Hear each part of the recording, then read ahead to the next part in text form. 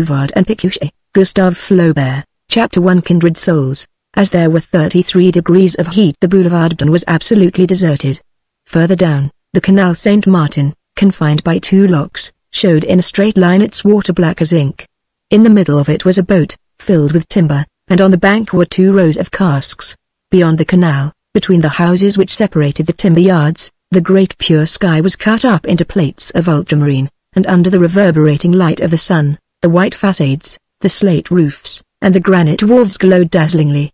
In the distance arose a confused noise in the warm atmosphere, and the idleness of Sunday, as well as the melancholy engendered by the summer heat, seemed to shed around a universal languor. 2 men made their appearance. One came from the direction of the Bastille, the other from that of the Jardin des Plantes.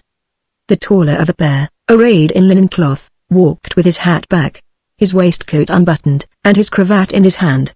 The smaller, whose form was covered with a maroon frock coat, wore a cap with a pointed peak. As soon as they reached the middle of the boulevard, they sat down, at the same moment, on the same seat. In order to wipe their foreheads they took off their headgear, each placing his beside himself, and the little man saw Bouvard written in his neighbor's hat, while the latter easily traced Pécuchet in the cap of the person who wore the frock coat. "Look here," he said, "we have both had the same idea to write our names in our head coverings." "Yes, faith, for they might carry off mine from my desk. 'Tis the same way with me. I am an implo." Then they gazed at each other. Bouvard's agreeable visage quite charmed Pécuchet. His blue eyes, always half closed, smiled in his fresh-colored face. His trousers, with big flaps, which creased at the end over beaver shoes, took the shape of his stomach, and made his shirt bulge out at the waist, and his fair hair, which of its own accord grew in tiny curls, gave him a somewhat childish look. He kept whistling continually with the tips of his lips. Bouvard was struck by the serious air of Pécuchet. One would have thought that he wore a wig, so flat and black were the locks which adorned his high skull. His face seemed entirely in profile, on account of his nose, which descended very low. His legs, confined in tight trappings of lasting, were entirely out of proportion with the length of his bust. His voice was loud and hollow. This exclamation escaped him. How pleasant it would be in the country, but, according to Bouvard, the suburbs were unendurable on account of the noise of the public houses outside the city. Pécuchet was of the same opinion. Nevertheless, he was beginning to feel tired of the capital, and so was Bouvard, and their eyes wandered over heaps of stones for building, over the hideous water in which a truss of straw was floating, over a factory chimney rising towards the horizon. Sewers sent forth their poisonous exhalations. They turned to the opposite side, and they had in front of them the walls of the public granary, decidedly, and Pécuchet was surprised at the fact. It was still warmer in the street than in his own house. Bouvard persuaded him to put down his overcoat. As for him, he laughed at what people might say about him. Suddenly, a drunken man staggered along the footpath, and the pair began a political discussion on the subject of working men. Their opinions were similar, though perhaps Bouvard was rather more liberal in his views. A noise of wheels sounded on the pavement amid a whirlpool of dust. It turned out to be 3 hired carriages which were going towards Bercy, carrying a bride with her bouquet, citizens in white cravats, ladies with their petticoats huddled up so as almost to touch their armpits, 2 or 3 little girls, and a student. The sight of this wedding party led Bouvard and Pécuchet to talk about women, whom they declared to be frivolous, waspish, obstinate. In spite of this, they were often better than men, but at other times they were worse. In short, it was better to live without them. For his part, Pécuchet was a bachelor. "As for me, I'm a widower," said Bouvard, "and I have no children." "Perhaps you are lucky there. But, in the long run, solitude is very sad." Then, on the edge of the wharf, appeared a girl of the town with a soldier sallow, with black hair, and marked with smallpox. She leaned on the soldier's arm, dragging her feet along, and swaying on her hips. When she was a short distance from them, Bouvard indulged in a coarse remark. Pécuchet became very red in the face, and, no doubt to avoid answering, gave him a look to indicate the fact that a priest was coming in their direction. The ecclesiastic slowly descended the avenue, along which lean elm trees were placed as landmarks, and Bouvard, when he no longer saw the priest's 3-cornered headpiece, expressed his relief, for he hated Jesuits. Pécuchet, without absolving them from blame, exhibited some respect for religion. Meanwhile, the twilight was falling, and the window blinds in front of them were raised. The passers-by became more numerous. 7 o'clock struck. Their words rushed on in an inexhaustible stream, remarks succeeding to anecdotes, philosophic views to individual considerations. They disparaged the management of the bridges and causeways, the tobacco administration, the theatres, our marine, and the entire human race, like people who had undergone great mortifications. In listening to each other both found again some ideas which had long since slipped out of their minds, and though they had passed the age of simple emotions, they experienced a new pleasure, a kind of expansion. The tender charm associated with their first appearance on life's stage. 20 times they had risen and sat down again, and had proceeded along the boulevard from the upper to the lower lock, each time intending to take their departure, but not having the strength to do so, held back by a kind of fascination. However, they came to parting at last, and they had clasped each other's hands, when Bouvard said all of a sudden, "Faith, what do you say to our dining together?" "I had the very same idea in my own head," returned Pécuchet, "but I hadn't the courage to propose it to you," and he allowed himself to be led towards a little restaurant facing the Hôtel de Ville, where they would be comfortable. Bouvard called for the menu. Pécuchet was afraid of spices, as they might inflame his blood. This led to a medical discussion. Then they glorified the utility of science, how many things could be learned, how many researches one could make, if one had only time. Alas! Earning one's bread took up all one's time, and they raised their arms in astonishment, and were near embracing each other over the table on discovering that they were both copyists, Bouvard in a commercial establishment, and Pécuchet in the Admiralty, which did not, however, prevent him from devoting a few spare moments each evening to study. He had noted faults in M. Thies's work, and he spoke with the utmost respect of a certain professor named Dumouchel. Bouvard had the advantage of him in other ways. His hair watch chain, and his manner of whipping up the mustard sauce, revealed the grey beard, full of experience, and he ate with the corners of his napkin under his armpits, giving utterance to things which made Pécuchet laugh. It was a peculiar laugh, one very low note, always the same, emitted at long intervals. Bouvard's laugh was explosive, sonorous, uncovering his teeth, shaking his shoulders, and making the customers at the door turn round to stare at him. When they had dined they went to take coffee in another establishment. Pécuchet, on contemplating the gas burners, groaned over the spreading torrent of luxury. Then, with an imperious movement, he flung aside the newspapers. Bouvard was more indulgent on this point.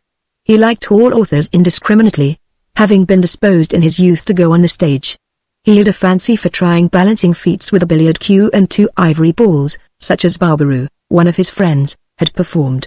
They invariably fell, and, rolling along the floor between people's legs, got lost in some distant corner. The waiter, who had to rise every time to search for them on all fours under the benches, ended by making complaints. Pécuchet picked a quarrel with him. The coffee-house keeper came on the scene, but Pécuchet would listen to no excuses, and even cavilled over the amount consumed. He then proposed to finish the evening quietly at his own abode, which was quite near, in the Rue Saint-Martin.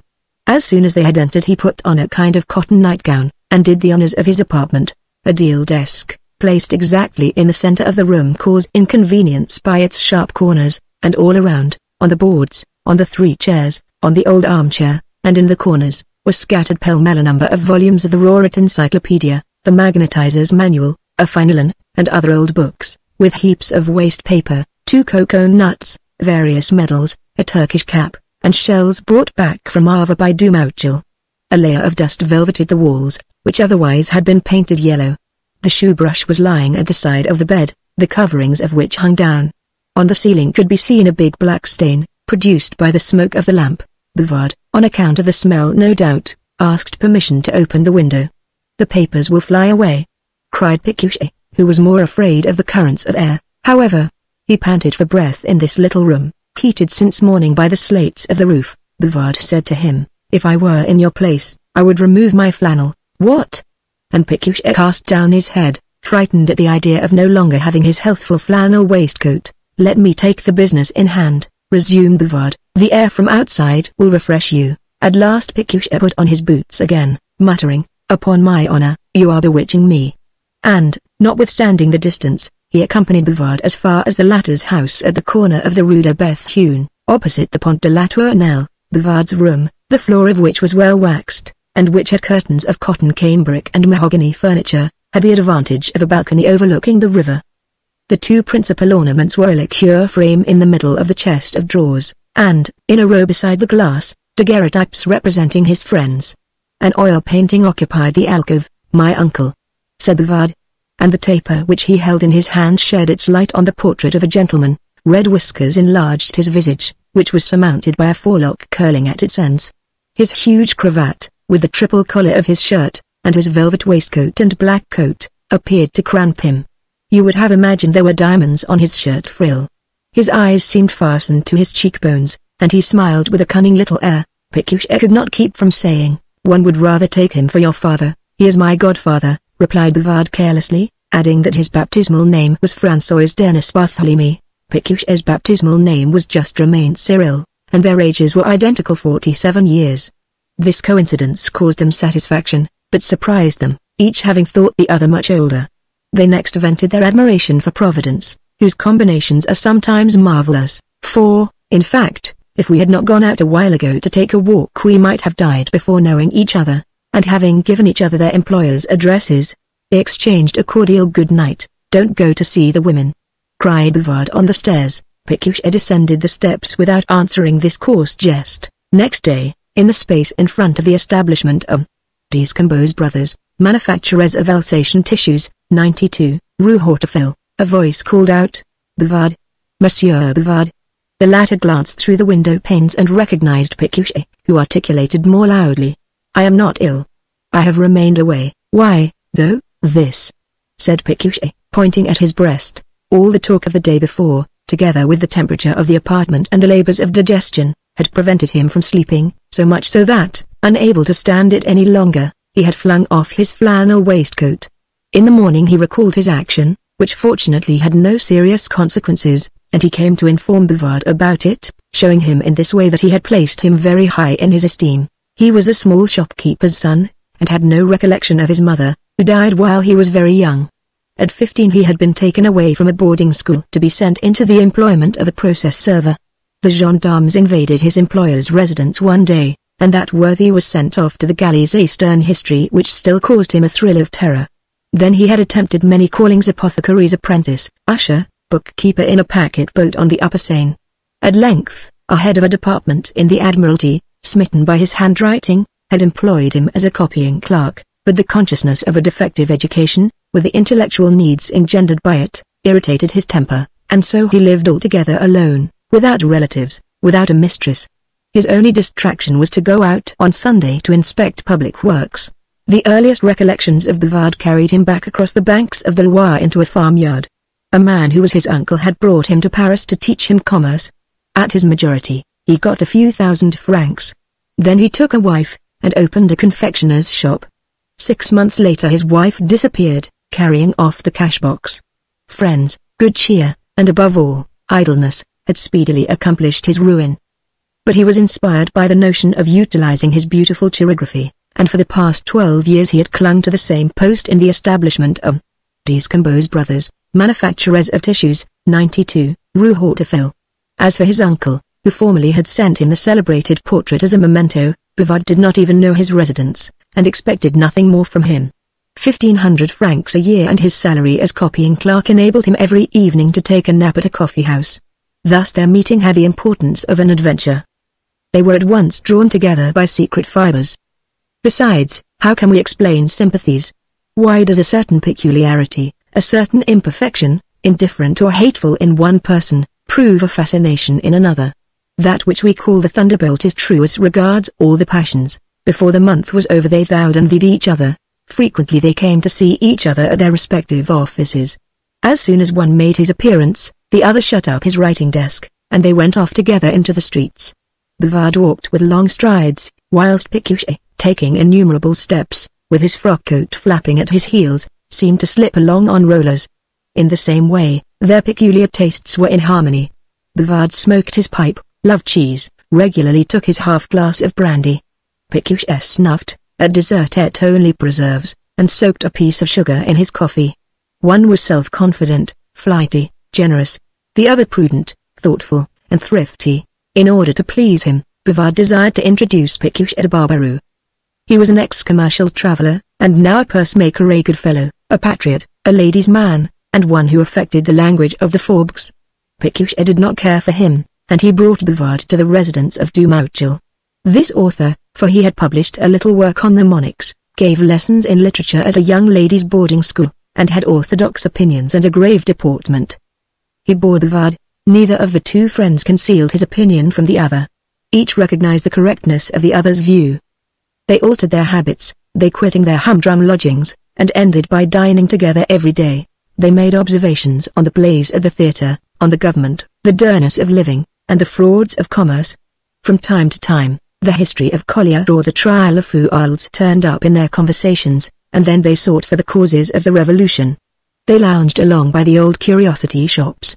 They visited the School of Arts and Crafts, St. Denis, the Gobelins, the Invalides, and all the public collections. When they were asked for their passports, they made pretense of having lost them, passing themselves off as two strangers, two Englishmen. In the galleries of the museum, they viewed the stuffed quadrupeds with amazement, the butterflies with delight, and the metals with indifference. The fossils made them dream, the conchological specimens bored them. They examined the hothouses through the glass, and groaned at the thought that all these leaves distilled poisons. What they admired about the cedar was that it had been brought over in a hat. At the Louvre they tried to get enthusiastic about Raphael. At the Great Library they desired to know the exact number of volumes. On one occasion they attended at a lecture on Arabic at the College of France, and the professor was astonished to see these two unknown persons attempting to take notes.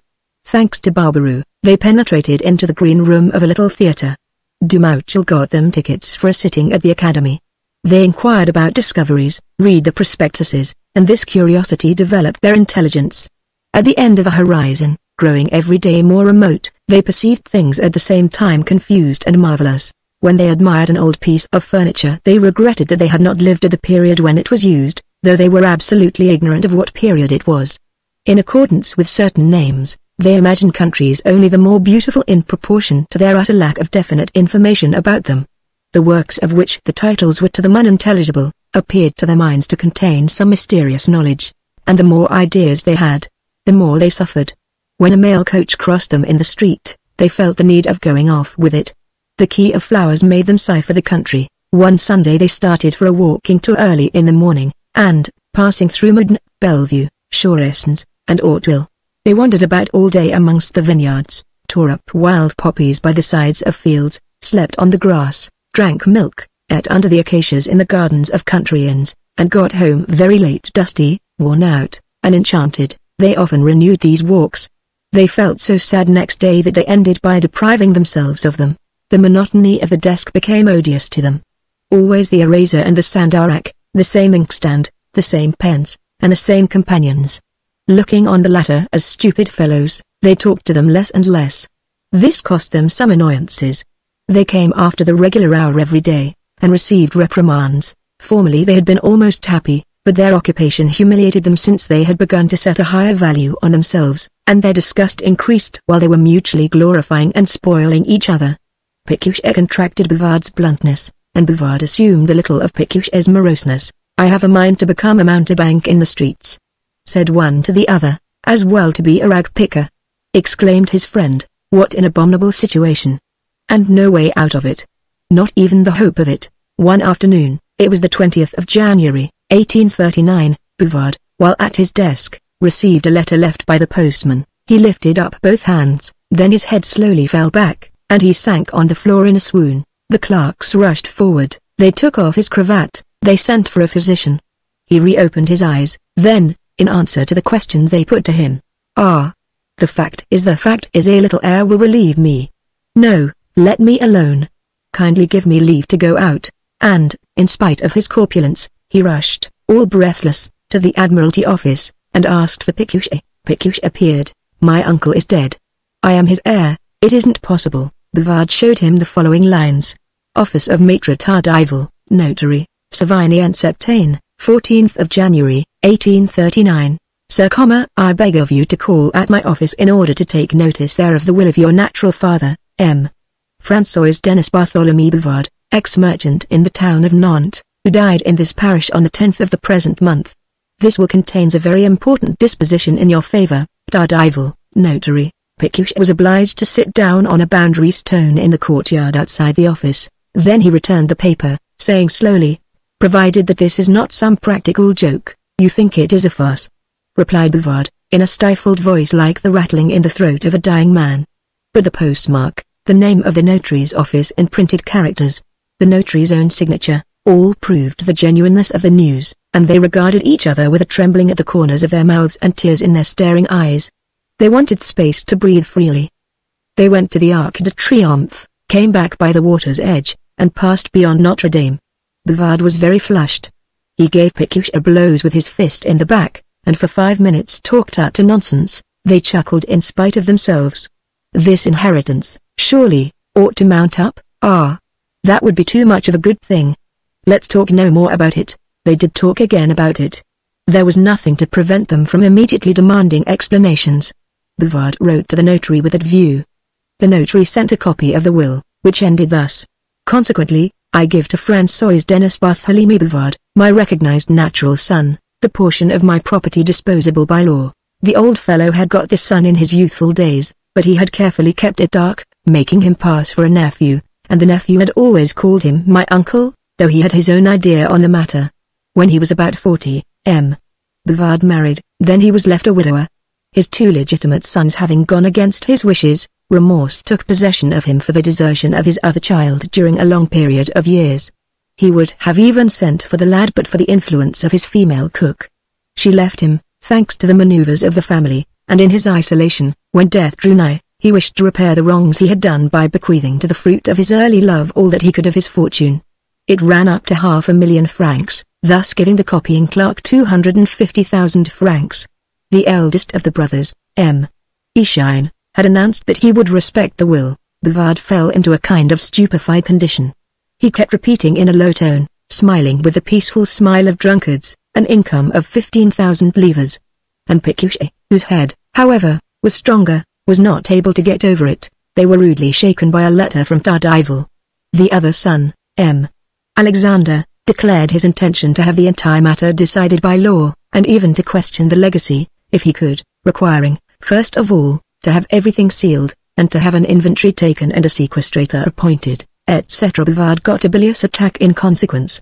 Scarcely had he recovered when he started for Savigny, from which place he returned without having brought the matter nearer to a settlement, and he could only grumble about having gone to the expense of a journey for nothing. Then followed sleepless nights, alternations of rage and hope, of exultation and despondency. Finally, after the lapse of 6 months, his lordship Alexander was appeased, and Bouvard entered into possession of his inheritance. His first exclamation was, "We will retire into the country." And this phrase, which bound up his friend with his good fortune, Pécuchet had found quite natural. For the union of these 2 men was absolute and profound. But, as he did not wish to live at Bouvard's expense, he would not go before he got his retiring pension. 2 years more, no matter. He remained inflexible, and the thing was decided. In order to know where to settle down, they passed in review all the provinces. The north was fertile, but too cold, the south delightful, so far as the climate was concerned, but inconvenient because of the mosquitoes, and the middle portion of the country, in truth, have nothing about it to excite curiosity. Brittany would have suited them, were it not for the bigoted tendency of its inhabitants. As for the regions of the east, on account of the Germanic patois they could not dream of it. But there were other places. For instance, what about Forez, Buggy, and Roumois? The maps said nothing about them. Besides, whether their house happened to be in one place or in another, the important thing was to have one. Already they saw themselves in their shirt sleeves, at the edge of a plaque-band, pruning rose trees, and digging, dressing, settling the ground, growing tulips in pots. They would awaken at the singing of the lark to follow the plough, they would go with baskets to gather apples, would look on at butter-making, the thrashing of corn, sheep-shearing, bee-culture, and would feel delight in the lowing of cows and in the scent of new-mown hay. No more writing. No more heads of departments. No more even quarters rent to pay. For they had a dwelling-house of their own. And they would eat the hens of their own poultry yard, the vegetables of their own garden, and would dine without taking off their wooden shoes. We'll do whatever we like. We'll let our beards grow. They would purchase horticultural implements, then a heap of things that might perhaps be useful, such as a tool chest. There was always need of one in a house. Next, scales, a land surveyor's chain, a bathing tub in case they got ill, a thermometer, and even a barometer, on the Gay-Lussac system, for physical experiences, if they took a fancy that way. It would not be a bad thing either, for a person cannot always be working out of doors, to have some good literary works, and they looked out for them, very embarrassed sometimes to know if such a book was really a library book. Bouvard settled the question. Oh, we shall not want a library.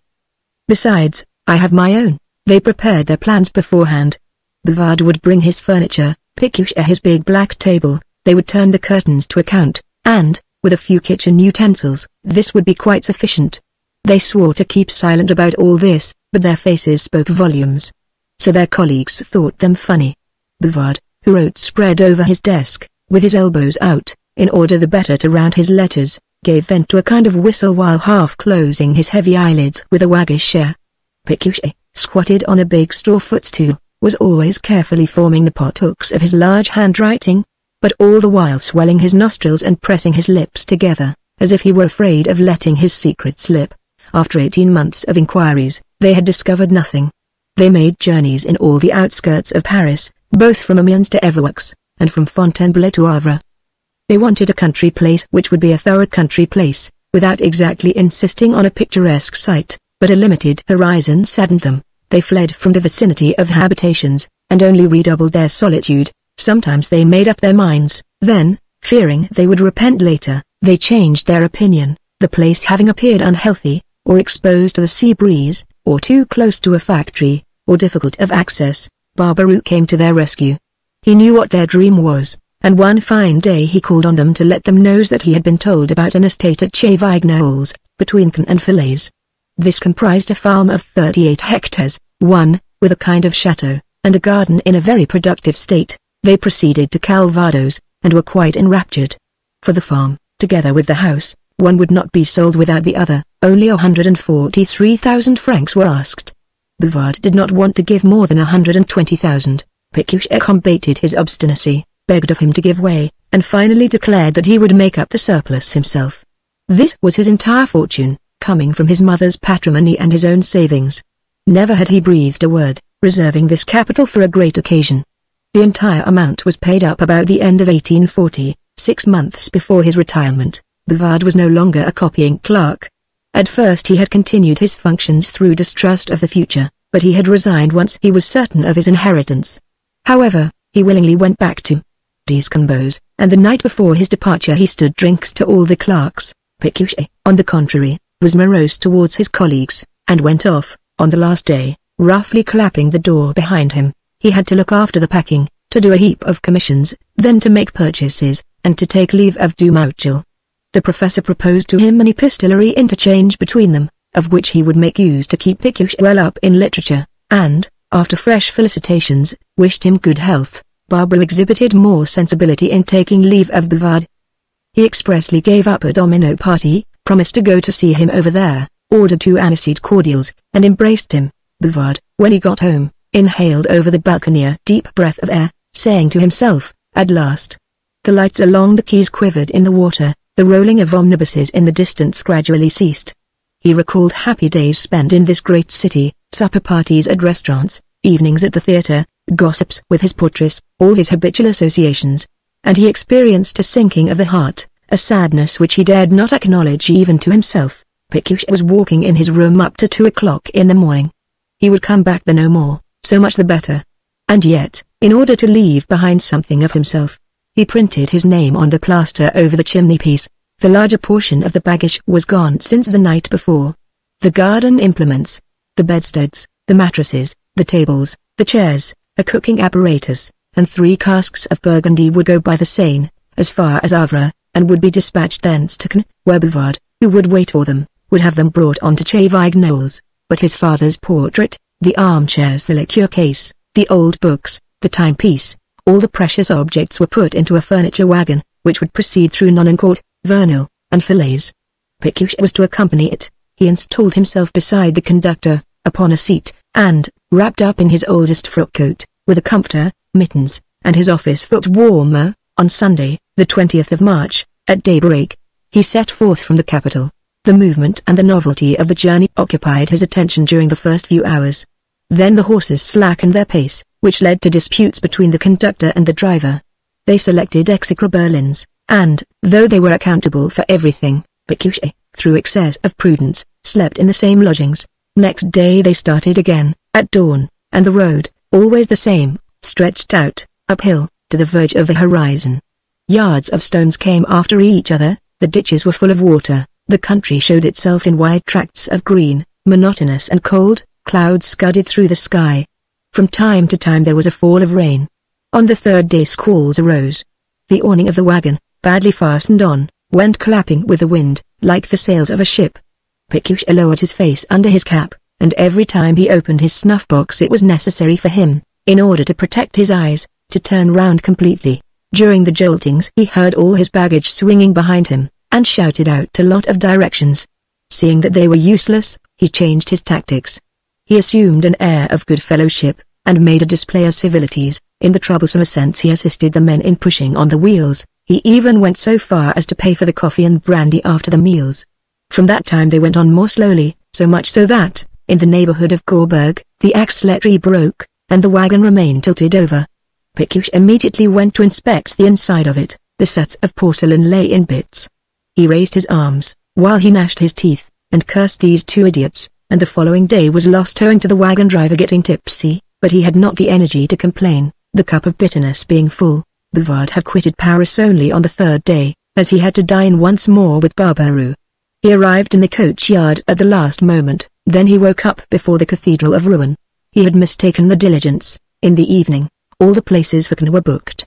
Not knowing what to do, he went to the Theatre of Arts, and he smiled at his neighbors, telling them he had retired from business, and had lately purchased an estate in the neighborhood. When he started on Friday for Cannes, his packages were not there. He received them on Sunday, and dispatched them in a cart, having given notice to the farmer who was working the land that he would follow in the course of a few hours. At Falaise, on the 9th day of his journey, Pécuchet took a fresh horse, and even till sunset they kept steadily on. Beyond Bretteville, having left the high road, he got off into a crossroad, fancying that every moment he could see the gable ends of Chevigue Knolls. However, the ruts hid them from view, they vanished, and then the party found themselves in the midst of ploughed fields. The night was falling. What was to become of them?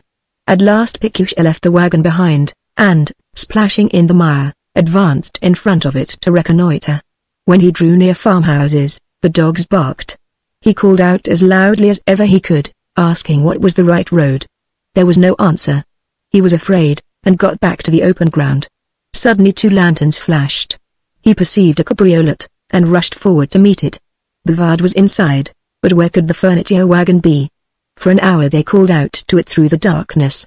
At length it was found, and they arrived at Chevigue Knolls. A great fire of brushwood and pineapples was blazing in the dining room. 2 covers were placed there.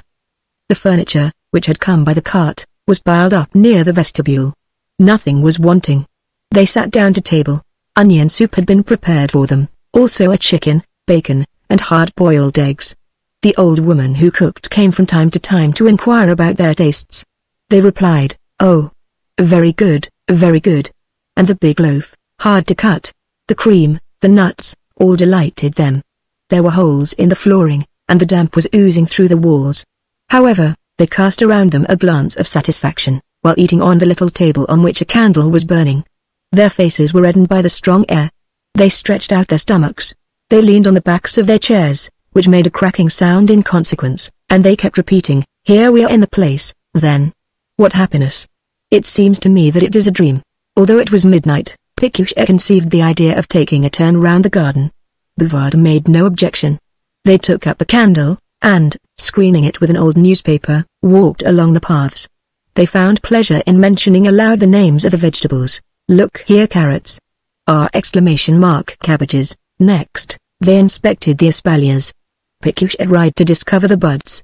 Sometimes a spider would scamper suddenly over the wall, and the 2 shadows of their bodies appeared magnified, repeating their gestures.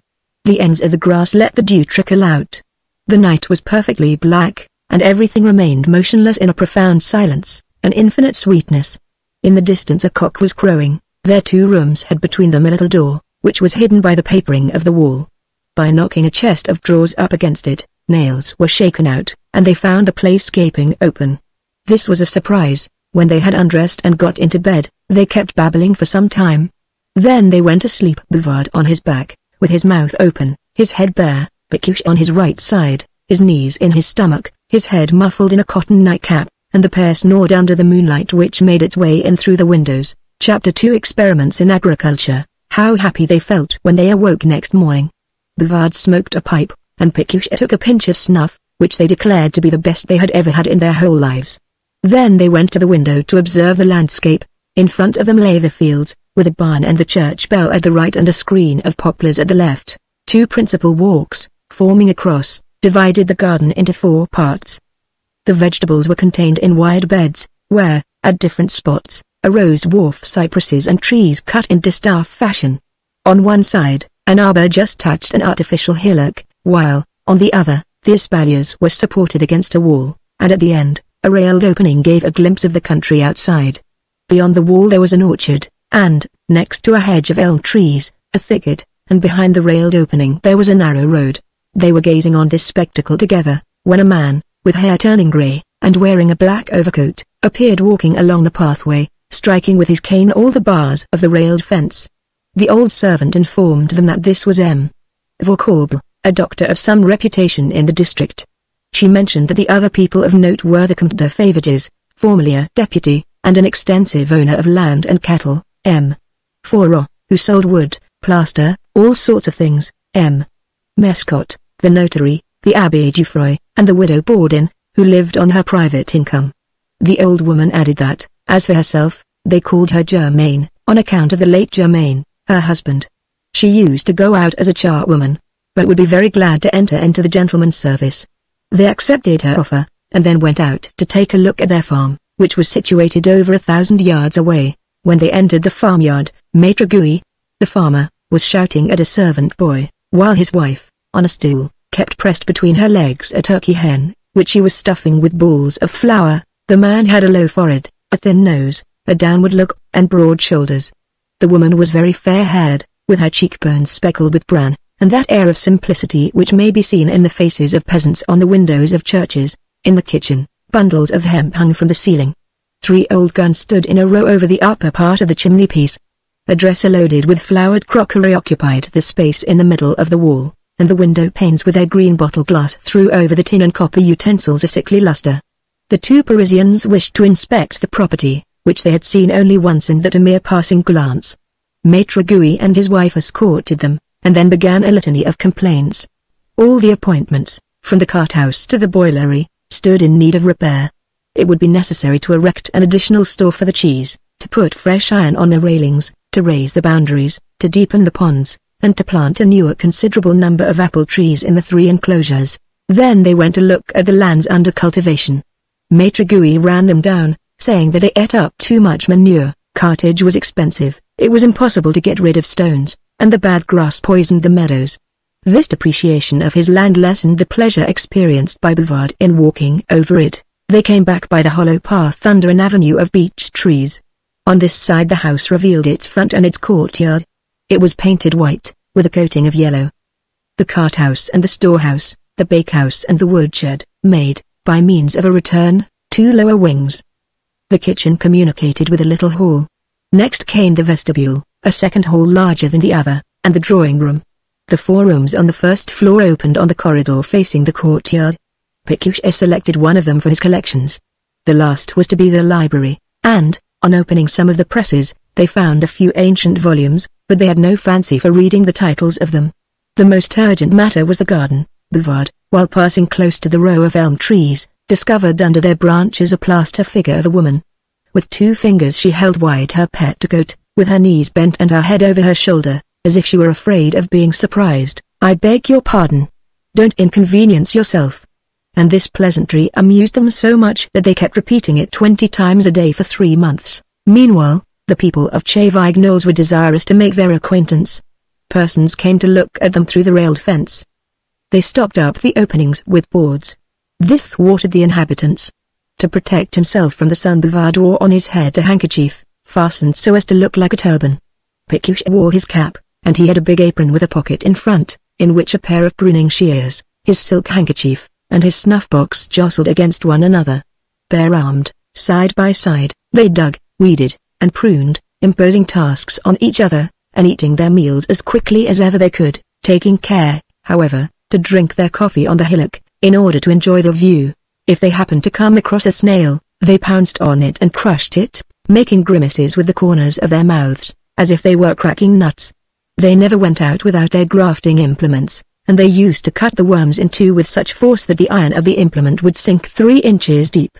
To get rid of caterpillars, they struck the trees furiously with switches. Bouvard planted a peony in the middle of the grass plot, and tomatoes so that they would hang down like chandeliers under the arch of the arbor.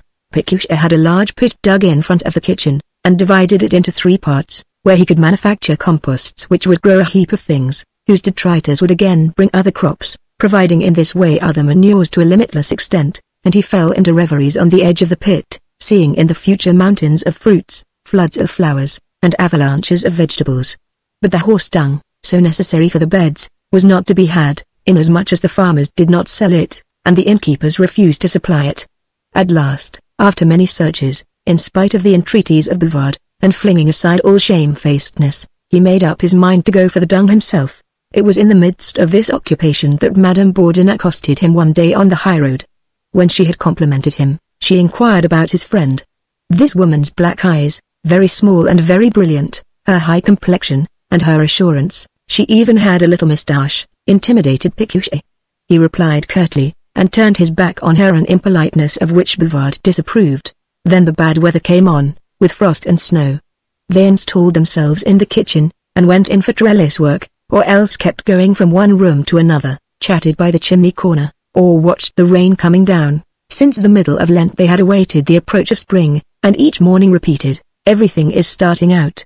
But the season was late, and they consoled their impatience by saying, "Everything is going to start out." At length they were able to gather the green peas.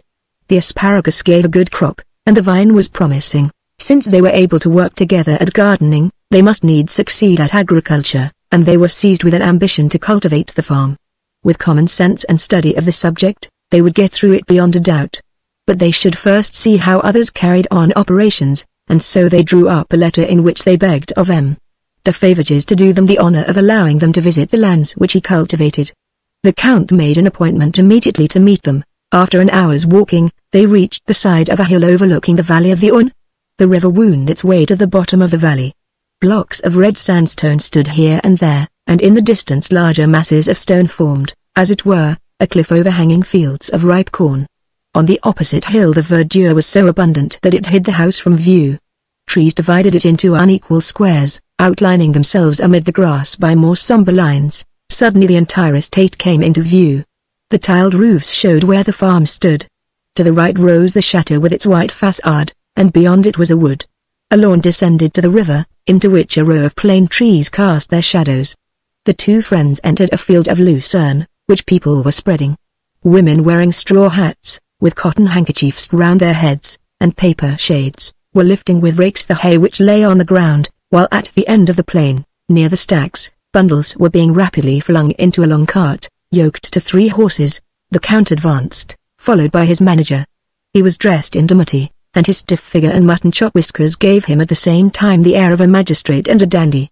Even when he was speaking, his features did not appear to move. As soon as they had exchanged some opening courtesies, he explained his system with regard to fodder. The swathes should be turned without scattering them, the ricks should be conical, and the bundles made immediately on the spot, and then piled together by tens. As for the English rake, the meadow was too uneven for such an implement. A little girl, with her stockingless feet in old shoes, and showing her skin through the rents in her dress, was supplying the women with cider, which she poured out of a jug supported against her hip. The Count asked where this child came from, but nobody could tell. The women who were making the hay had picked her up to wait on them during the harvesting. He shrugged his shoulders, and just as he was moving away from the spot, he gave vent to some complaints as to the immorality of our country districts. Bouvard eulogized his lucerne field. It was fairly good, in spite of the ravages of the cuscute. 2. The future agriculturists opened their eyes wide at the word cuscute. On account of the number of his cattle, he resorted to artificial meadowing. Besides, it went well before the other crops, a thing that did not always happen in the case of fodder. This at least appears to me incontestable. Oh, incontestable, replied Bouvard and Pécuchet in one breath. They were on the borders of a field which had been carefully thinned. A horse, which was being led by hand, was dragging along a large box, mounted on 3 wheels. 7 plowshares below were opening in parallel lines small furrows, in which the grain fell through pipes descending to the ground. Here, said the Count, I sow turnips. The turnip is the basis of my quadrennial system of cultivation. and he was proceeding to deliver a lecture on the drill plough when a servant came to look for him, and told him that he was wanted at the chateau. His manager took his place, a man with a forbidding countenance and obsequious manners. He conducted these gentlemen to another field, where 14 harvesters, with bare breasts and legs apart, were carting down rye. The steels whistled in the chaff, which came pouring straight down. Each of them described in front of him a large semicircle, and, all in a line, they advanced at the same time. The two Parisians admired their arms, and felt smitten with an almost religious veneration for the opulence of the soil. Then they proceeded to inspect some of the ploughed lands. The twilight was falling, and the crows swooped down into the ridges. As they proceeded they met a flock of sheep pasturing here and there, and they could hear their continual browsing. The shepherd, seated on the stump of a tree, was knitting a woolen stocking, with his dog beside him. The manager assisted Bouvard and Pécuchet to jump over a wooden fence, and they passed close to 2 orchards, where cows were ruminating under the apple trees. All the farm buildings were contiguous and occupied the 3 sides of the yard.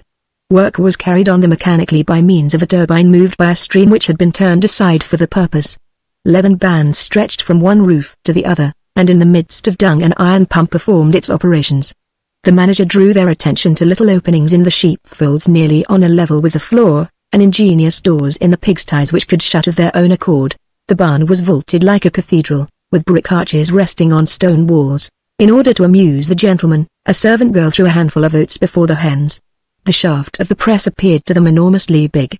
Next they went up to the pigeon house. The dairy especially astonished them. By turning cocks in the corners, you could get enough water to flood the flagstones, and, as you entered, a sense of grateful coolness came upon you as a surprise. Brown jars, ranged close to the barred opening in the wall, were full to the brim of milk, while the cream was contained in earthen pans of less depth. Then came rolls of butter, like fragments of a column of copper, and froth overflowed from the tin pails which had just been placed on the ground. But the gem of the farm was the ox stall. It was divided into 2 sections by wooden bars standing upright their full length, one portion being reserved for the cattle, and the other for persons who attended on them. You could scarcely see there, as all the loopholes were closed up. The oxen were eating, with little chains attached to them, and their bodies exhaled a heat which was kept down by the low ceiling. But someone let in the light, and suddenly a thin stream of water flowed into the little channel which was beside the racks. Lowings were heard, and the horns of the cattle made a rattling noise like sticks. All the oxen thrust their muzzles between the bars, and proceeded to drink slowly. The big teams made their way into the farmyard, and the foals began to neigh.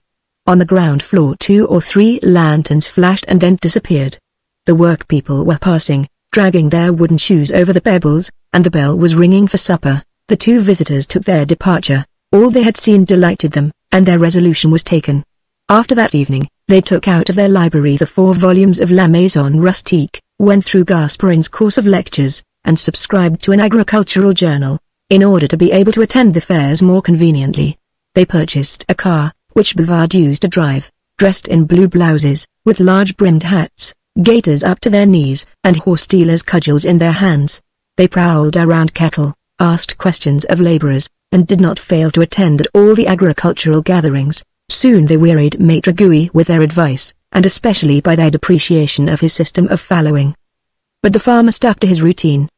He asked to be allowed a quarter, putting forward as a reason the heavy falls of hail.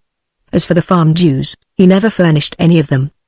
His wife raised an outcry at even the most legitimate claims. At length Bouvard declared his intention not to renew the lease.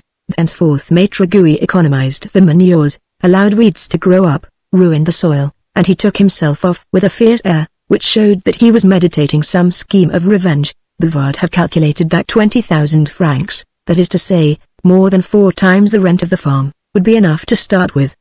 His notary sent the amount from Paris. The property which they had undertaken to cultivate comprised 15 hectares, 3 of grounds and meadows, 23 of arable land, and 5 of waste land, situated on a hillock covered with stones, and known by the name of La Butte. 4. They procured all the indispensable requirements for the purpose: 4 horses, a dozen cows, 6 hogs, 160 sheep, and for the household 2 carters, 2 women, a shepherd, and in addition a big dog. In order to get cash at once, they sold their fodder.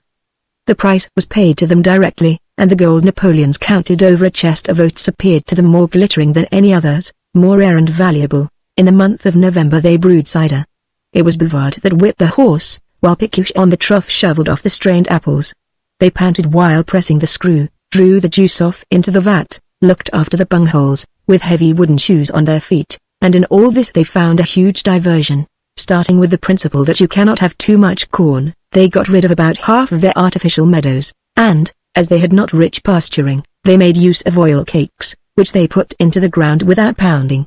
With the result that the crop was a wretched one. The following year they sowed the ground very thickly. Storms broke out, and the ears of corn were scattered. Nevertheless, they set their hearts on the cheese, and undertook to clear away the stones from La Butte. A hamper carried away the stones. The whole year, from morn to eve, in sunshine or in rain, the everlasting hamper was seen, with the same man and the same horse, toiling up the hill, coming down, and going up again.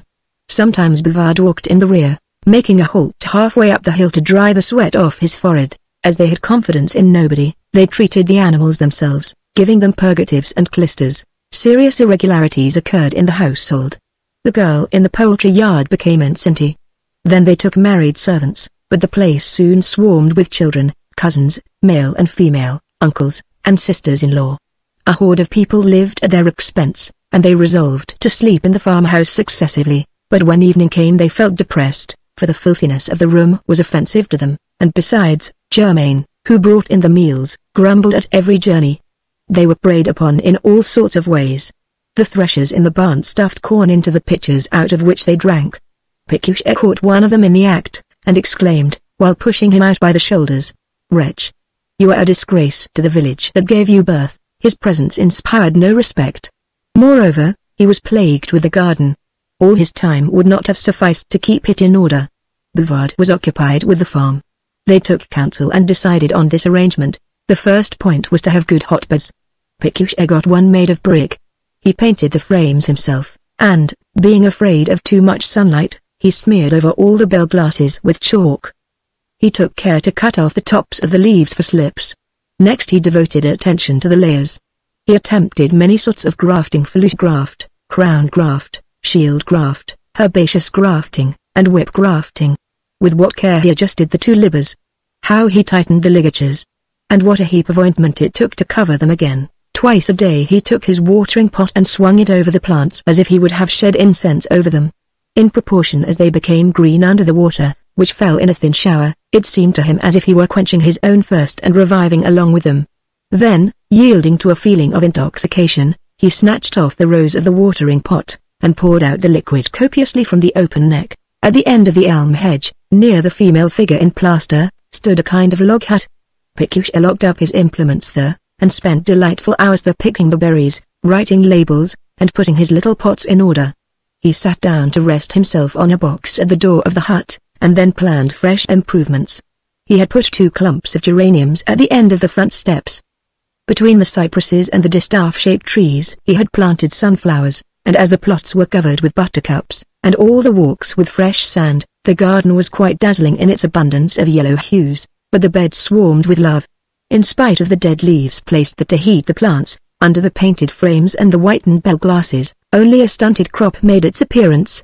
He failed with the broccoli, the mad apples, the turnips, and the watercress, which he had tried to raise in a tub. After the thaw all the artichokes were ruined. The cabbages gave him some consolation. One of them especially excited his hopes. It expanded and shut up quickly, but ended by becoming prodigious and absolutely uneatable. No matter, Pécuchet was content with being the possessor of a monstrosity. Then he tried his hand at what he regarded as the summum of art, the growing of melons. He sowed many varieties of seed in plates filled with vegetable mold, which he deposited in the soil of the bed. Then he raised another bed, and when it had put forth its virgin buddings he transplanted the best of them, putting bell glasses over them. He made all the cuttings in accordance with the precepts of the good gardener.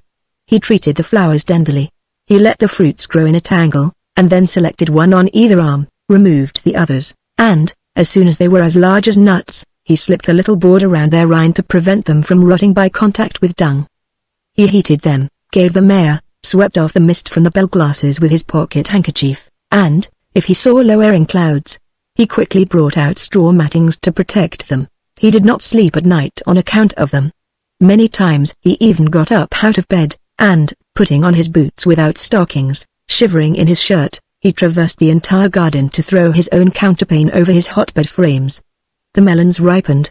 Bouvard grinned when he saw the first of them. The second was no better, neither was the third.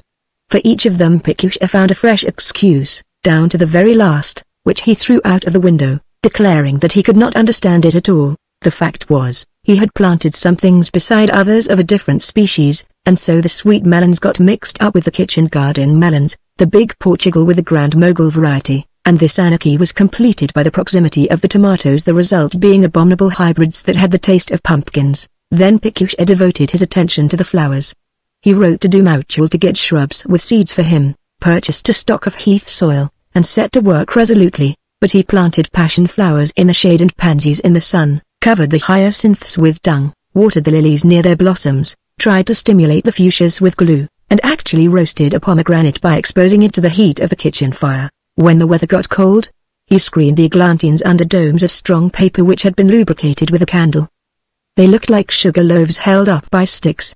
The dahlias had enormous props, and between these straight lines could be seen the winding branches of a Sophora japonica, which remained motionless, without either perishing or growing. However, since even the rarest trees flourish in the gardens of the capital, they must needs grow successfully at Chavignoles, and Pécuchet provided himself with the Indian lilac, the Chinese rose, and the eucalyptus, then in the beginning of its fame.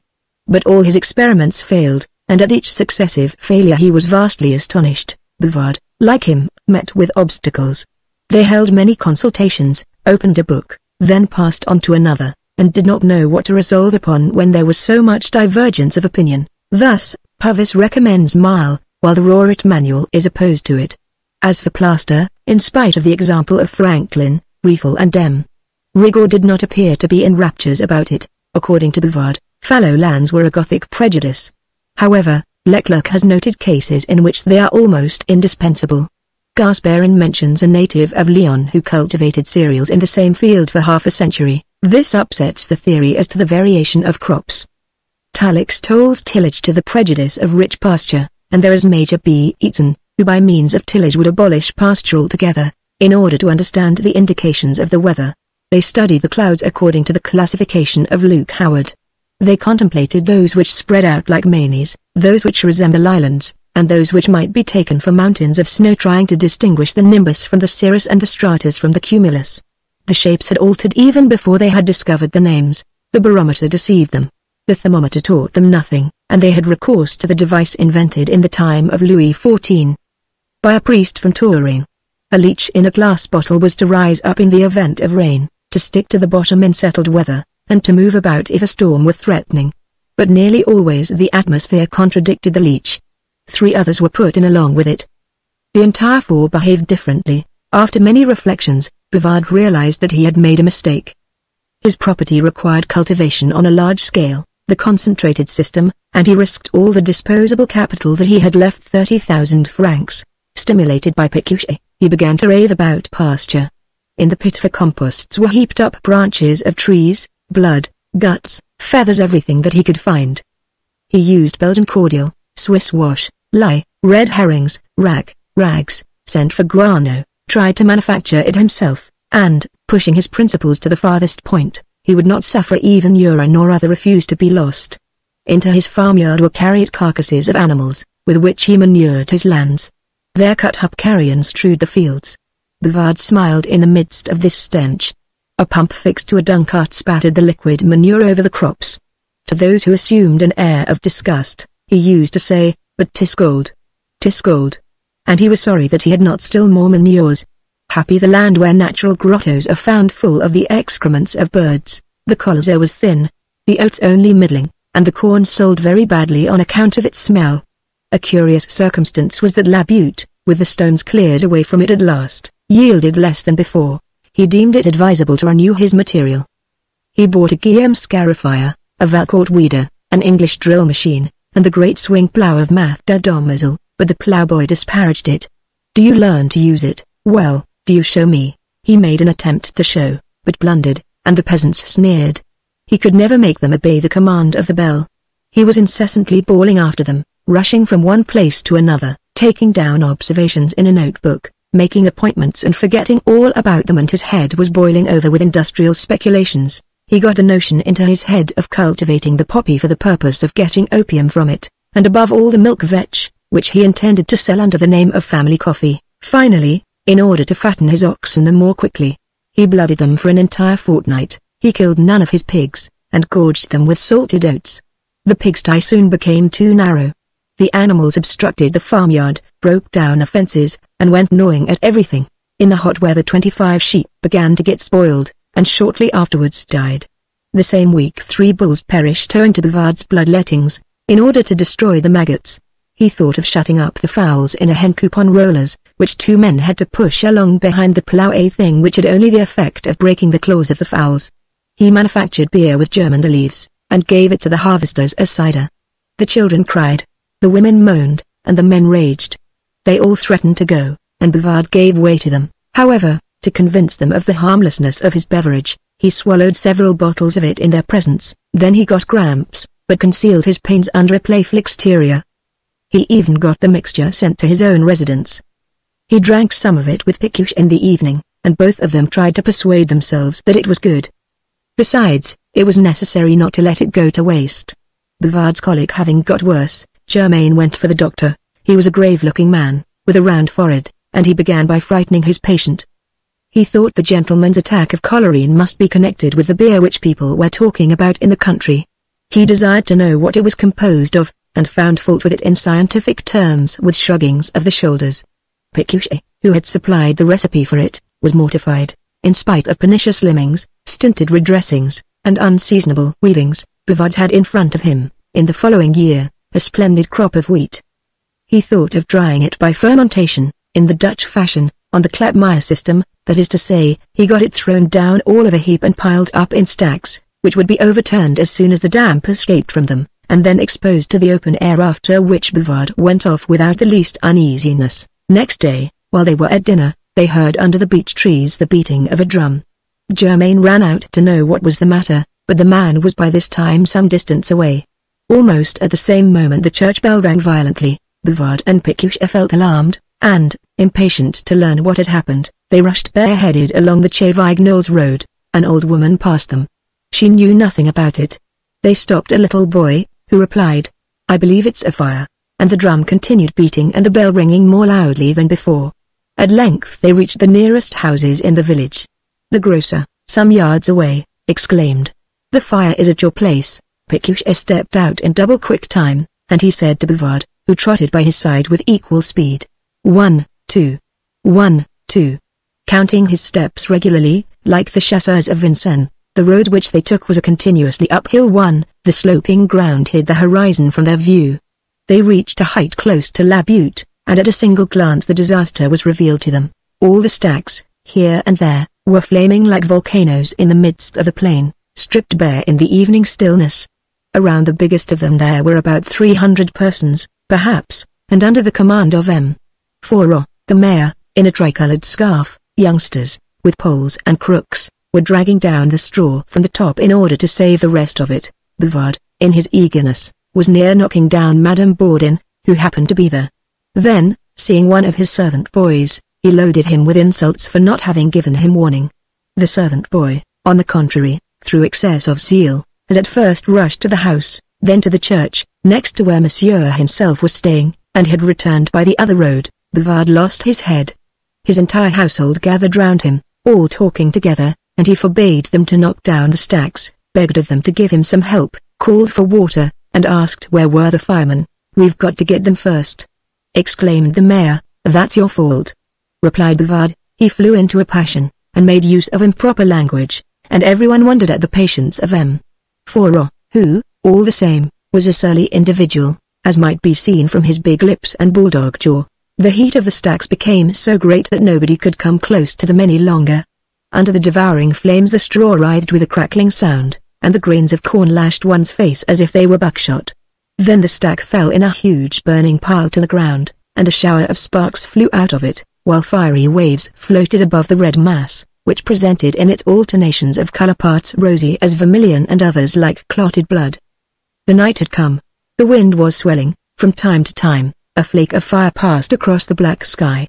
Bouvard viewed the conflagration with tears in his eyes, which were veiled by his moist lids. and his whole face was swollen with grief. Madame Bourdon, while playing with the fringes of her green shawl, called him poor monsieur, and tried to console him. Since nothing could be done, he ought to do himself justice. Pécuchet did not weep.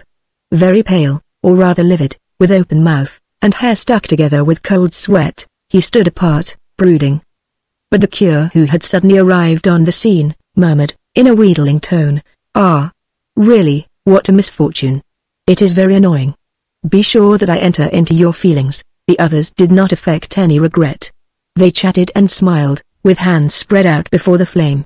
An old man picked out burning straws to light his pipe with, and one blackguard cried out that it was very funny. "Yes, 'tis nice fun," retorted Bouvard, who had just overheard him. The fire abated, the burning piles subsided, and an hour later only ashes remained, making round, black marks on the plain. Then all withdrew, Madame Bourdon and the Abbé Dufroy led Bouvard and Pécuchet back to their abode.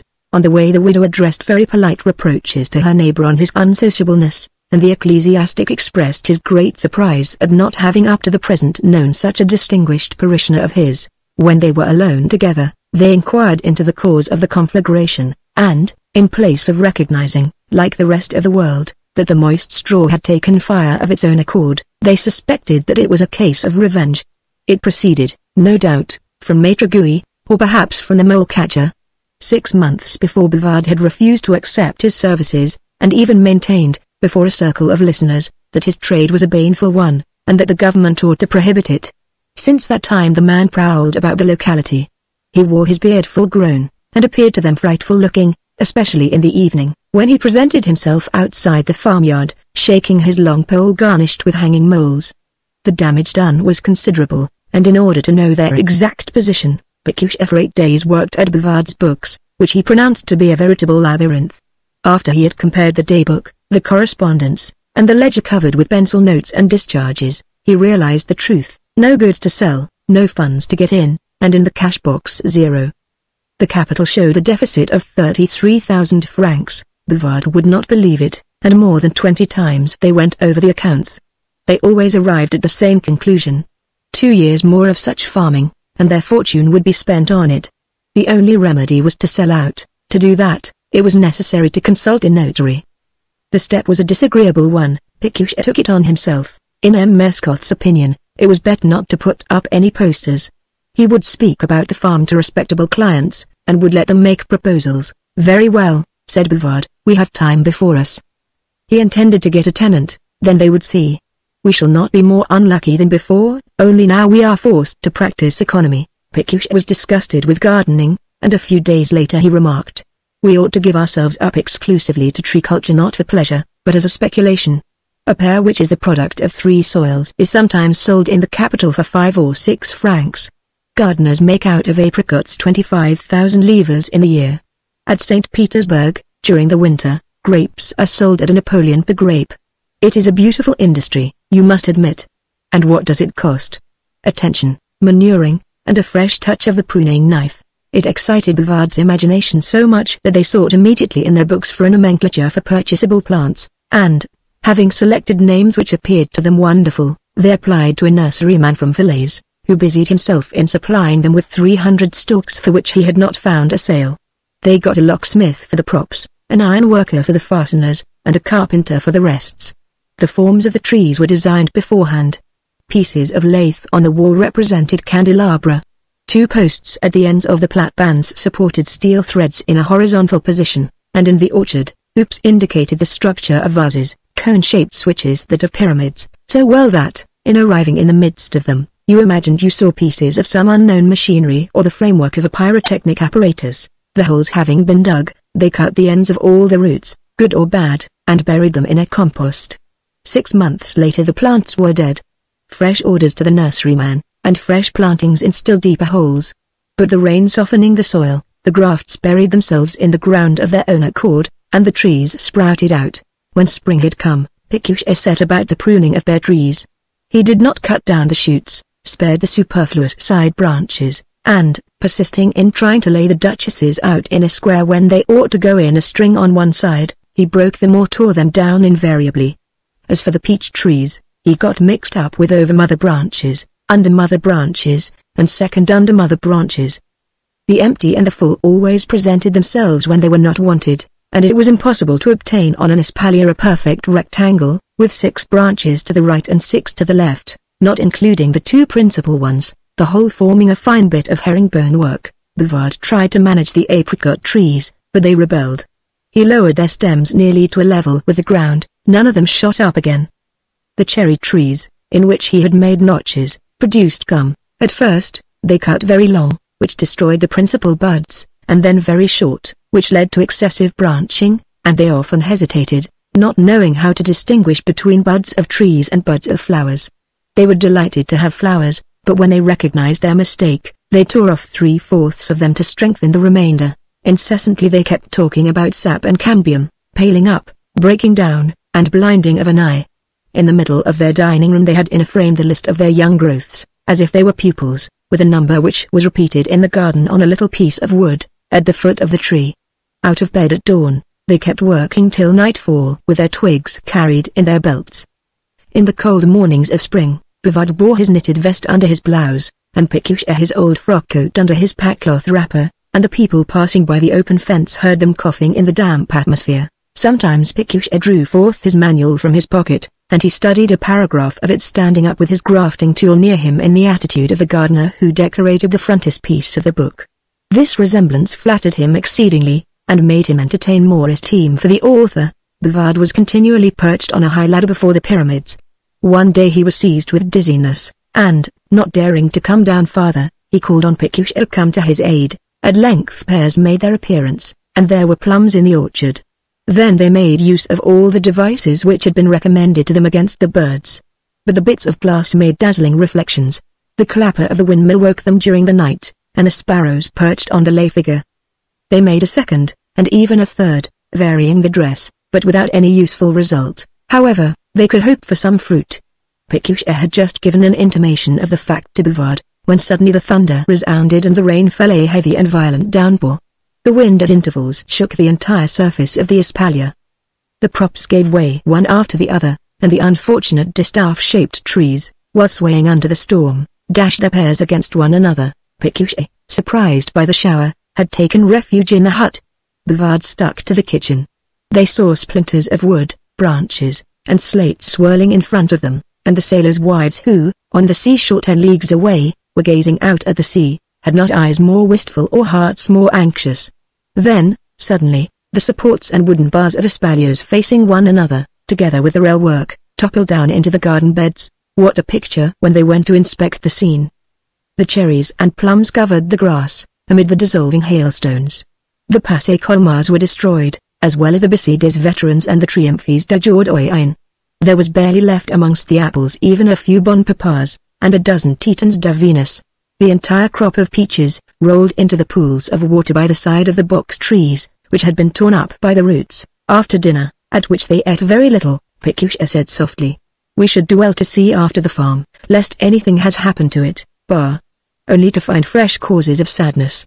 Perhaps so, for we are not exactly lucky," and they made complaints against Providence and against nature. Bouvard, with his elbows on the table, spoke in little whispers, and as all their troubles began to subside, their former agricultural projects came back to their recollection, especially the starch manufacture and the invention of a new sort of cheese. Pécuchet drew a loud breath, and while he crammed several pinches of snuff into his nostrils, he reflected that, if fate had so willed it, he might now be a member of an agricultural society, might be delivering brilliant lectures, and might be referred to as an authority in the newspapers. Bouvard cast a gloomy look around him. "Faith, I'm anxious to get rid of all this, in order that we may settle down somewhere else." "Just as you like," said Pécuchet, and the next moment, "The authors recommend us to suppress every direct passage. In this way the sap is counteracted, and the tree necessarily suffers thereby. In order to be in good health, it would be necessary for it to have no fruit. However, those which we prune and which we never manure produce them not so big, it is true, but more luscious. I require them to give me a reason for this. And not only each kind demands its particular attentions, but still more each individual tree, according to climate, temperature, and a heap of things. Where, then, is the rule? And what hope have we of any success or profit?" Bouvard replied to him, "You will see in Gaspard that the profit cannot exceed the 10th of the capital. Therefore, We should be doing better by investing this capital in a banking house. At the end of 15 years, by the accumulation of interest, we'd have it doubled, without having our constitutions ground down." Pécuchet hung down his head. "Arboriculture may be a humbug, like agriculture," replied Bouvard. Then they blamed themselves for having been too ambitious, and they resolved to husband henceforth their labor and their money. An occasional pruning would suffice for the orchard. The counter-espaliers were forbidden, and dead or fallen trees should not be replaced, but he was going to do a nasty job, nothing less than to destroy all the others which remained standing. How was he to set about the work? Pécuchet made several diagrams, while using his mathematical case. Bouvard gave him advice. They arrived at no satisfactory result. Fortunately, they discovered amongst their collection of books Boitard's work entitled L'Architecte des Jardins. The author divides them into a great number of styles. First there is the melancholy and romantic style, which is distinguished by immortals, ruins, tombs, and a votive offering to the Virgin, indicating the place where a lord has fallen under the blade of an assassin. The terrible style is composed of overhanging rocks, shattered trees, burning huts. The exotic style, by planting Peruvian torch thistles, in order to arouse memories in a colonist or a traveler. The grave style should, like Hermanville, offer a temple to philosophy. The majestic style is characterized by obelisks and triumphal arches, the mysterious style by moss and by grottos, while a lake is appropriate to the dreamy style.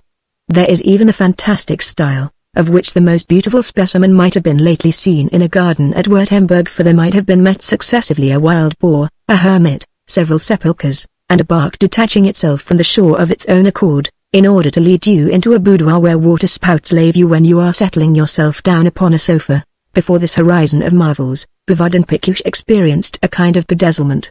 The fantastic style appeared to them reserved for princes. The temple to philosophy would be cumbersome. The votive offering of the Madonna would have no signification. Having regard to the lack of assassins, e'en so much the worse for the colonists and the travelers, their American plants would cost too much. But the rocks were possible, as well as the shattered trees, the immortals, and the moss, and in their enthusiasm for new ideas, after many experiments, with the assistance of a single manservant, and for a trifling sum, they made for themselves a residence which had no analogy to it in the entire department. The elm hedge, open here and there, allowed the light of day to fall on the thicket, which was full of winding paths in the fashion of a labyrinth. They had conceived the idea of making in the espalier wall an archway, through which the prospect could be seen. As the arch could not remain suspended, the result was an enormous breach and a fall of wreckage to the ground. They had sacrificed the asparagus in order to build on the spot an Etruscan tomb, that is to say, a quadrilateral figure in dark plaster, 6 feet in height, and looking like a dog hole. 4 little pine trees at the corners flanked the monument, which was to be surmounted by an urn and enriched by an inscription. In the other part of the kitchen garden, a kind of rialto projected over a basin, presenting on its margin encrusted shells of mussels. The soil drank up the water no matter. They would contrive a glass bottom which would keep it back.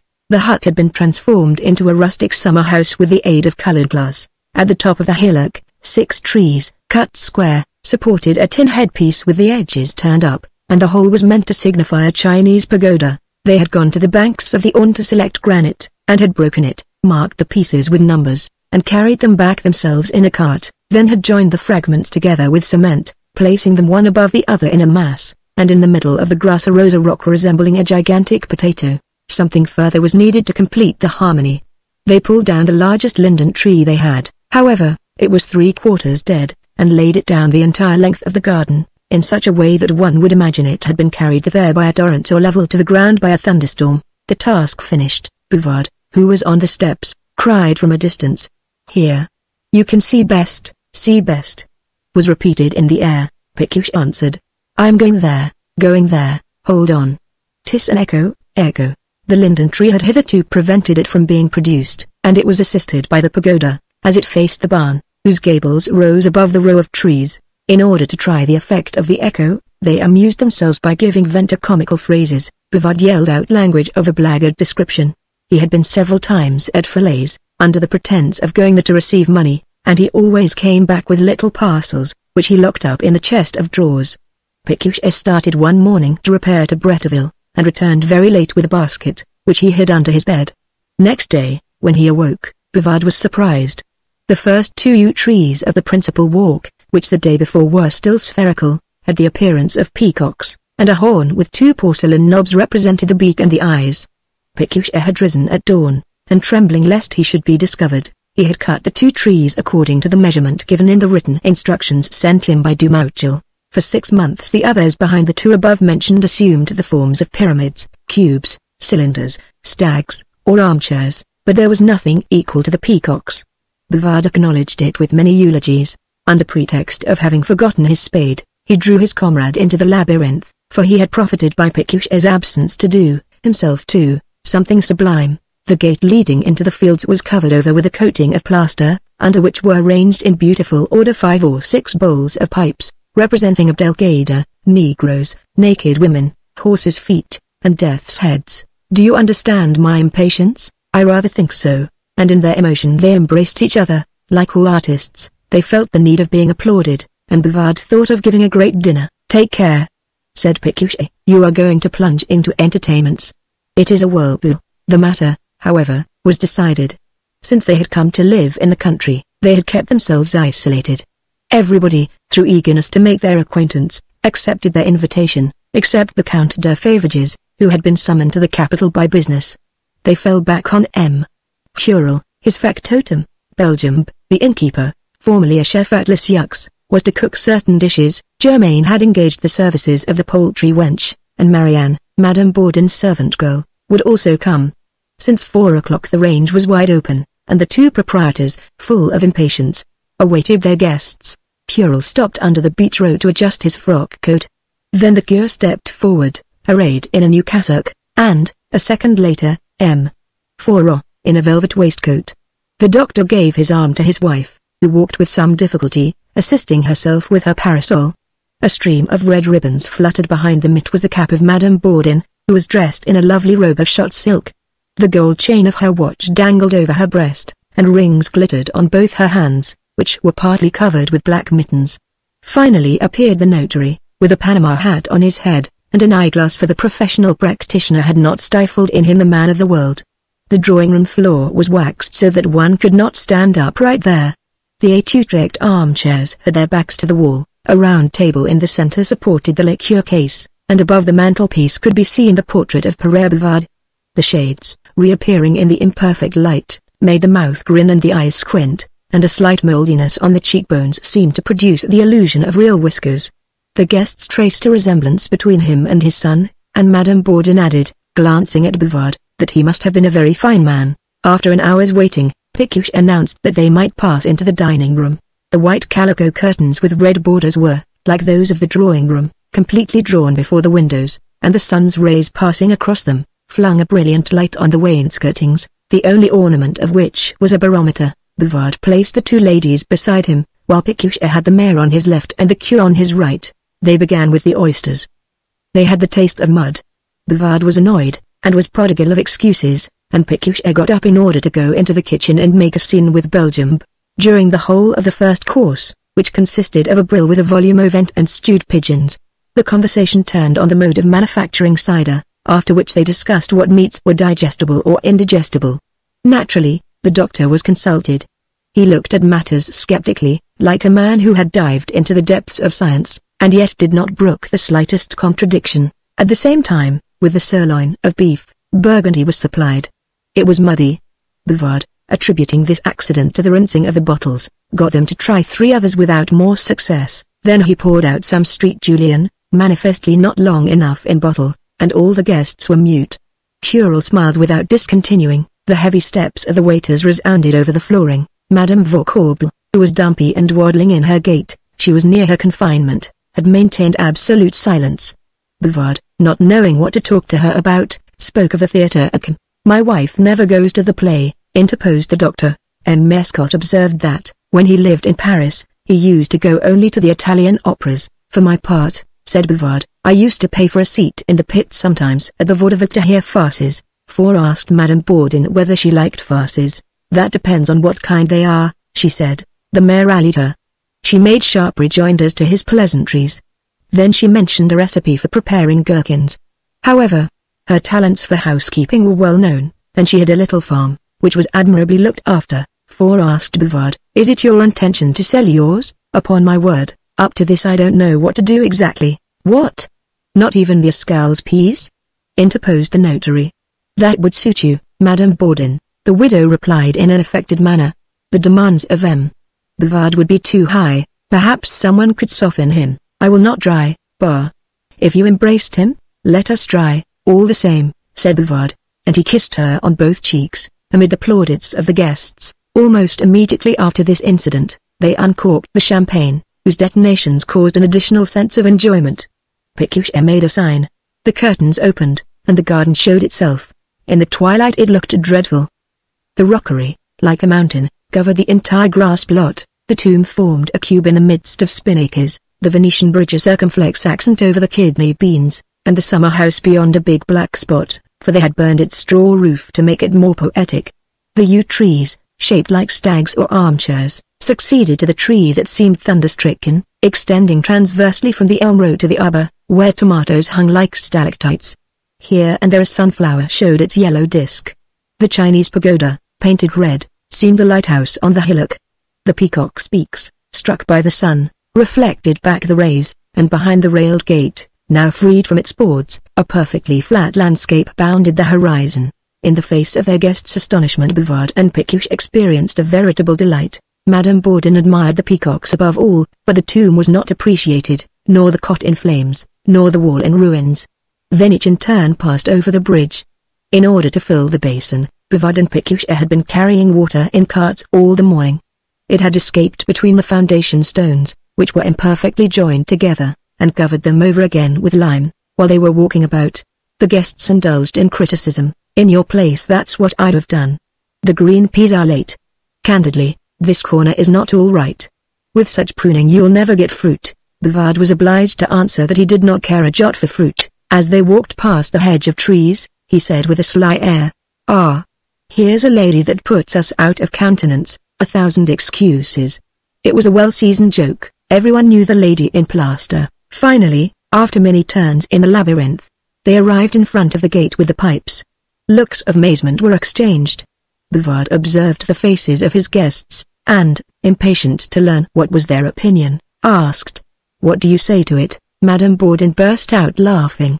All the others followed her example, after their respective ways, the curé giving a sort of cluck like a hen, Curel coughing, the doctor mourning over it, while his wife had a nervous spasm, and Fourreau, an unceremonious type of man, breaking an abdelkader and putting it into his pocket as a souvenir. When they had left the tree hedge, Bouvard, to astonish the company with the echo, exclaimed with all his strength, "Servant, ladies, nothing. No echo." This was owing to the repairs made in the barn, the gable and the roof having been demolished. The coffee was served on the hillock, and the gentlemen were about to begin a game of ball, when they saw in front of them, behind the railed fence, a man staring at them. He was lean and sunburnt, with a pair of red trousers in rags, a blue waistcoat, no shirt, his black beard cut like a brush. He articulated, in a hoarse voice, "Give me a glass of wine." The mayor and the Abbé Jouffroy had at once recognized him. He had formerly been a joiner at Chez Vignoles. "Come, go. Take yourself off," said M. Fourreau. "You ought not to be asking for alms." "Alms!" cried the exasperated man. "I served 7 years in the wars in Africa. I've only just got up out of a hospital. Good God! Must I turn cutthroat?" His anger subsided of its own accord, and, with his 2 fists on his hips, he surveyed the assembled guests with a melancholy and defiant air. The fatigue of bivouacs, absinthe, and fever, an entire existence of wretchedness and debauchery, stood revealed in his dull eyes. His white lips quivered, exposing the gums. The vast sky, empurpled, enveloped him in a blood-red light, and his obstinacy in remaining there caused a species of terror. Bouvard, to have done with him, went to look for the remnants of a bottle. The vagabond swallowed the wine greedily, then disappeared amongst the oats, gesticulating as he went. After this, blame was attached by those present to Bouvard. Such kindnesses encouraged disorder. But Bouvard, irritated at the ill success of his garden, took up the defense of the people. They all began talking at the same time. Fourreau extolled the government. Curel saw nothing in the world but landed property. The Abbé Jouffroy complained of the fact that it did not protect religion. Pécuchet attacked the taxes. Madame Bourdon exclaimed at intervals, "As for me, I detest the Republic." And the doctor declared himself in favor of progress, for, indeed, Gentlemen, we have need of reforms, possibly, said Four, but all these ideas are injurious to business. I laugh at business, cried Pécuchet. Vauquelin went on, at least let us make allowance for abilities. Bouvard would not go so far. That is your opinion, replied the doctor. There's an end of you, then. Good evening. And I wish you a deluge in order to sail in your basin. And I, too, am going, said M. Four the next moment, and, pointing to the pocket where the abdelkader was, if I feel the want of another, I'll come back. The cure, before departing, timidly confided to Pécuchet that he did not think this imitation of a tomb in the midst of vegetables quite decorous. Hurrell, as he withdrew, made a low bow to the company. M. Mescot had disappeared after dessert. Madame Bourdon again went over her recipe for gherkins, promised a second for plums with brandy, and made 3 turns in the large walk, but, passing close to the linden tree, the end of her dress got caught, and they heard her murmuring, "My God! What a piece of idiocy this tree is!" At midnight the 2 hosts, beneath the arbor, gave vent to their resentment. No doubt one might find fault with 2 or 3 little details here and there in the dinner, and yet the guests had gorged themselves like ogres, showing that it was not so bad. But, as for the garden, so much depreciation sprang from the blackest jealousy. And both of them, lashing themselves into a rage, went on. "Ha! Water is needed in the basin, is it? Patience. They may see even a swan and fishes in it." They scarcely noticed the pagoda. To pretend that the ruins are not proper is an imbecile's view. And the tomb objectionable. Why objectionable? Hasn't a man the right to erect one in his own demesne? I even intend to be buried in it. Don't talk like that, said Pécuchet. Then they passed the guests in review. The doctor seems to me a nice snob. Did you notice the sneer of M. Mescot before the portrait? What a low fellow the mayor is. When you dine in a house, hang it, you should show some respect towards the curios. Madame Bourdon, said Bouvard. Ah, that one's a schemer. Don't annoy me by talking about her. Disgusted with society, they resolved to see nobody any more, but live exclusively by themselves and for themselves, and they spent days in the wine cellar, picking the tartar off the bottles, revarnished all the furniture, enameled the rooms, and each evening, as they watched the wood burning, they discussed the best system of fuel. Through economy they tried to smoke hams, and attempted to do the washing themselves. Germaine, whom they inconvenienced, used to shrug her shoulders.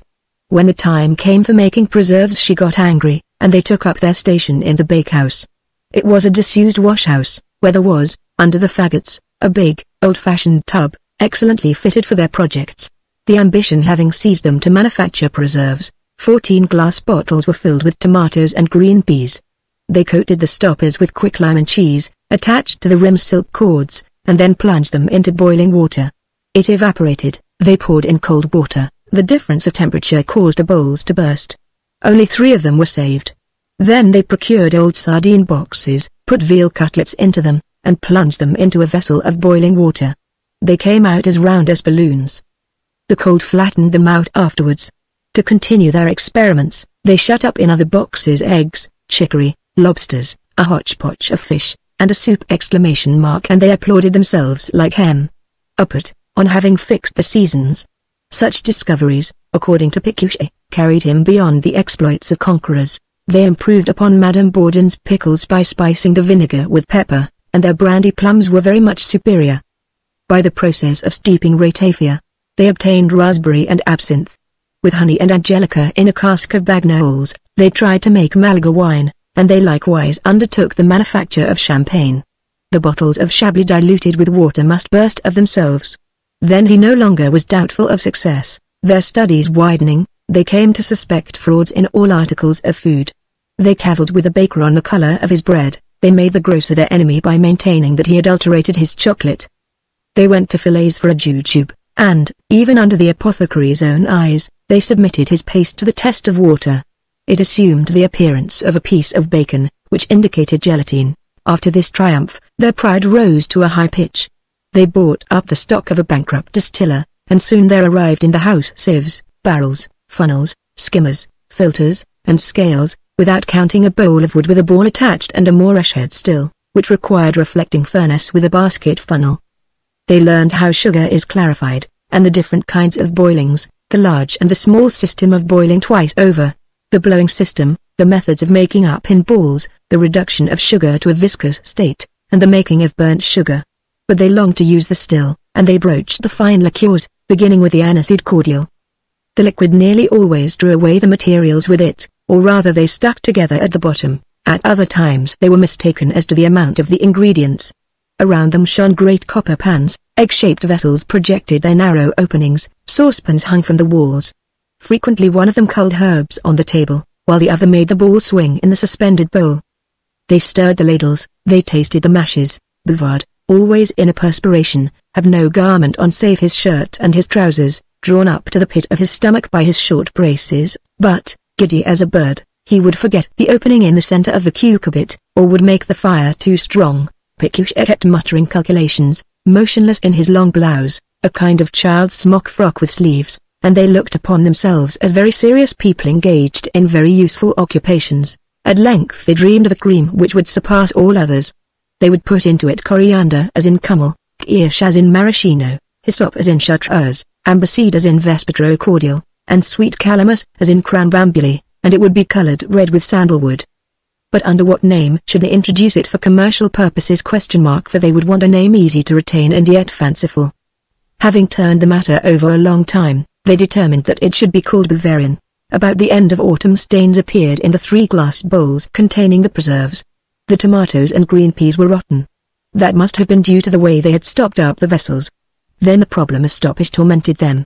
In order to try the new methods, they required money, and the farm had eaten up their resources. Many times tenants had offered themselves, but Bouvard would not have them.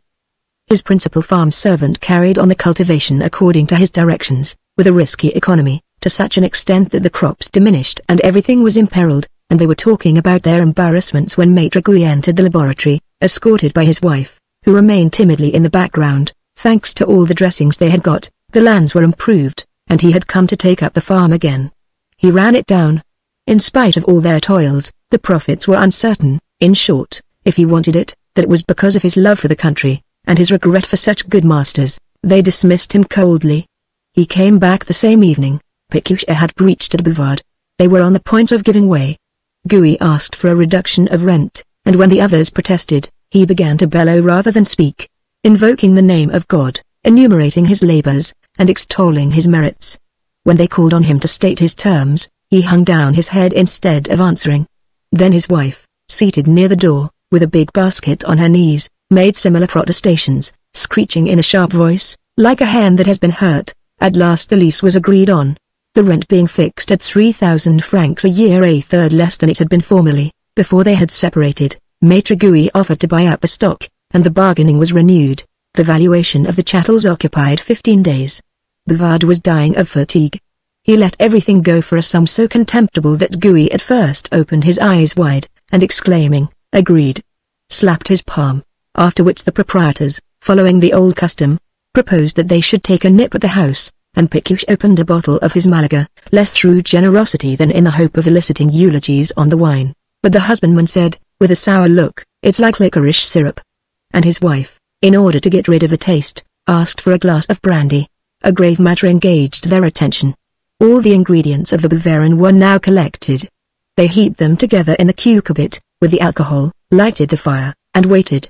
However, Pécuchet, annoyed by the misadventure about the Malaga, took the tin boxes out of the cupboard and pulled the lid off the first, then off the second, and then off the third. He angrily flung them down, and called out to Bouvard. The latter had fastened the cock of the worm in order to try the effect on the preserves. The disillusion was complete. The slices of veal were like boiled boot soles, a muddy fluid had taken the place of the lobster, the fish stew was unrecognizable, mushroom growths had sprouted over the soup, and an intolerable smell tainted the laboratory. Suddenly, with the noise of a bombshell, the still burst into 20 pieces, which jumped up to the ceiling, smashing the pots, flattening out the skimmers and shattering the glasses. The coal was scattered about, the furnace was demolished, and next day Germain found a spatula in the yard. The force of the steam had broken the instrument to such an extent that the cucurbit was pinned to the head of the still. Pécuchet immediately found himself squatted behind the vat, and Bouvard lay like one who had fallen over a stool. For 10 minutes they remained in this posture, not daring to venture on a single movement, pale with terror, in the midst of broken glass. When they were able to recover the power of speech, they asked themselves what was the cause of so many misfortunes, and of the last above all. and they could understand nothing about the matter except that they were near being killed. Pécuchet finished with these words.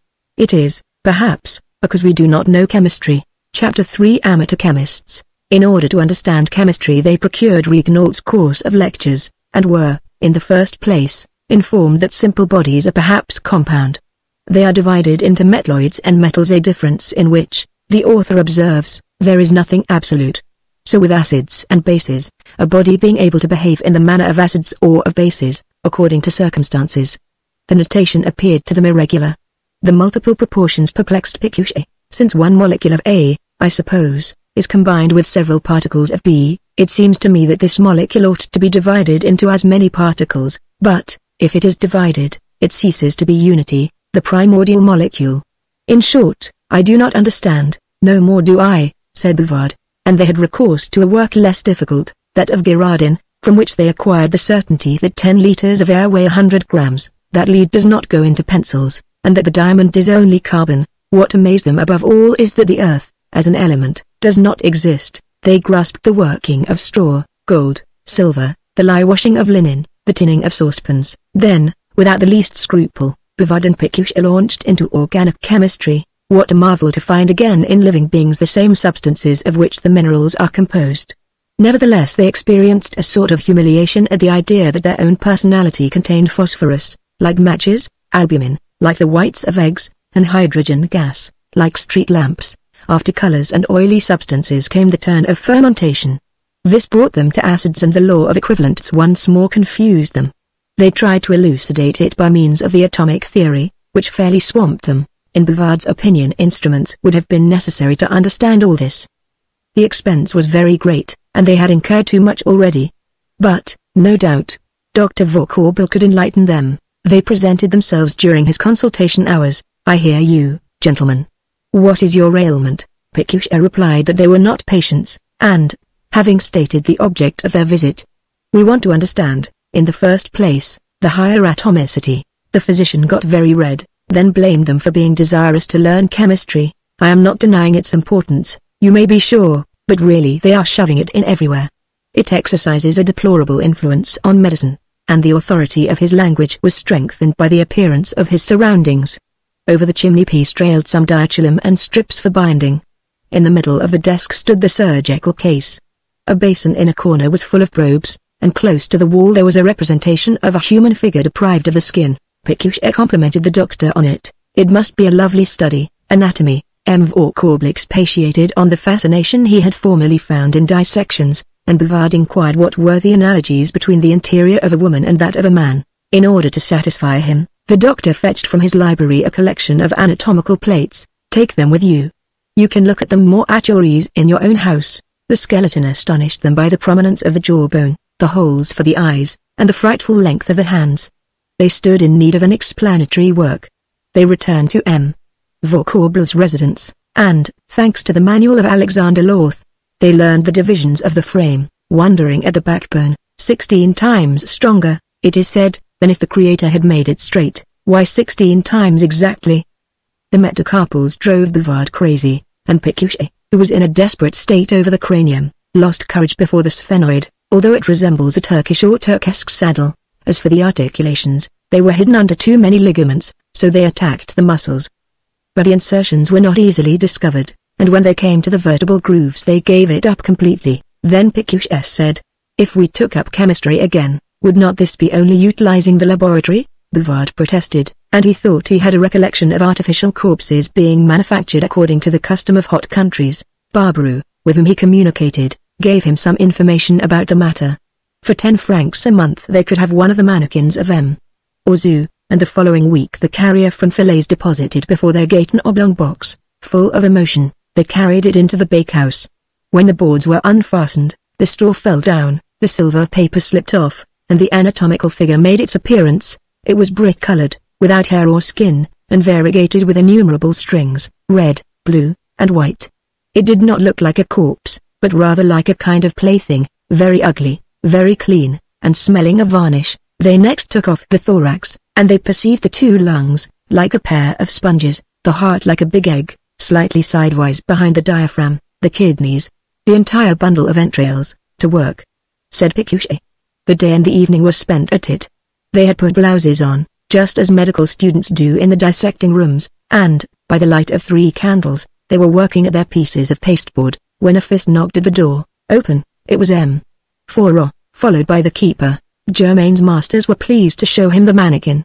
She had rushed immediately to the grocer's shop to tell the thing, and the whole village now imagined that they had a real corpse concealed in their house. Fourreau, yielding to the public clamor, had come to make sure about the fact. A number of persons, anxious for information, stood outside the porch. When he entered, the mannequin was lying on its side, and the muscles of the face, having been loosened, caused a monstrous protrusion, and looked frightful. "What brings you here?" said Pécuchet. Fourreau stammered, "Nothing, nothing at all." And, taking up one of the pieces from the table, "What is this?" "The bassinator," replied Bouvard. Fourreau said nothing, but smiled in a sly fashion, jealous of their having an amusement which he could not afford. The 2 anatomists pretended to be pursuing their investigations. The people outside, getting bored with waiting, made their way into the bakehouse, and, as they began pushing one another a little, the table shook. "Ah! This is too annoying," exclaimed Pécuchet. "Let us be rid of the public." The keeper made the busybodies take themselves off. "Very well," said Bouvard, "we don't want anyone." Fourreau understood the allusion, and put it to them whether, not being medical men, they had the right to keep such an object in their possession. However, he was going to write to the prefect. What a country district it was! There could be nothing more foolish, barbarous, and retrograde. The comparison which they instituted between themselves and the others consoled them. They felt a longing to suffer in the cause of science. The doctor, too, came to see them. He disparaged the model as too far removed from nature, but took advantage of the occasion to give them a lecture. Bouvard and Pécuchet were delighted, and at their request M. Fourreau lent them several volumes out of his library, declaring at the same time that they would not reach the end of them. They took note of the cases of childbirth, longevity, obesity, and extraordinary constipation given in the Dictionary of Medical Sciences.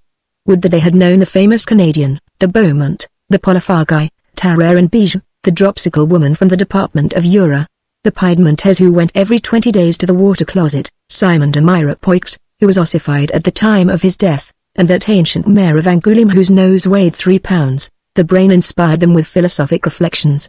They easily distinguished in the interior of it the septum lucidum, composed of 2 lamelles, and the pineal gland, which is like a little red pea. But there were peduncles and ventricles, arches, columns, strata, ganglions, and fibers of all kinds, and the foramen of Pacini and the body of Pacini, in short, an inextricable mass of details, enough to wear their lives out. Sometimes, in a fit of dizziness, they would take the figure completely to pieces, then would get perplexed about putting back each part in its proper place. This was troublesome work, especially after breakfast, and it was not long before they were both asleep, Bouvard with drooping chin and protruding stomach, and Pécuchet with his hands over his head and both elbows on the table. Often at that moment M. Fourreau, having finished his morning rounds, would open the door. "Well, comrades, how goes anatomy?" "Splendidly," they would answer. Then he would put questions to them, for the pleasure of confusing them. When they were tired of one organ they went on to another, in this way taking up and then throwing aside the heart, the stomach, the ear, the intestines, for the pasteboard mannequin bored them to death, despite their efforts to become interested in him. At last the doctor came on them suddenly, just as they were nailing him up again in his box. "Bravo! I expected that, at their age they could not undertake such studies," and the smile that accompanied these words wounded them deeply. What right had he to consider them incapable? Did science belong to this gentleman, as if he were himself a very superior personage? Then, accepting his challenge, they went all the way to Béaux to purchase books there. What they required was physiology, and a second-hand bookseller procured for them the treatises of Richer and Endelin, celebrated at the period. All the commonplaces as to ages, sexes, and temperaments appeared to them of the highest importance. They were much pleased to learn that there are in the tartar of the teeth 3 kinds of animalcules, that the seat of taste is in the tongue, and the sensation of hunger in the stomach. In order to grasp its functions better, they regretted that they had not the faculty of ruminating, as Montegre, M. Gosse, and the brother of Gerard had, and they masticated slowly, reduced the food to pulp, and inslivated it, accompanying in thought the alimentary mass passing into their intestines, and following it with methodical scrupulosity and an almost religious attention to its final consequences. In order to produce digestion artificially, they piled up meat in a bottle, in which was the gastric juice of a duck, and they carried it under their armpits for a fortnight, without any other result save making their persons smell unpleasantly. You might have seen them running along the high road in wet clothes under a burning sun. This was for the purpose of determining whether thirst is quenched by the application of water to the epidermis. They came back out of breath, both of them having caught cold. Experiments in hearing, speech, and vision were then made in a lively fashion, but Bouvard made a show-off on the subject of generation. Pécuchet's reserve with regard to this question had always surprised him. His friend's ignorance appeared to him so complete that Bouvard pressed him for an explanation, and Pécuchet, colouring, ended by making an avowal. Some rascals had on one occasion dragged him into a house of ill fame, from which he made his escape, preserving himself for the woman whom he might fall in love with some day. A fortunate opportunity had never come to him, so that, what with bashfulness, limited means, obstinacy, the force of custom, at 52 years, and in spite of his residence in the capital, he still possessed his virginity. Bouvard found difficulty in believing it. Then he laughed hugely, but stopped on perceiving tears in Pécuchet's eyes, for he had not been without attachments, having by turns been smitten by a rope dancer, the sister-in-law of an architect, a barmaid, and a young washerwoman, and the marriage had even been arranged when he had discovered that she was enceinte by another man. Bouvard said to him, "There is always a way to make up for lost time. Come, no sadness. I will take it on myself, if you like." Pécuchet answered, with a sigh, that he need not think any more about it, and they went on with their physiology. "Is it true that the surfaces of our bodies are always letting out a subtle vapor? The proof of it is that the weight of a man is decreasing every minute. If each day what is wanting is added and what is excessive subtracted, the health would be kept in perfect equilibrium." Sanctorius, the discoverer of this law, spent half a century weighing his food every day together with its excretions, and took the weights himself, giving himself no rest, save for the purpose of writing down his computations. They tried to imitate Sanctorius, but, as their scales could not bear the weight of both of them, it was Pécuchet who began. He took his clothes off, in order not to impede the perspiration, and he stood on the platform of the scales perfectly naked, exposing to view, in spite of his modesty, his unusually long torso, resembling a cylinder, together with his short legs and his brown skin. Beside him, on his chair, his friend read for him. Learned men maintain that animal heat is developed by the contractions of the muscles, and that it is possible by moving the thorax and the pelvic regions to raise the temperature of a warm bath. Bouvard went to look for their bathing tub, and, when everything was ready, plunged into it, provided with a thermometer. The wreckage of the distillery, swept towards the end of the room, presented in the shadow the indistinct outlines of a hillock. Every now and then they could hear the mice nibbling. There was a stale odor of aromatic plants, and finding it rather agreeable, they chatted serenely. However, Bouvard felt a little cool. "Move your members about," said Pécuchet. He moved them, without at all changing with the thermometer. "'Tis decidedly cold." "I am not hot either," returned Pécuchet, himself seized with a fit of shivering. "But move about your pelvic regions, move them about." Bouvard spread open his thighs, wriggled his sides, balanced his stomach, puffed like a whale, then looked at the thermometer, which was always falling. "I don't understand this at all. Anyhow, I am stirring myself, not enough," and he continued his gymnastics. This had gone on for 3 hours when once more he grasped the tube. "What? 12 degrees. Oh, good night. I'm off to bed." A dog came in, half mastiff, half hound, mangy, with yellowish hair and lolling tongue. What were they to do? There was no bell, and their housekeeper was deaf. They were quaking, but did not venture to budge, for fear of being bitten. Pécuchet thought it a good idea to hurl threats at him, and at the same time to roll his eyes about. Then the dog began to bark, and he jumped about the scales, in which Pécuchet, by clinging on to the cords and bending his knees, tried to raise himself up as high as ever he could. "You're getting your death of cold up there," said Bouvard, and he began making smiling faces at the dog, while pretending to give him things. The dog, no doubt, understood these advances. Bouvard went so far as to caress him, stuck the animal's paws on his shoulders, and rubbed them with his fingernails. "Hollow. Look here. There, he's off with my breeches." The dog cuddled himself upon them, and lay quiet. At last, with the utmost precautions, they ventured the one to come down from the platform of the scales, and the other to get out of the bathing tub, and when Pécuchet had got his clothes on again, he gave vent to this exclamation: "You, my good fellow, will be of use for our experiments." "What experiments?" "They might inject phosphorus into him, and then shut him up in a cellar, in order to see whether he would emit fire through the nostrils. But how were they to inject it? And furthermore, They could not get anyone to sell them phosphorus. They thought of putting him under a pneumatic bell, of making him inhale gas, and of giving him poison to drink. All this, perhaps, would not be funny. Eventually, they thought the best thing they could do was to apply a steel magnet to his spinal marrow. Bouvard, repressing his emotion, handed some needles on a plate to Pécuchet, who fixed them against the vertebra. They broke, slipped, and fell on the ground. He took others, and quickly applied them at random. The dog burst his bonds, passed like a cannonball through the window, ran across the yard to the vestibule, and presented himself in the kitchen. Germaine screamed when she saw him soaked with blood, and with twine round his paws. Her masters, who had followed him, came in at the same moment. He made one spring and disappeared. The old servant turned on them. "This is another of your tomfooleries, I'm sure. And my kitchen, too. It's nice. This perhaps will drive him mad. People are in jail who are not as bad as you." They got back to the laboratory in order to examine the magnetic needles. Not one of them had the least particle of the filings drawn off. Then Germaine's assumption made them uneasy. He might get rabies, come back unawares, and make a dash at them. Next day they went making inquiries everywhere, and for many years they turned up a bypath whenever they saw in the open country a dog at all resembling this one. Their other experiments were unsuccessful. Contrary to the statements in the textbooks, the pigeons which they bled, whether their stomachs were full or empty, died in the same space of time. Kittens sunk under water perished at the end of 5 minutes, and a goose, which they had stuffed with madder, presented periods that were perfectly white. The question of nutrition puzzled them. How did it happen that the same juices produced by bones, blood, lymph, and excrementitious materials?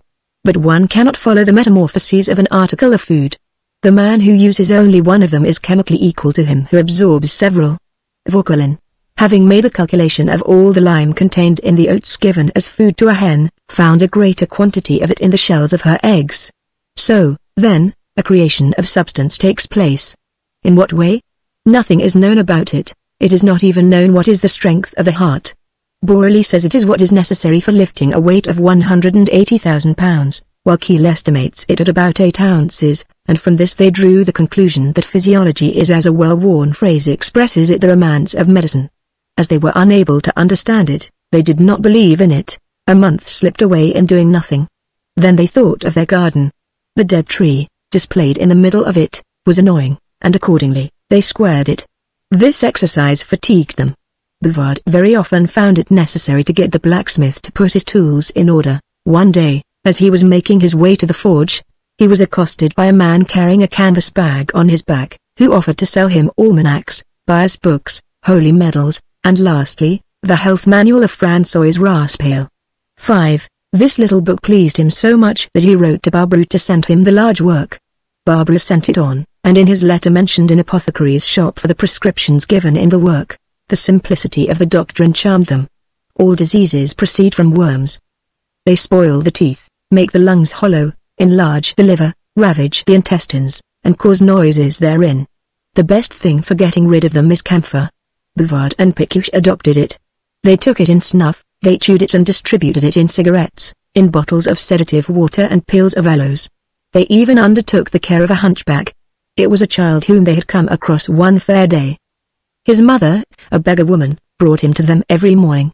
They rubbed his hump with camphorated grease, placed there for 20 minutes a mustard poultice, then covered it over with diachylum, and, in order to make sure of his coming back, gave him his breakfast.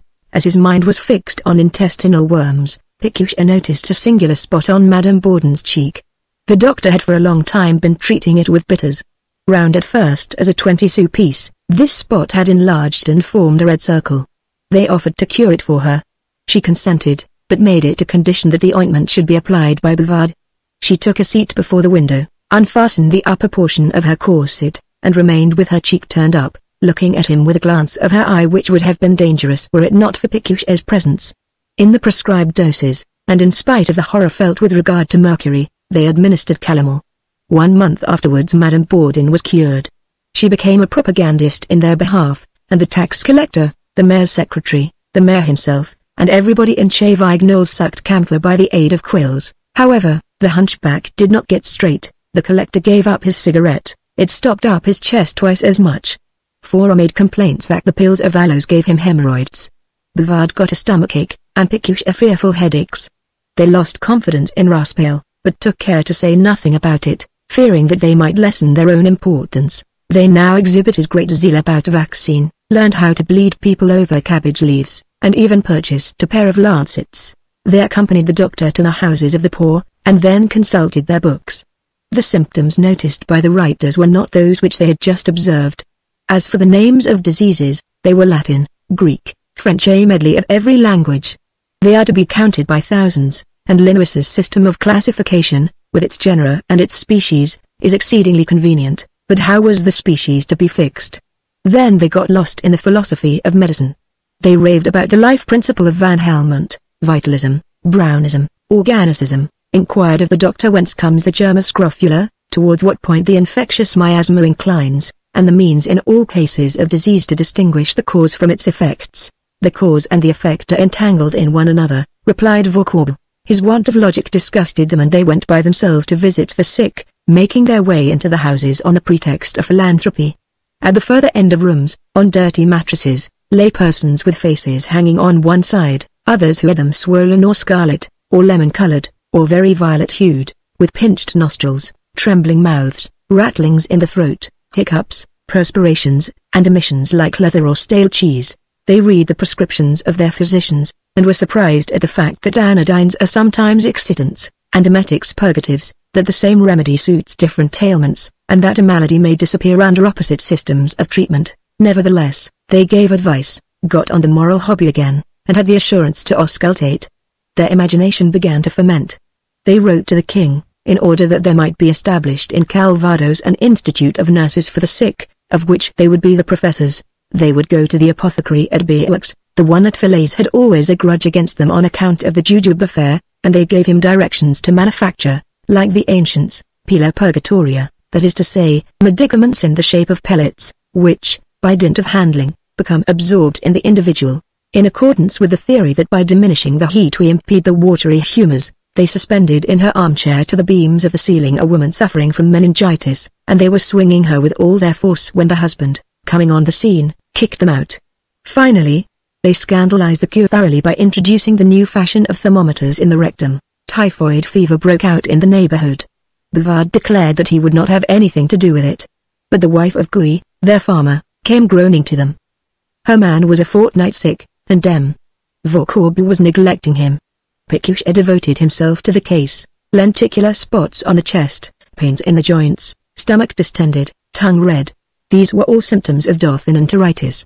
Recalling the statement of Raspail that by taking away the regulation of diet the fever may be suppressed, he ordered broth and a little meat. The doctor suddenly made his appearance. His patient was on the point of eating, with 2 pillows behind his back, between his wife and Pécuchet, who was sustaining him. He drew near the bed, and flung the plate out through the window, exclaiming, "This is a veritable murder. Why, you perforate the intestine, since typhoid fever is an alteration of its follicular membrane." Not always, and a dispute ensued as to the nature of fevers. Pécuchet believed that they were essential in themselves. Vauquois made them dependent on our bodily organs, therefore, I remove everything that might excite them excessively. But regimen weakens the vital principle. What waddle are you talking with your vital principle? What is it? Who has seen it? Pécuchet got confused. Besides, said the physician, Gustave does not want food. The patient made a gesture of assent under his cotton nightcap. No matter, he requires it, not a bit. His pulse is at 98, what matters about his pulse? And Pécuchet proceeded to give authorities. Let systems alone, said the doctor. Pécuchet folded his arms. So then, you are an empiric? By no means, but by observing. But if one observes badly? Vauquois took this phrase for an allusion to Madame Bourdain's skin eruption, a story about which the widow had made a great outcry, and the recollection of which irritated him. To start with, it is necessary to have practiced. Those who revolutionized the science did not practice. Van Helmont, Boerhaave, Broussais himself. Without replying, Vauquois stooped towards Gustave, and raising his voice. Which of us 2 do you select as your doctor? The patient, who was falling asleep, perceived angry faces, and began to blubber. His wife did not know either what answer to make, for the one was clever, but the other had perhaps a secret. Very well, said Vauquois, since you hesitate between a man furnished with a diploma. Pécuchet sneered. Why do you laugh? Because a diploma is not always an argument. The doctor saw himself attacked in his means of livelihood. in his prerogative, in his social importance. His wrath gave itself full vent. We shall see that when you are brought up before the courts for illegally practicing medicine. Then, turning round to the farmer's wife, get him killed by this gentleman at your ease, and I'm hanged if ever I come back to your house. And he dashed past the beech trees, shaking his walking stick as he went. When Pécuchet returned, Bouvard was himself in a very excited state. He had just had a visit from Flaubert, who was exasperated about his hemorrhoids. Vainly had he contended that they were a safeguard against every disease. Flaubert, who would listen to nothing, had threatened him with an action for damages. He lost his head over it. Pécuchet told him the other story, which he considered more serious, and was a little shocked at Bouvard's indifference. Gouy, next day, had a pain in his abdomen. This might be due to the ingestion of the food. Perhaps Vauquois was not mistaken. A physician, after all, ought to have some knowledge of this. And a feeling of remorse took possession of Pécuchet. He was afraid lest he might turn out a homicide. For prudence sake they sent the hunchback away. But his mother cried a great deal at his losing the breakfast, not to speak of the infliction of having made them come every day from Barneville to Chavignoles. Flaubert calmed down, and Gouy recovered his strength. At the present moment the cure was certain. A success like this emboldened Pécuchet. If we studied obstetrics with the aid of one of these mannequins, enough of mannequins, there are half-bodies made with skin invented for the use of students of midwifery. It seems to me that I could turn over the fetus. But Bouvard was tired of medicine. The springs of life are hidden from us. The ailments too numerous, the remedies problematical. No reasonable definitions are to be found in the authors of health, disease, diathesis, or even pus. However, all this reading had disturbed their brains. Bouvard, whenever he caught a cold, imagined he was getting inflammation of the lungs. When leeches did not abate a stitch in the side, he had recourse to a blister, whose action affected the kidneys. Then he fancied he had an attack of stone. Pécuchet caught lumbago while lopping the elm trees, and vomited after his dinner, a circumstance which frightened him very much. Then, noticing that his color was rather yellow, suspected a liver complaint, and asked himself, "Have I pains?" and ended by having them, mutually becoming afflicted. They looked at their tongues, felt each other's pulses, made a change as to the use of mineral waters, purged themselves and dreaded cold, heat, wind, rain, flies, and principally currents of air. Pécuchet imagined that taking snuff was fatal. Besides, sneezing sometimes causes the rupture of an aneurysm, and so he gave up the snuff-box altogether. From force of habit he would thrust his fingers into it, then suddenly become conscious of his imprudence. As black coffee shakes the nerves, Bouvard wished to give up his half-cup, but he used to fall asleep after his meals, and was afraid when he woke up, for prolonged sleep is a foreboding of apoplexy. Their ideal was Cornaro, that Venetian gentleman who by the regulation of his diet attained to an extreme old age. Without actually imitating him, they might take the same precautions, and Pécuchet took down from his bookshelves a manual of hygiene by Dr. Morin. How had they managed to live till now? Their favorite dishes were the prohibited. Germain, in a state of perplexity, did not know any longer what to serve up to them. Every kind of meat had its inconveniences.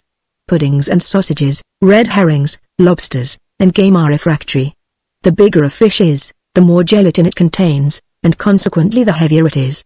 Vegetables cause acidity, macaroni makes people dream, cheeses, considered generally, are difficult of digestion. A glass of water in the morning is dangerous. Everything you eat or drink being accompanied by a similar warning, or rather by these words, bad. Beware of the abuse of it. Does not suit everyone. Why bad? Wherein is the abuse of it? How are you to know whether a thing like this suits you? What a problem was that of breakfast. They gave up coffee and milk on account of its detestable reputation, and, after that, chocolate, for it is a mass of indigestible substances. There remained, then, tea. But nervous persons ought to forbid themselves the use of it completely. Baedeker, in the 17th century, prescribed 20 decaliters 6 of it a day, in order to cleanse the spongy parts of the pancreas. This direction shook Morin in their estimation, the more so as he condemns every kind of headdress, hats, women's caps, and men's caps, a requirement which was revolting to Pécuchet. Then they purchased Becquerel's treatise, in which they saw that pork is in itself a good aliment, tobacco perfectly harmless in its character, and coffee indispensable to military men. Up to that time they had believed in the unhealthiness of damp places. Not at all. Casper declares them less deadly than others. One does not bathe in the sea without refreshing one's skin. Begin advises people to cast themselves into it while they are perspiring freely. Wine taken neat after soup is considered excellent for the stomach. Levy lays the blame on it of impairing the teeth. Lastly, the flannel waistcoat, that safeguard, that preserver of health, that palladium cherished by Bouvard and inherent to Pécuchet, without any evasions or fear of the opinions of others, is considered unsuitable by some authors for men of a plethoric and sanguine temperament. What, then, is hygiene? Truth on this side of the Pyrenees, error on the other side, M. Levy asserts, and declares that it is not a science. So then they ordered from their dinner oysters, a duck, pork and cabbage, cream, a Pontevrac cheese, and a bottle of Burgundy. It was an enfranchisement, almost a revenge, and they laughed at Cornaro. It was only an imbecile that could be tyrannized over as he had been. What vileness to be always thinking about prolonging one's existence. Life is good only on the condition that it is enjoyed. Another piece? Yes, I will, so will I, your health, yours, and let us laugh at the rest of the world. They became elated. Bouvard announced that he wanted 3 cups of coffee, though he was not a military man. Pécuchet, with his cap over his ears, took pinch after pinch, and sneezed without fear, and, feeling the need of a little champagne, they ordered Germaine to go at once to the wine shop to buy a bottle of it. The village was too far away, she refused. Pécuchet got indignant. I command you, understand! I command you to hurry off there. She obeyed, but, grumbling, resolved soon to have done with her masters. They were so incomprehensible and fantastic. Then, as in former days, they went to drink their coffee and brandy on the hillock. The harvest was just over, and the stacks in the middle of the fields rose in dark heaps against the tender blue of a calm night. Nothing was astir about the farms. Even the crickets were no longer heard. The fields were all wrapped in sleep. The pair digested while they inhaled the breeze which blew refreshingly against their cheeks. Above, the sky was covered with stars. Some shone in clusters, others in a row, or rather alone, at certain distances from each other. A zone of luminous dust, extending from north to south, bifurcated above their heads. Amid these splendors there were vast empty spaces, and the firmament seemed a sea of azure with archipelagos and islets. What a quantity! Exclaimed Bouvard. We do not see all, replied Pécuchet. Behind the Milky Way are the nebule, and behind the nebule, stars still. The most distant is separated from us by 3 millions of myriameters. 7. He had often looked into the telescope of the Place Vendôme, and he recalled the figures. The sun is 1,000,000 times bigger than the earth, Sirius is 12 times the size of the sun, comets measure 34 millions of leagues. 'Tis enough to make one crazy, said Bouvard. He lamented his ignorance, and even regretted that he had not been in his youth at the Polytechnic school. Then Pécuchet, turning him in the direction of the Great Bear, showed him the polar star. Then Cassiopeia, whose constellation forms a Y, Vega, of the Lyra constellation, all scintillating, and at the lower part of the horizon, the red Aldebaran. Bouvard, with his head thrown back, followed with difficulty the angles, quadrilaterals, and pentagons, which it is necessary to imagine in order to make yourself at home in the sky. Pécuchet went on. The swiftness of light is 80,000 leagues a second. One ray of the Milky Way takes 6 centuries to reach us, so that a star at the moment we observe it may have disappeared. Several are intermittent, others never come back, and they change positions. Every one of them is in motion, every one of them is passing on. However, the sun is motionless. It was believed to be so formerly. But today men of science declare that it rushes towards the constellation of Hercules. This put Bouvard's ideas out of order and, after a minute's reflection, science is constructed according to the data furnished by a corner of space. Perhaps it does not agree with all the rest that we are ignorant of, which is much vaster, and which we cannot discover. So they talked, standing on the hillock, in the light of the stars, and their conversation was interrupted by long intervals of silence. At last they asked one another whether there were men in the stars. Why not? And as creation is harmonious, the inhabitants of Sirius ought to be gigantic, those of Mars of middle stature, those of Venus very small. Unless it should be everywhere the same thing. There are merchants up there, and gendarmes, they trade there, they fight there, they dethrone kings there. Some shooting stars slipped suddenly, describing on the sky, as it were, the parabola of an enormous rocket. Stop, said Bouvard, here are vanishing worlds. Pécuchet replied. If ours, in its turn, kicks the bucket, the citizens of the stars will not be more moved than we are now. Ideas like this may pull down your pride. What is the object of all this? Perhaps it has no object, however, and Pécuchet repeated 2 or 3 times however, without finding anything more to say. No matter. I should very much like to know how the universe is made. That should be in Buffon, returned Bouvard. whose eyes were closing. "I'm not equal to any more of it. I am going to bed." The Epoques de la Nature informed them that a comet by knocking against the sun had detached one portion of it, which became the Earth. First, the poles had cooled, all the waters had enveloped the globe. They subsided into the caverns, then the continents separated from each other, and the beasts and man appeared.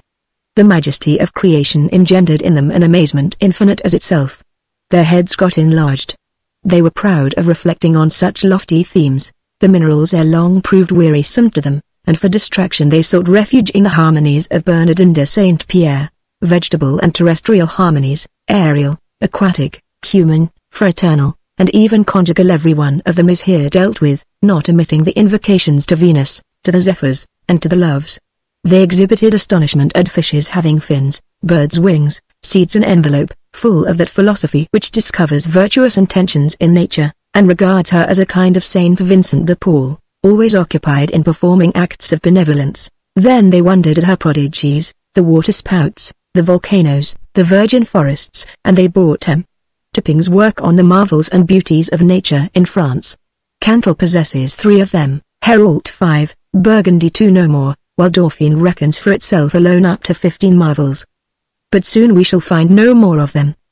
The grottos with stalactites are stopped up, the burning mountains are extinguished, the natural ice houses have become heated, and the old trees in which they said mass are falling under the leveller's axe, or are on the point of dying. Their curiosity next turned towards the beasts. They reopened their Buffon, and got into ecstasies over the strange tastes of certain animals.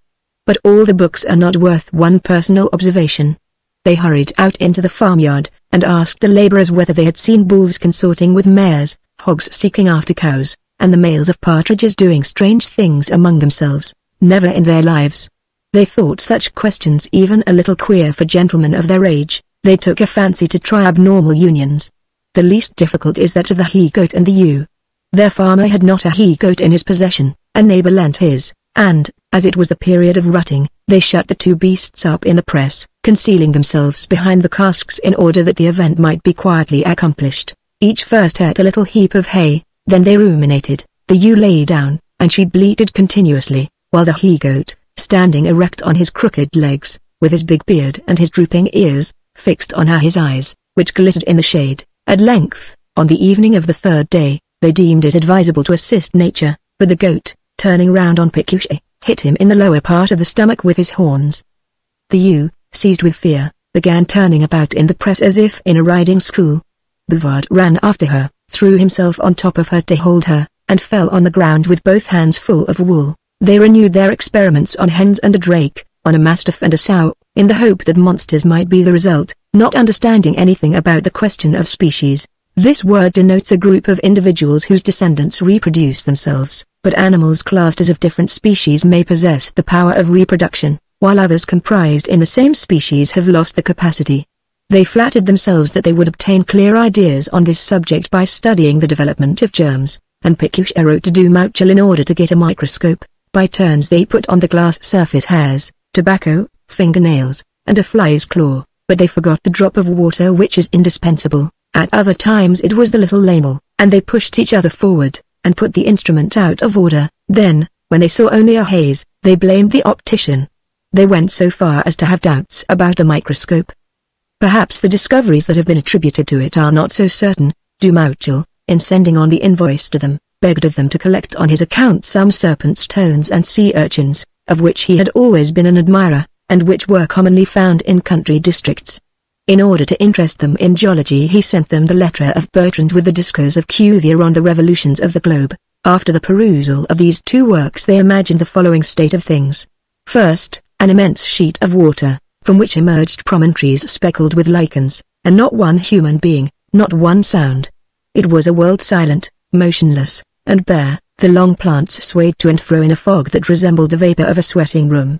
A red sun overheated the humid atmosphere. Then volcanoes burst forth.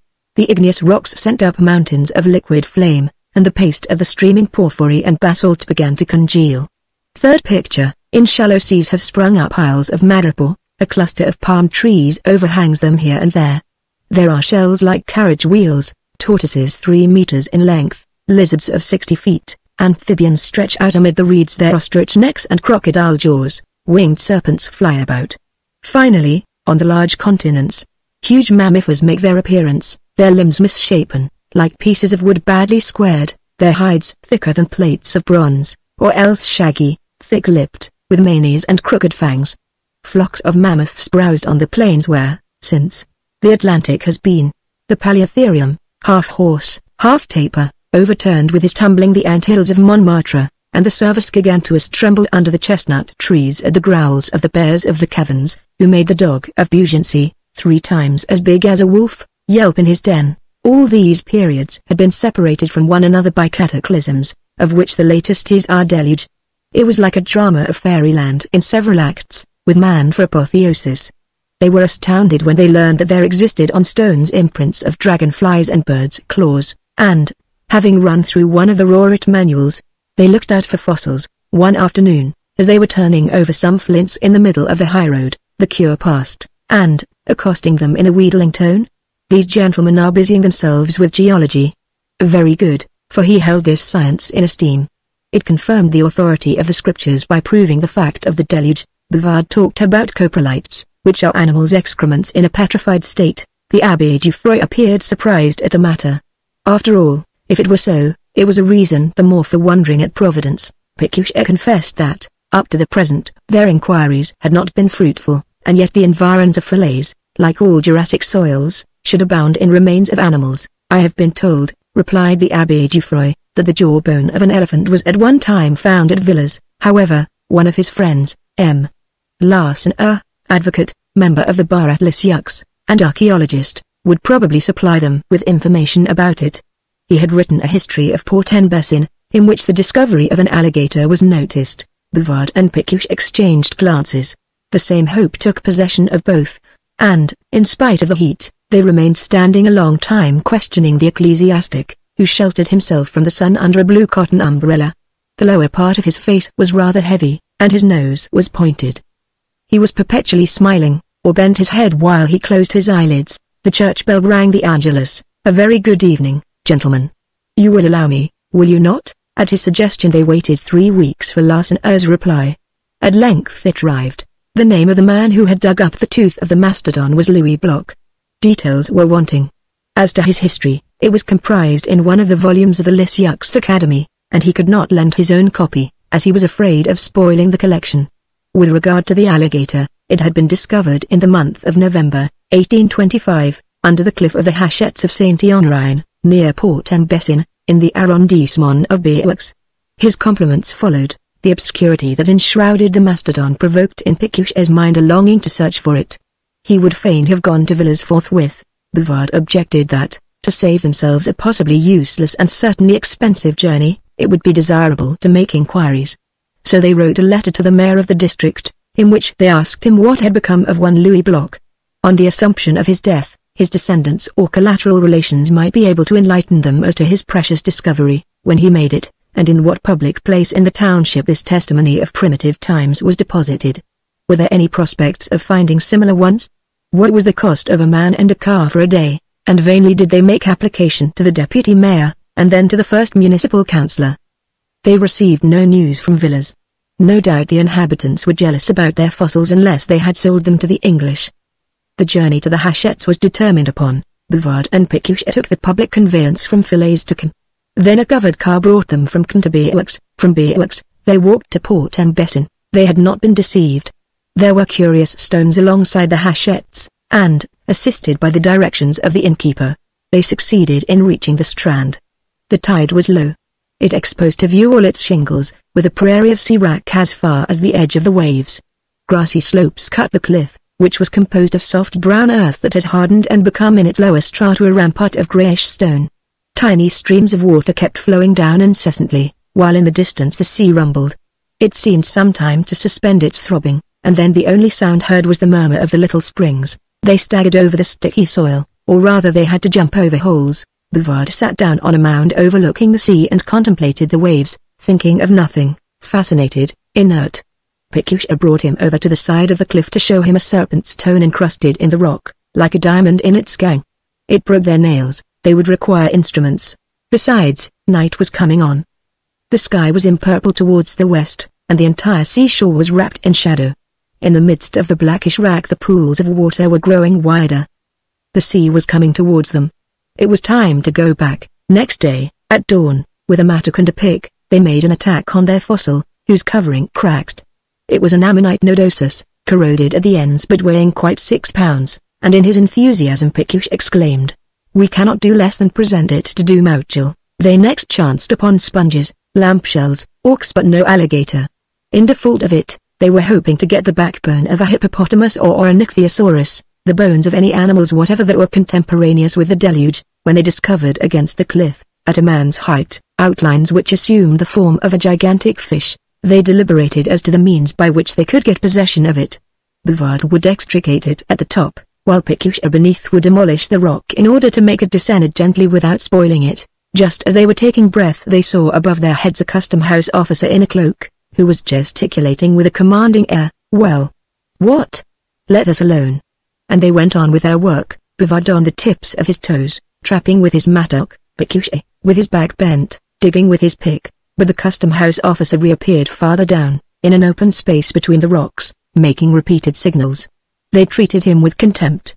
An oval body bulged out under the thin soil, and sloped down, was on a point of slipping. Suddenly another individual, with a saber, presented himself. "Your passports." It was the field guard on his rounds, and, at the same instant, the man from the custom-house came up. Having hastened through a ravine, "Take them into custody for me, Pere Morin, or the cliff will fall in." "It is for a scientific object," replied Pécuchet. Then a mass of stone fell, grazing them all four so closely that a little more and they were dead men.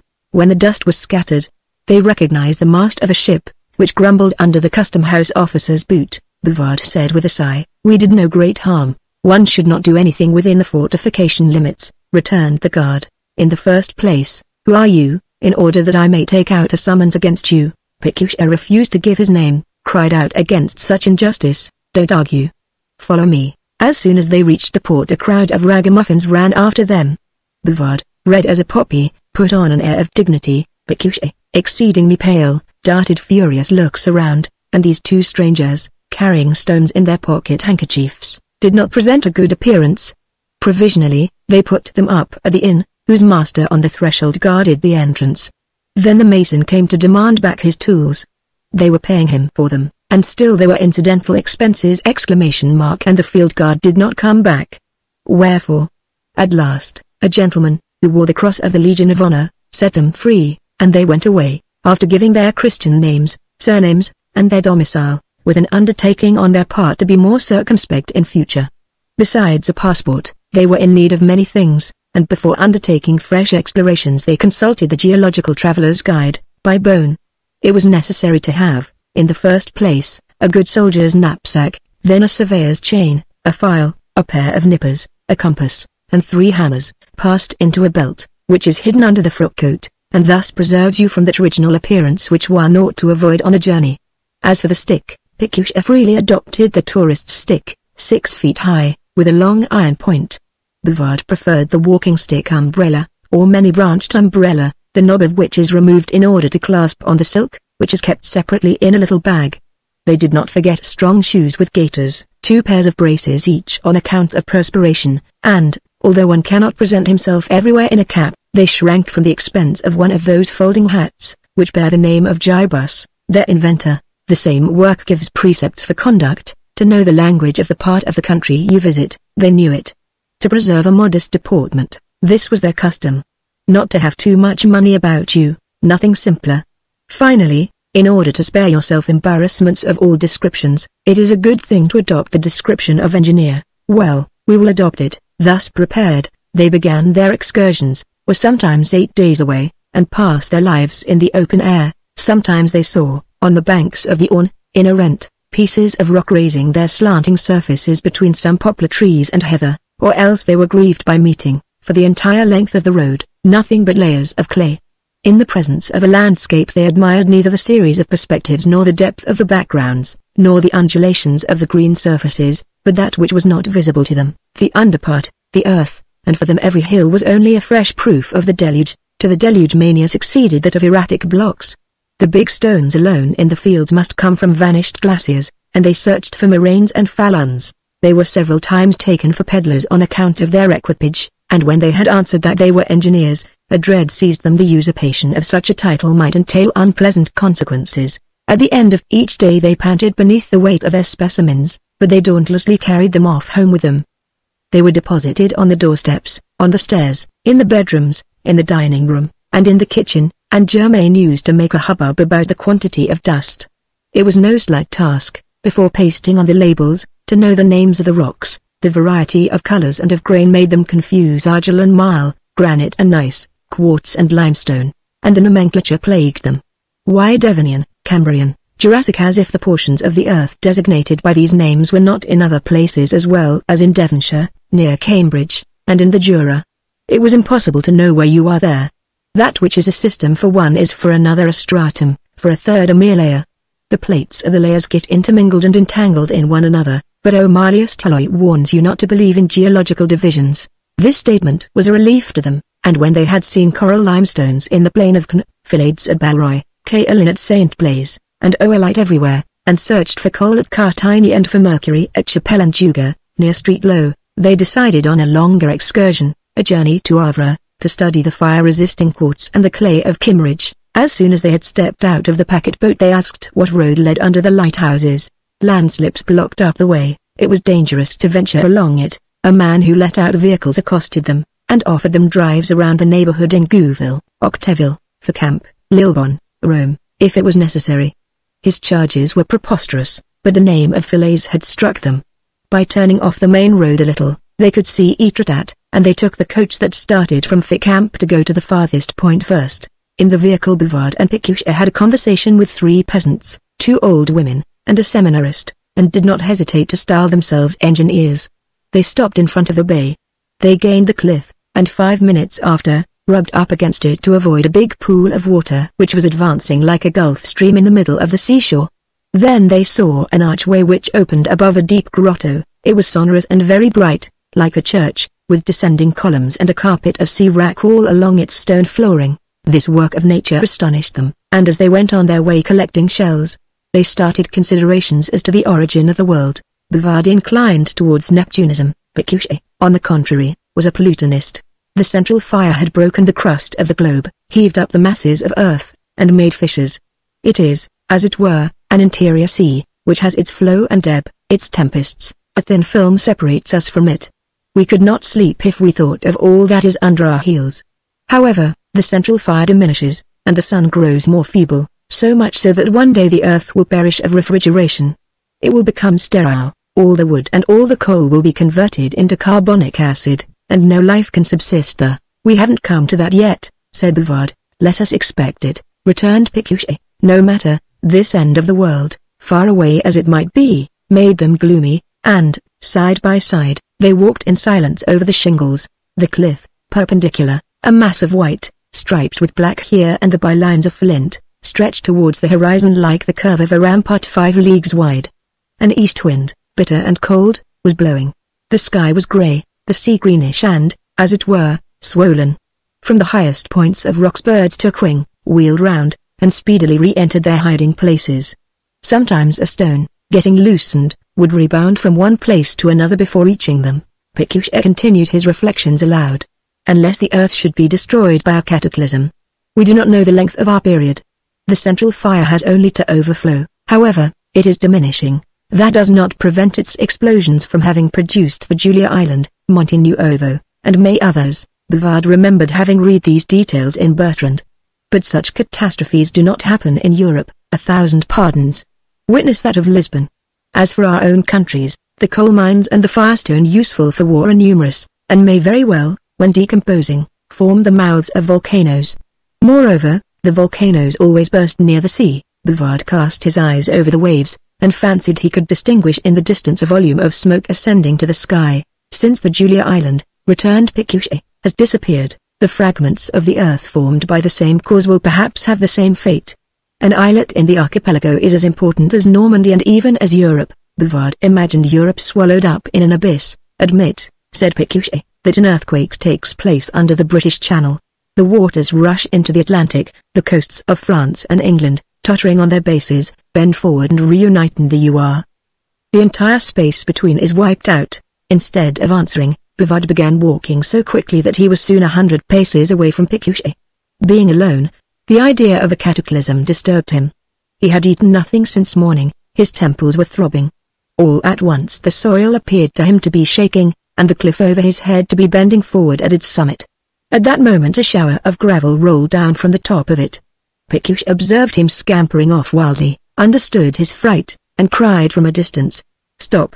Stop! The period is not completed," and in order to overtake him he made enormous bounds with the aid of his tourist's stick, all the while shouting out, "The period is not completed! The period is not completed!" Bouvard, in a mad state, kept running without stopping. The many-branched umbrella fell down, the skirts of his coat were flying, the knapsack was tossing on his back. He was like a tortoise with wings about to gallop amongst the rocks. One bigger than the rest concealed him from view. Pécuchet reached the spot out of breath, saw nobody, then returned in order to gain the fields through a defile, which Bouvard, no doubt, had taken. This narrow ascent was cut by 4 great steps in the cliff, as lofty as the heights of 2 men, and glittering like polished alabaster. At an elevation of 50 feet Pécuchet wished to descend, but as the sea was dashing against him in front, he set about clambering up further.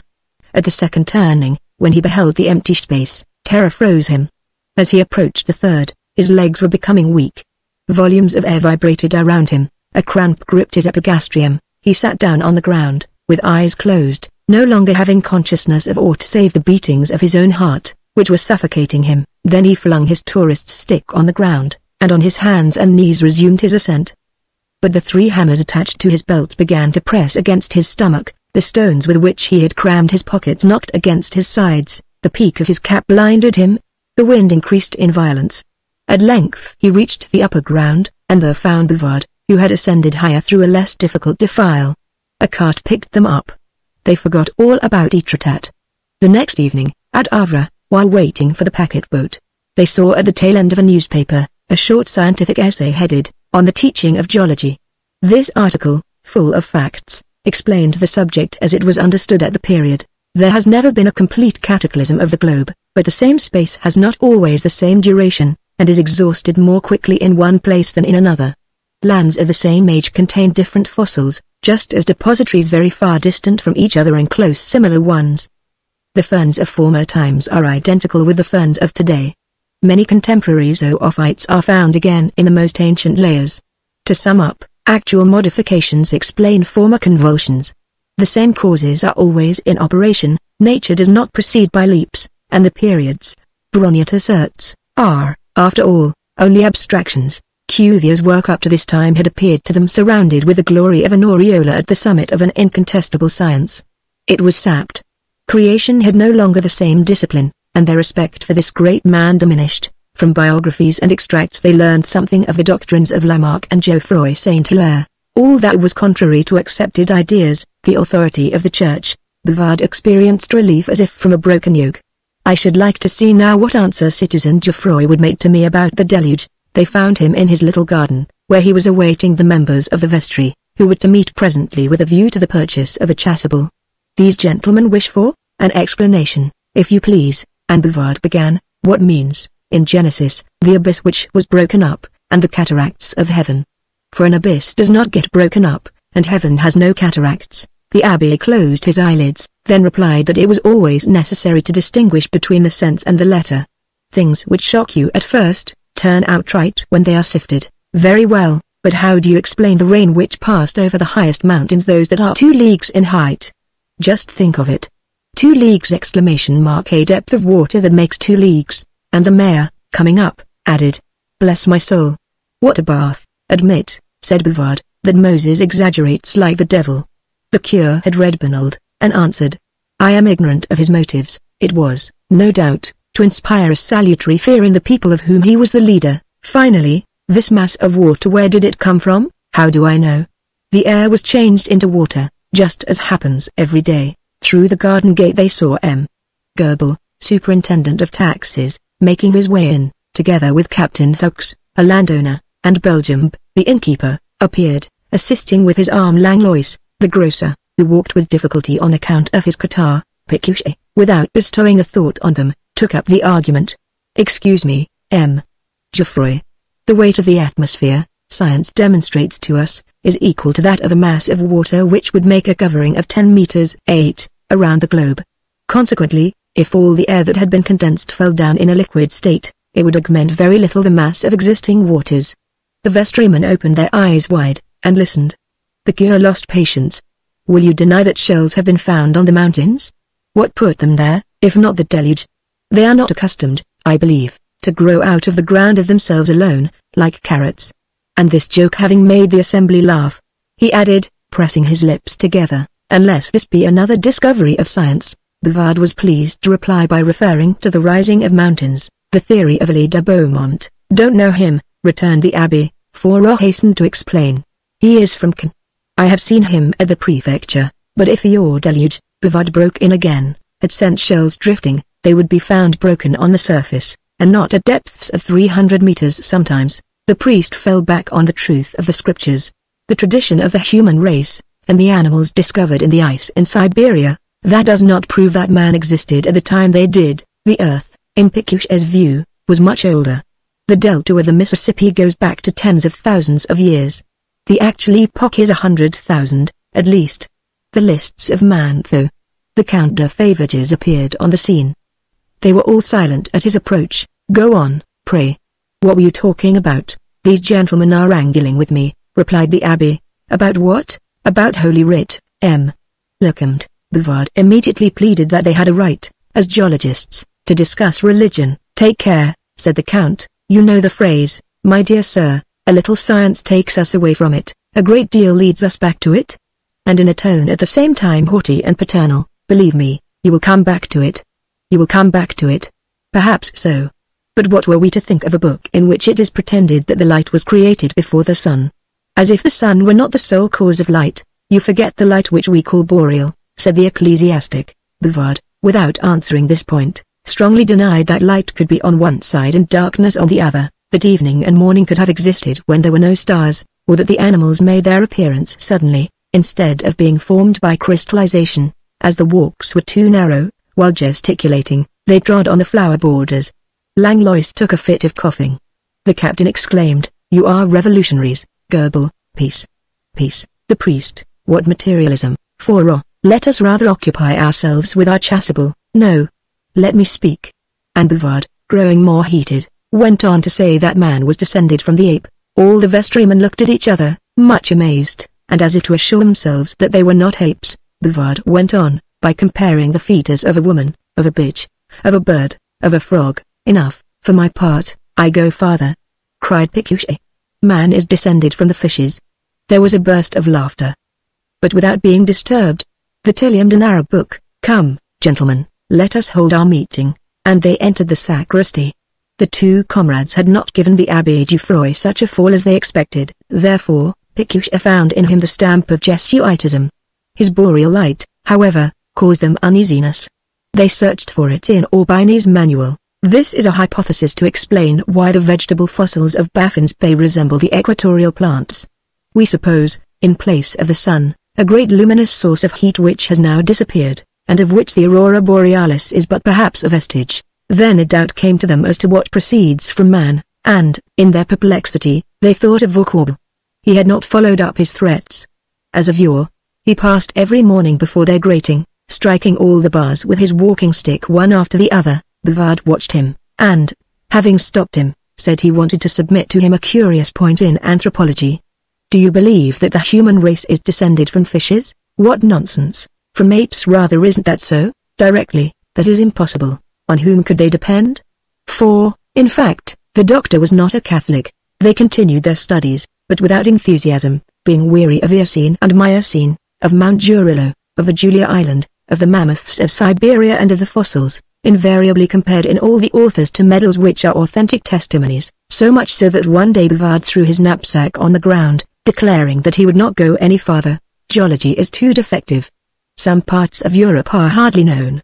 As for the rest, together with the foundation of the oceans, we shall always be in a state of ignorance on the subject. Finally, Pécuchet having pronounced the word mineral kingdom.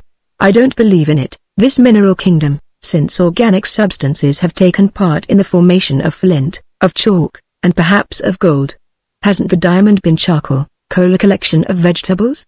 and by heating it to I know not how many degrees, we get the sawdust of wood, so that everything passes, everything goes to ruin, and everything is transformed. Creation is carried out in an undulating and fugitive fashion. Much better to occupy ourselves with something else.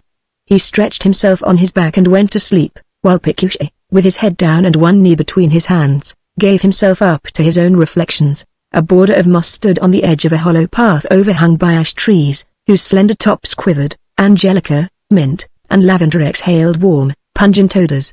The atmosphere was drowsy, and Pécuchet, in a kind of stupor, dreamed of the innumerable existences scattered around him, of the insects that buzzed, the springs hidden beneath the grass, the sap of plants, the birds in their nests, the wind, the clouds of all nature, without seeking to unveil her mysteries, enchanted by her power, lost in her grandeur. I'm thirsty, said Bouvard, waking up. So am I. I should be glad to drink something. That's easy, answered a man who was passing by in his shirt sleeves with a plank on his shoulder. And they recognized the vagabond to whom, on a former occasion, Bouvard had given a glass of wine. He seemed 10 years younger, wore his hair foppishly curled, his moustache well waxed, and twisted his figure about in quite a Parisian fashion. After walking about 100 paces, he opened the gateway of a farmyard, threw down his plank against the wall, and led them into a large kitchen. Millie? Are you there, Millie? A young girl appeared. At a word from him she drew some liquor and came back to the table to serve the gentleman. Her wheat-colored headbands fell over a cap of grey linen. Her worn dress of poor material fell down her entire body without a crease, and, with her straight nose and blue eyes, she had about her something dainty, rustic, and ingenuous. She's nice, eh? said the joiner, while she was bringing them the glasses. You might take her for a lady dressed up as a peasant girl, and yet able to do rough work. Poor little heart, come. When I'm rich I'll marry you. You are always talking nonsense, Monsieur Gorou, she replied, in a soft voice, with a slightly drawling accent. A stable boy came in to get some oats out of an old chest, and let the lid fall down so awkwardly that it made splinters of wood fly upwards. Gorou declaimed against the clumsiness of all these country fellows. Then, on his knees in front of the article of furniture, he tried to put the piece in its place. Pécuchet, while offering to assist him, traced beneath the dust faces of notable characters. It was a chest of the Renaissance period, with a twisted fringe below, vine branches in the corner, and little columns dividing its front into 5 portions. In the center might be seen Venus and Adomian standing on a shell, then Hercules and Omphale, Samson and Delilah, Circe and her swine, the daughters of Lot making their father drunk, and all this in a state of complete decay. The chest being worm-eaten, and even its right panel wanting, Gorou took a candle, in order to give Pécuchet a better view of the left one, which exhibited Adam and Eve under a tree in paradise in an affectionate attitude. Bouvard equally admired the chest. If you keep it they'll give it to you cheap. They hesitated, thinking of the necessary repairs. Gorou might do them, cabinet making being a branch of his trade. Let us go. Come on, and he dragged Pécuchet towards the fruit garden, where Madame Castellan, the mistress, was spreading linen. Millie, when she had washed her hands, took from where it lay beside the window her lace frame, sat down in the broad daylight and worked. The lintel of the door enclosed her like a picture frame. The bobbins disentangled themselves under her fingers with a sound like the clicking of castanets. Her profile remained bent. Bouvard asked her questions as to her family, the part of the country she came from, and the wages she got. She was from Ouistreham, have no relations alive, and earned 17 shillings a month. In short, she pleased him so much that he wished to take her into his service to assist old Germain. Pécuchet reappeared with the mistress of the farmhouse, and, while they went on with their bargaining, Bouvard asked Gorou in a very low tone whether the girl would consent to become their servant. Lord, yes. However, said Bouvard, I must consult my friend. The bargain had just been concluded. The price fixed for the chest being 35 francs. They were to come to an understanding about the repairs. They had scarcely got out into the yard when Bouvard spoke of his intentions with regard to Millie. Pécuchet stopped, in order the better to reflect, opened his snuff-box, took a pinch, and, wiping the snuff off his nose, indeed, it is a good idea. Good heavens. Yes. Why not? Besides, you are the master. 10 minutes afterwards, Gorou showed himself on the top of a ditch, and questioning them, when do you want me to bring you the chest? Tomorrow. And about the other question, have you both made up your minds? It's all right, replied Pécuchet. Chapter 4 Researchers in Archaeology. 6 months later they had become archaeologists, and their house was like a museum. In the vestibule stood an old wooden beam. The staircase was encumbered with the geological specimens, and an enormous chain was stretched on the ground all along the corridor. They had taken off its hinges the door between the two rooms in which they did not sleep, and had condemned the outer door of the second in order to convert both into a single apartment. As soon as you crossed the threshold, you came in contact with a stone trough, a Gallo-Roman sarcophagus. The ironwork next attracted your attention. Fixed to the opposite wall, a warming pan looked down on two andirons and a hearthplate representing a monk caressing a shepherdess. On the boards all around, you saw torches, locks, bolts, and nuts of screws. The floor was rendered invisible beneath fragments of red tiles. A table in the center exhibited curiosities of the rarest description, the shell of a tortoise cap, 2 argil urns, medals, and a file of opaline glass. An upholstered armchair had at its back a triangle worked with guipure. A piece of a coat of mail adorned the partition to the right, and on the other side sharp spikes sustained in a horizontal position a unique specimen of a halberd. The second room, into which 2 steps led down, contained the old books which they had brought with them from Paris, and those which, on their arrival, they had found in a press. The leaves of the folding doors had been removed hither. They called it the library. The back of the door was entirely covered by the genealogical tree of the Croix-Mer family. In the panelling on the return side, a pastel of a lady in the dress of the period of Louis XV made a companion picture to the portrait of Bouvard. The casing of the glass was decorated with a sombrero of black felt, and a monstrous cloak filled with leaves, the remains of a nest, 2 coconuts, which had belonged to Pécuchet since his younger days, flanked on the chimney-piece an earthenware cask on which a peasant sat astride. Close by, in a straw basket, was a little coin brought up by a duck. In front of the bookcase stood a shell chest of drawers trimmed with plush.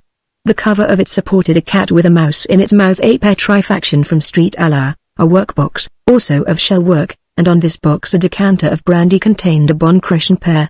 But the finest thing was a statue of St. Peter in the embrasure of the window. His right hand, covered with a glove of apple green color, was pressing the key of paradise. His chasuble, ornamented with fleurs de luce, was azure blue, and his tiara very yellow, pointed like a pagoda. He had flabby cheeks, big round eyes, a gaping mouth, and a crooked nose shaped like a trumpet.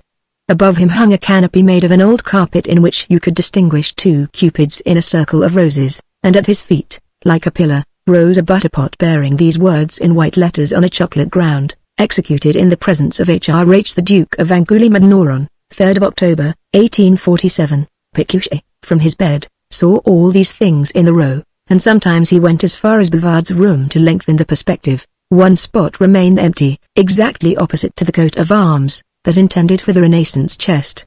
It was not finished. Gortle was still working at it, jointing the panels in the bakehouse, squaring them or undoing them. At 11 o'clock he took his breakfast, chatted after that with Milly, and often did not make his appearance again for the rest of the day. In order to have pieces of furniture in good style, Bouvard and Pécuchet went scouring the country. What they brought back was not suitable, but they had come across a heap of curious things. Their first passion was a taste for articles of virtu, then came the love of the Middle Ages. To begin with, they visited cathedrals, and the lofty naves mirroring themselves in the holy water fonts, the glass ornaments dazzling as hangings of precious stones, the tombs in the recesses of the chapels, the uncertain light of crypts, everything, even to the coolness of the walls, thrilled them with a shudder of joy, a religious emotion. They were soon able to distinguish the epochs, and, disdainful of sacristans, they would say, "Ha! A Romanesque apsis. That's of the 12th century. Here we are falling back again into the flamboyant." They strove to interpret the sculptured symbols on the capitals, such as the 2 griffins of Marigny pecking at a tree in blossom. Pécuchet read a satire in the singers with grotesque jaws which terminate the mouldings at Faugerolles, and as for the exuberance of the man that covers one of the mullions at Hérouville, that was a proof, according to Bouvard, of our ancestors' love of broad jokes. They ended by not tolerating the least symptom of decadence. All was decadence, and they deplored vandalism, and thundered against Badigeon.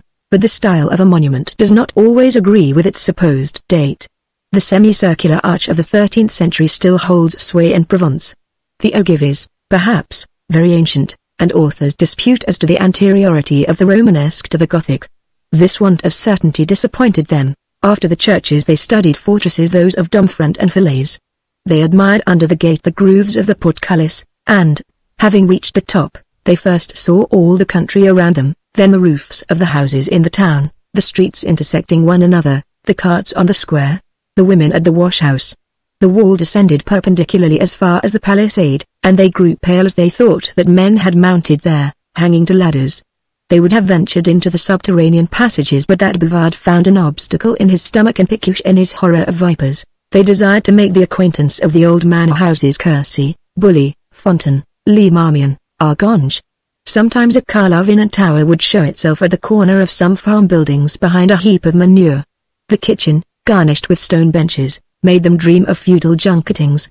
Others had a forbiddingly fierce aspect with their 3 ensigns still visible, their loopholes under the staircase, and their high turrets with pointed sides. Then they came to an apartment in which a window of the Valois period, chased so as to resemble ivory, let in the sun, which heated the grains of colza that strewed the floor. Abbeys were used as barns. The inscriptions on tombstones were effaced. In the midst of fields a gable end remained standing, clad from top to bottom in ivy which trembled in the wind. A number of things excited in their breasts a longing to possess the matin pot, a paste buckle, printed calicoes with large flowerings. The shortness of money restrained them. By a happy chance, they unearthed at Balroy in a tinman's house a Gothic church window, and it was big enough to cover, near the armchair, the right side of the casement up to the second pane. The steeple of Chavignoles displayed itself in the distance, producing a magnificent effect. With the lower part of a cupboard Gourou manufactured a prie-dieu to put under the Gothic window, for he humoured their hobby. So pronounced was it that they regretted monuments about which nothing at all is known, such as the villa residence of the bishops of Cise. Béaux, says M. de Cormont, must have possessed a theatre. They searched for the site of it without success. The village of Montrecy contained a meadow celebrated for the number of medals which chanced formerly to have been found there. They calculated on making a fine harvest in this place. The caretaker refused to admit them. They were not more fortunate as to the connection which existed between a cistern at Falaise and the faubourg of Caen. Ducks which had been put in the reappeared at Vorsel's, quacking, can, whence is derived the name of the town. No step, no sacrifice, was too great for them. At the inn of Mesnil-Villemont, in 1816, M. Galleran got a breakfast for the sum of 4 sous. They took the same meal there, and ascertained with surprise that things were altered. Who was the founder of the Abbey of St. Anne? Is there any relationship between Marie Onfroy, who, in the 12th century, imported a new kind of potato, and Onfroy, governor of Hastings at the period of the Conquest? How were they to procure Las Tussius Pythonus, a comedy in verse by one Dutazar, produced at Béaux, and just now exceedingly rare? Under Louis XIV, Herambert Dupaty, or Dupastis Herambert, composed a work which has never appeared, full of anecdotes about Argentan. The question was how to recover these anecdotes. What have become of the autograph memoirs of Madame du Bois de la Pierre, consulted for the unpublished history of L'Aigle by Louis d'Aspers, curate of Saint Martin? So many problems, so many curious points, to clear up. But a slight mark often puts one on the track of an invaluable discovery. Accordingly, they put on their blouses, in order not to put people on their guard, and, in the guise of hawkers, they presented themselves at houses, where they expressed a desire to buy up old papers. They obtained heaps of them.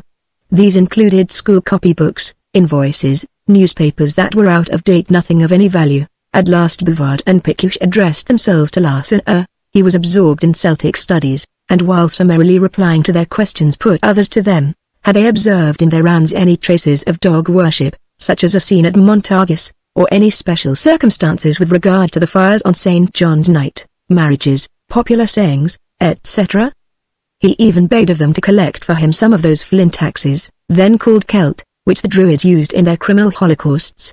They procured a dozen of them through Gourou, sent him the smallest of them, and with the others enriched the museum. There they walked with delight, swept the place themselves, and talked about it to all their acquaintances. One afternoon Madame Borden and M. Mescot came to see it. Bouvard welcomed them, and began the demonstration in the porch. The beam was nothing less than the old gibbet of Falaise, according to the joiner who had sold it, and who had got this information from his grandfather. The big chain in the corridor came from the subterranean cells of the keep of Torteval.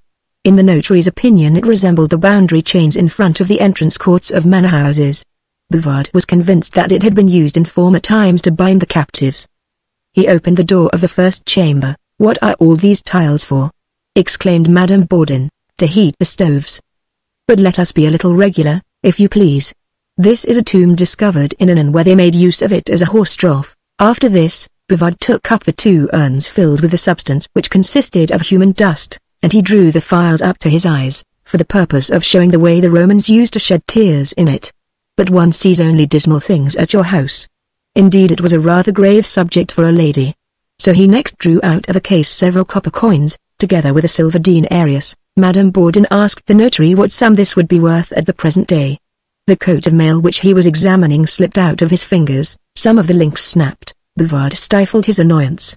He had even the politeness to unfasten the halberd, and, bending forward, raising his arms and stamping with his heels, he made a show of hamstringing a horse, stabbing as if with a bayonet and overpowering an enemy. The widow inwardly voted him a rough person. She went into raptures over the shell chest of drawers. The cat of Street Alley much astonished her, the pear in the decanter not quite so much. Then, when she came to the chimney-piece, here's a hat that would need mending. 3 holes, marks of bullets, pierced its brims. It was the headpiece of a robber chief under the Directory, David de Labezuc, caught in the act of treason, and immediately put to death. So much the better. They did right, said Madame Bourdon. Mescot smiled disdainfully as he gazed at the different objects. He did not understand this colloque having been the sign of a hosier, nor the purport of the earthenware cascade common cider keg, and, to be candid, the St. Peter was lamentable with his drunkard's physiognomy. Madame Bourdon made this observation. All the same, it must have cost you a good deal. Oh, not too much, not too much. A slater had given it to him for 15 francs. After this, she found fault on the score of propriety with the low dress of the lady in the powdered wig. Where is the harm, replied Bouvard, when one possesses something beautiful? And he added in a lower tone, just as you are yourself, I'm sure. The notary turned his back on them, and studied the branches of the Croix-Mare family. She made no response but began to play with her long gold chain. Her bosom swelled out the black taffeta of her corsage, and, with her eyelashes slightly drawn together, she lowered her chin like a turtle dove bridling up. Then, with an ingenuous air, what is this lady's name? It is unknown. She was one of the regent's mistresses, you know, he who played so many pranks. I believe you. The memoirs of the time. And the notary, without giving her time to finish the sentence, deplored this example of a prince carried away by his passions. But you are all like that. The 2 gentlemen protested, and then followed a dialogue on women and on love.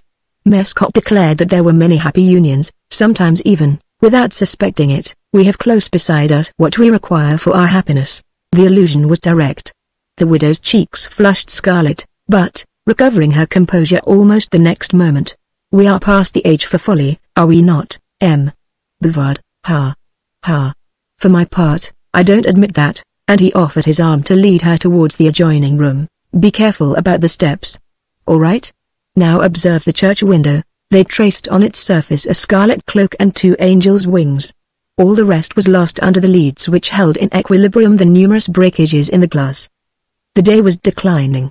The shadows were lengthening. Madame Bourdon had become grave. Bouvard withdrew, and presently reappeared muffled up in a woolen wrapper, then knelt down at the prie-dieu with his elbows out, his face in his hands, the light of the sun falling on his bald patch, and he was conscious of this effect, for he said, "Don't I look like a monk of the Middle Ages?" Then he raised his forehead on one side, with swimming eyes, and trying to give a mystical expression to his face. The solemn voice of Pécuchet was heard in the corridor. "Don't be afraid. It is I." And he entered, his head covered with a helmet and iron pot with pointed ear-pieces. Bouvard did not quit the prie-dieu.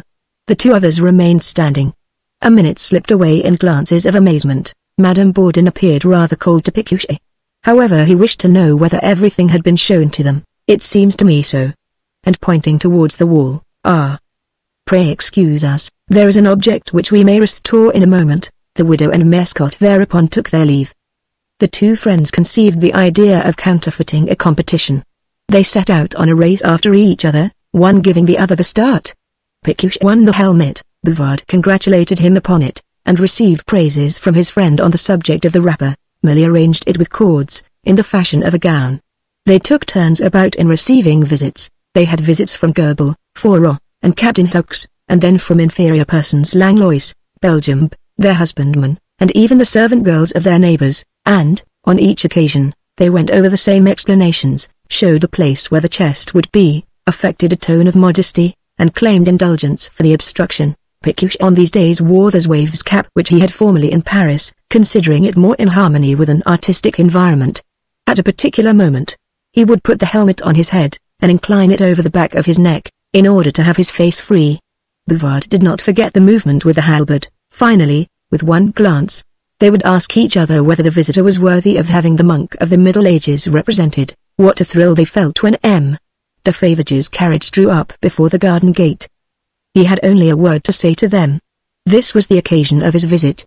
Hurel, his man of business, had informed him that, while searching everywhere for documents, they had bought up old papers at the farm of Aubry. That was perfectly true. Had they not discovered some letters of Baron de Gonneval, a former aide-de-camp of the Duke of Angoulême, who had stayed at Aubry? He wished to have this correspondence for family reasons. They had not got it in the house, but they had in their possession something that would interest him if he would be good enough to follow them into their library. Never before had such well-polished boots creaked in the corridor. They knocked against the sarcophagus. He even went near smashing several tiles, moved an armchair about, descended 2 steps, and, when they reached the second chamber, they showed him under the canopy, in front of the St. Peter, the butter pot made at Noron. Bouvard and Pécuchet thought that the date might sometime be of use. Through politeness, the nobleman inspected their museum. He kept repeating, charming. Very nice. All the time giving his mouth little taps with the handle of his switch, and said that, for his part, he thanked them for having rescued those remains of the Middle Ages, an epoch of religious faith and chivalrous devotion. He loved progress, and would have given himself up like them to these interesting studies, but that politics, the General Council, agriculture, a veritable whirlwind, drove him away from them. After you, however, one would have merely gleanings, for soon you will have captured all the curiosities of the department. Without the vanity, we think so, said Pécuchet. However, one might still discover some at Chavignoles. For example, there was, close to the cemetery wall in the lane, a holy water basin buried under the grass from time immemorial. They were pleased with the information, then exchanged a significant glance. Is it worth the trouble? But already the Count was opening the door. Milly, who was behind it, fled abruptly. As he passed out of the house into the grounds, he observed Gourou smoking his pipe with folded arms. You employ this fellow? I would not put much confidence in him in a time of disturbance. And M. de Favages sprang lightly into his tilbury. Why did their servant maid seem to be afraid of him? They questioned her, and she told them she had been employed on his farm. She was that little girl who poured out drink for the harvesters when they came the 2 years before. They had taken her on as a help at the chateau, and dismissed her in consequence of false reports. As for Gourou, how could they find fault with him? He was very handy, and showed the utmost consideration for them. Next day, at dawn, they repaired to the cemetery. Bouvard felt with his walking stick at the spot indicated. They heard the sound of a hard substance. They pulled up some nettles, and discovered a stone basin, a baptismal font, out of which plants were sprouting. It is not usual, however, to bury baptismal fonts outside churches. Pécuchet made a sketch of it, Bouvard wrote out a description of it, and they sent both to Larsen. His reply came immediately. Victory, my dear associates. Unquestionably, it is a druidical bowl. However, let them be careful about the matter. The axe was doubtful, and as much for his sake as for their own. He pointed out a series of works to be consulted. In a postscript, Larsen confessed his longing to have a look at this bowl, which opportunity would be afforded him in a few days, when he would be starting on a trip from Brittany. Then Bouvard and Pécuchet plunged into Celtic archaeology. According to this science, the ancient Gauls, our ancestors, adored Kirkenkron, Dionysius, Neleomnia, heaven and earth, the wind, the waters, and, above all, the great Teutates, who was the Saturn of the pagans, for Saturn, when he reigned in Phoenicia, wedded a nymph named Enobrit, by whom he had a child called Jud. And Enobrit presents the same traits as Sarah. Jud was sacrificed, or near being so, like Isaac. Therefore, Saturn is Abraham, whence the conclusion must be drawn that the religion of the Gauls had the same principles as that of the Jews. Their society was very well organized. The first class of persons amongst them included the people, the nobility, and the king. The second, the jurisconsults, and in the third, the highest, were ranged, according to Tailipede, the various kinds of philosophers, that is to say, the Druids or Saronites, themselves divided into eupages, bards, and vates. One section of them prophesied, another sang, while a third gave instruction in botany, medicine, history, and literature. In short, all the arts of their time. Pythagoras and Plato were their pupils. They taught metaphysics to the Greeks, sorcery to the Persians, aruspicy to the Etruscans, and to the Romans the plating of copper and the traffic in hams. But of this people, who ruled the ancient world, There remain only stones either isolated or in groups of 3, or placed together so as to resemble a rood chamber, or forming enclosures. Bouvard and Pécuchet, filled with enthusiasm, studied in succession the stone on the post farm at Ussy, the coupled stone at Quest, the standing stone near Lagal, and others besides. All these blocks, of equal insignificance, speedily bored them, and one day, when they had just seen the men at Passais, they were about to return from it when their guide led them into a beech wood, which was blocked up with masses of granite, like pedestals or monstrous tortoises. The most remarkable of them is hollowed like a basin.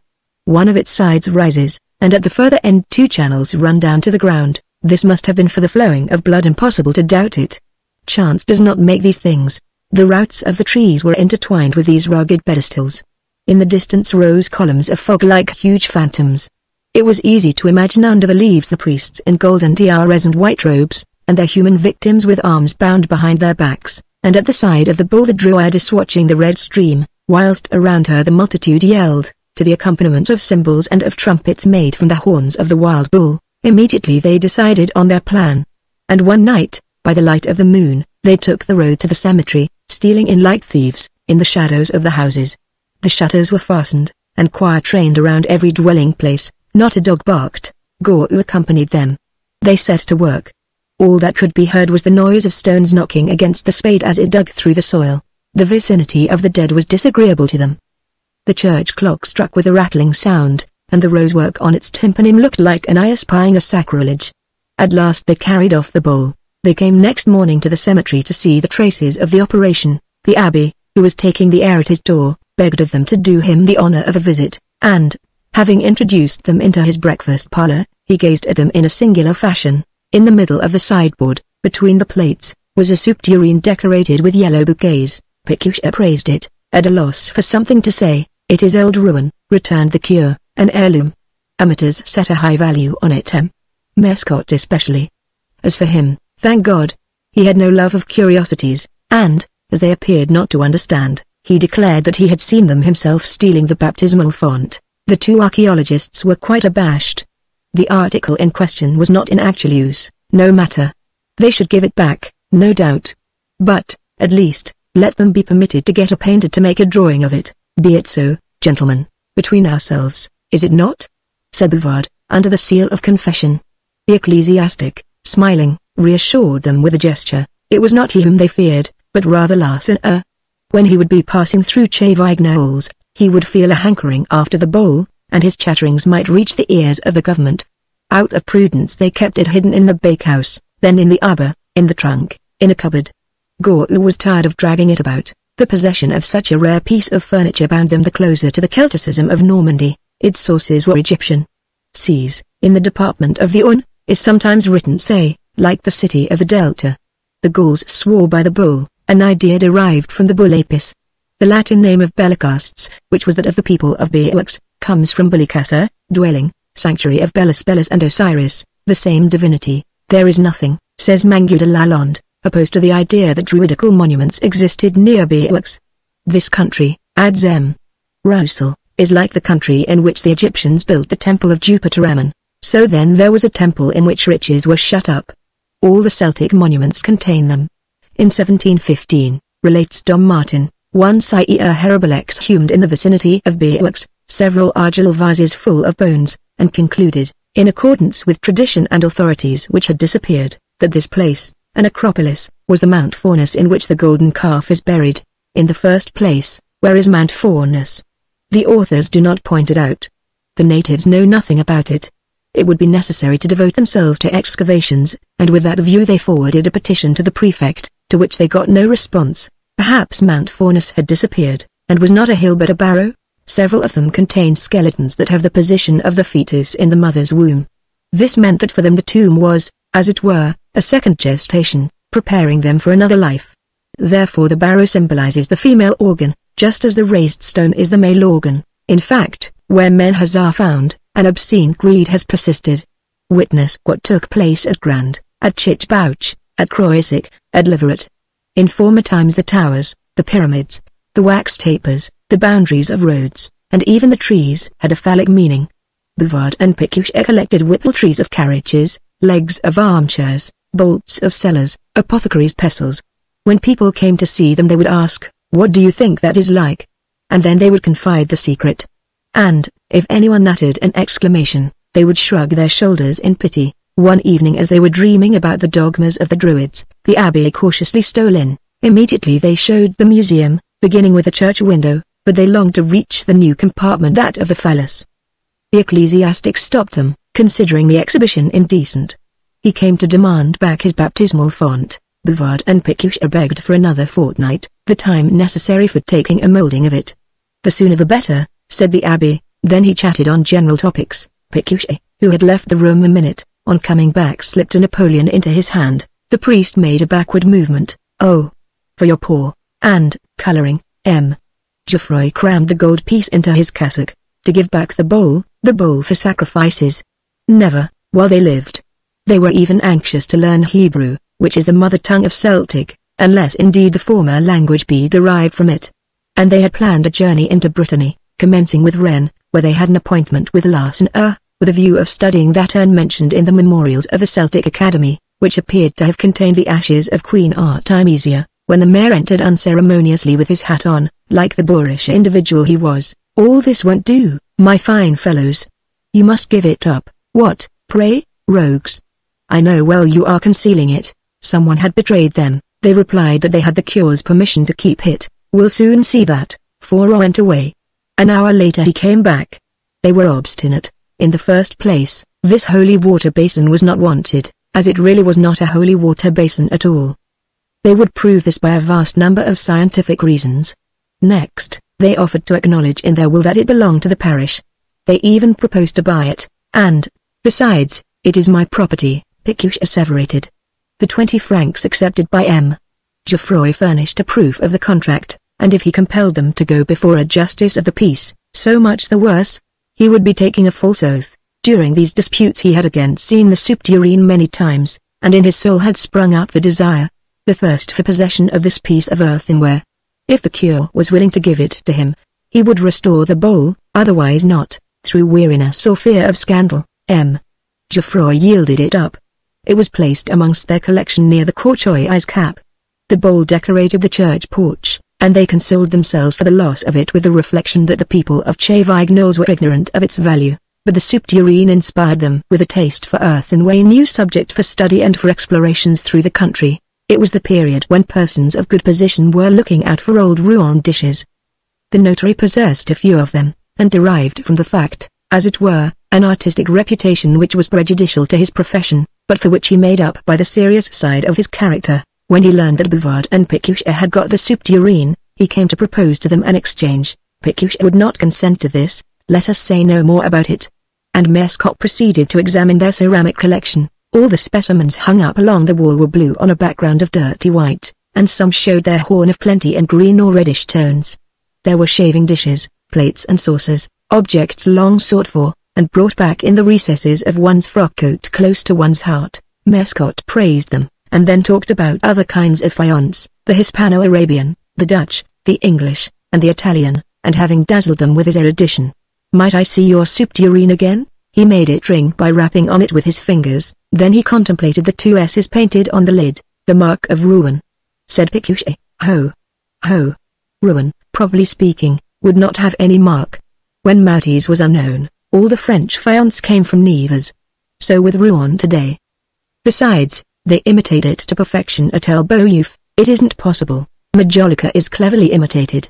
Your specimen is of no value, and as for me, I was about to do a downright foolish thing." When the notary had gone, Pécuchet sank into an armchair in a state of nervous prostration. "We shouldn't have given back the bowl," said Bouvard, "but you get excited, and always lose your head." "Yes, I do lose my head," and Pécuchet, snatching up the soup tureen, flung it some distance away from him against the sarcophagus. Bouvard, more self-possessed, picked up the broken pieces one by one, and some time afterwards this idea occurred to him: Mescot, through jealousy, might have been making fools of us. How? There's nothing to show me that the soup tureen was not genuine. Whereas the other specimens which he pretended to admire are perhaps counterfeit. And so the day closed with uncertainties and regrets. This was no reason for abandoning their tour into Brittany. They even purposed to take Gourou along with them to assist them in their excavations. For some time past, he had slept at the house, in order to finish the more quickly the repairing of the chest. The prospect of a change of place annoyed him, and when they talked about menhas and barrows which they calculated on seeing, "I know better ones," said he to them, "in Algeria, in the south, near the sources of Boumassoug, you meet quantities of them." He then gave a description of a tomb which chanced to be open right in front of him, and which contained a skeleton squatting like an ape with its 2 arms around its legs. Larsan, when they informed him of the circumstance, would not believe a word of it. Bouvard sifted the matter, and started the question again: how does it happen that the monuments of the Gauls are shapeless, whereas these same Gauls were civilized in the time of Julius Caesar? No doubt they were traceable to a more ancient people. Such a hypothesis, in Larsan's opinion, betrayed a lack of patriotism. No matter, there is nothing to show that these monuments are the work of Gauls.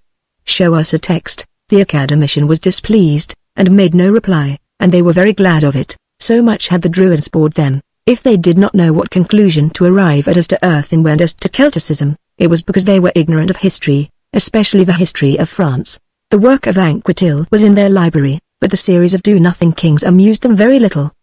The villainy of the mayors of the palace did not excite their indignation, and they gave Anquetil up, repelled by the ineptitude of his reflections. Then they asked Dumouchel, "What is the best history of France?" Dumouchel subscribed, in their names, to a circulating library, and forwarded to them the work of Augustin Thierry, together with 2 volumes of M. de Genoud. According to Genoud, royalty, religion, and the national assemblies here are the principles of the French nation, which go back to the Merovingians. The Carlovingians fell away from them. The Capetians, being in accord with the people, made an effort to maintain them. Absolute power was established under Louis XIII, in order to conquer Protestantism, the final effort of feudalism, and 89 is a return to the constitution of our ancestors. Pécuchet admired his ideas. They excited Bouvard's pity, as he had read Augustin Thierry first. "What trash you talk with your French nation, seeing that France did not exist, nor the national assemblies, and the Carlovingians usurped nothing at all, and the kings did not set free the communes. Read for yourself." Pécuchet gave way before the evidence, and surpassed him in scientific strictness. He would have considered himself dishonored if he had said Charlemagne and not Karl the Great, Clovis in place of Chlodwig. Nevertheless he was beguiled by Genoud, deeming it a clever thing to join together both ends of French history, so that the middle period becomes rubbish, and, in order to ease their minds about it, they took up the collection of Buches and Roux. But the fustian of the preface, that medley of socialism and Catholicism, disgusted them, and the excessive accumulation of details prevented them from grasping the whole. They had recourse to M. Thies. It was during the summer of 1845, in the garden beneath the arbor. Pécuchet, his feet resting on a small chair, read aloud in his cavernous voice, without feeling tired, stopping to plunge his fingers into his snuff-box. Bouvard listened, his pipe in his mouth, his legs wide apart, and the upper part of his trousers unbuttoned. Old men had spoken to them of '93, and recollections that were almost personal gave life to the prosy descriptions of the author. At that time the highroads were covered with soldiers singing the Marseillaise. At the thresholds of doors women sat sewing canvas to make tents. Sometimes came a wave of men in red caps, bending forward a pike, at the end of which could be seen a discolored head with the hair hanging down.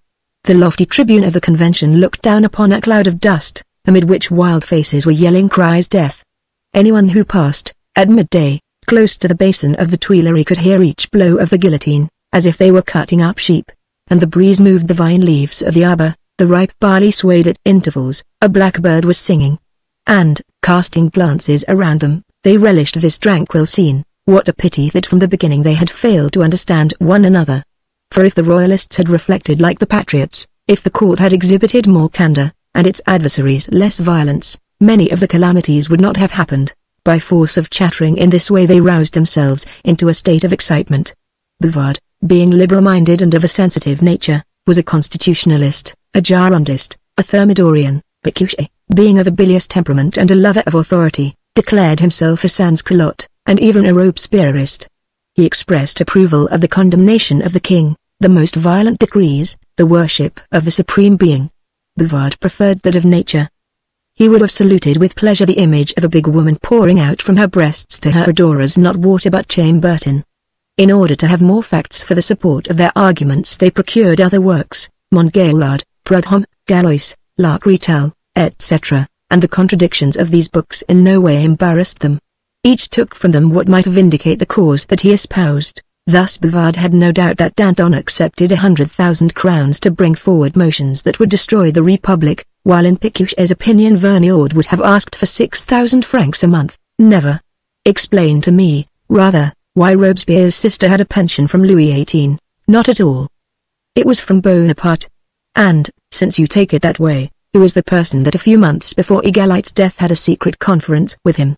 I wish they would reinsert in the memoirs of La Campagne the suppressed paragraphs. The death of the Dauphin appears to me equivocal. The powder magazine at Grenelle by exploding killed 2,000 persons. The cause was unknown, they tell us. What nonsense. For Pécuchet was not far from understanding it, and threw the blame for every crime on the maneuvers of the aristocrats, gold, and the foreigner. In the mind of Bouvard there could be no dispute as to the use of the words, "Ascend to heaven, son of St. Louis," as to the incident about the virgins of Verdun, or as to the culottes clothed in human skin. He accepted Prudhomme's lists, 1,000,000 of victims, exactly, but the Loire, read with gore from Saumur to Nantes, in a line of 18 leagues, made him wonder. Pécuchet in the same degree entertained doubts, and they began to distrust the historians. For some the revolution is a satanic event, others declare it to be a sublime exception.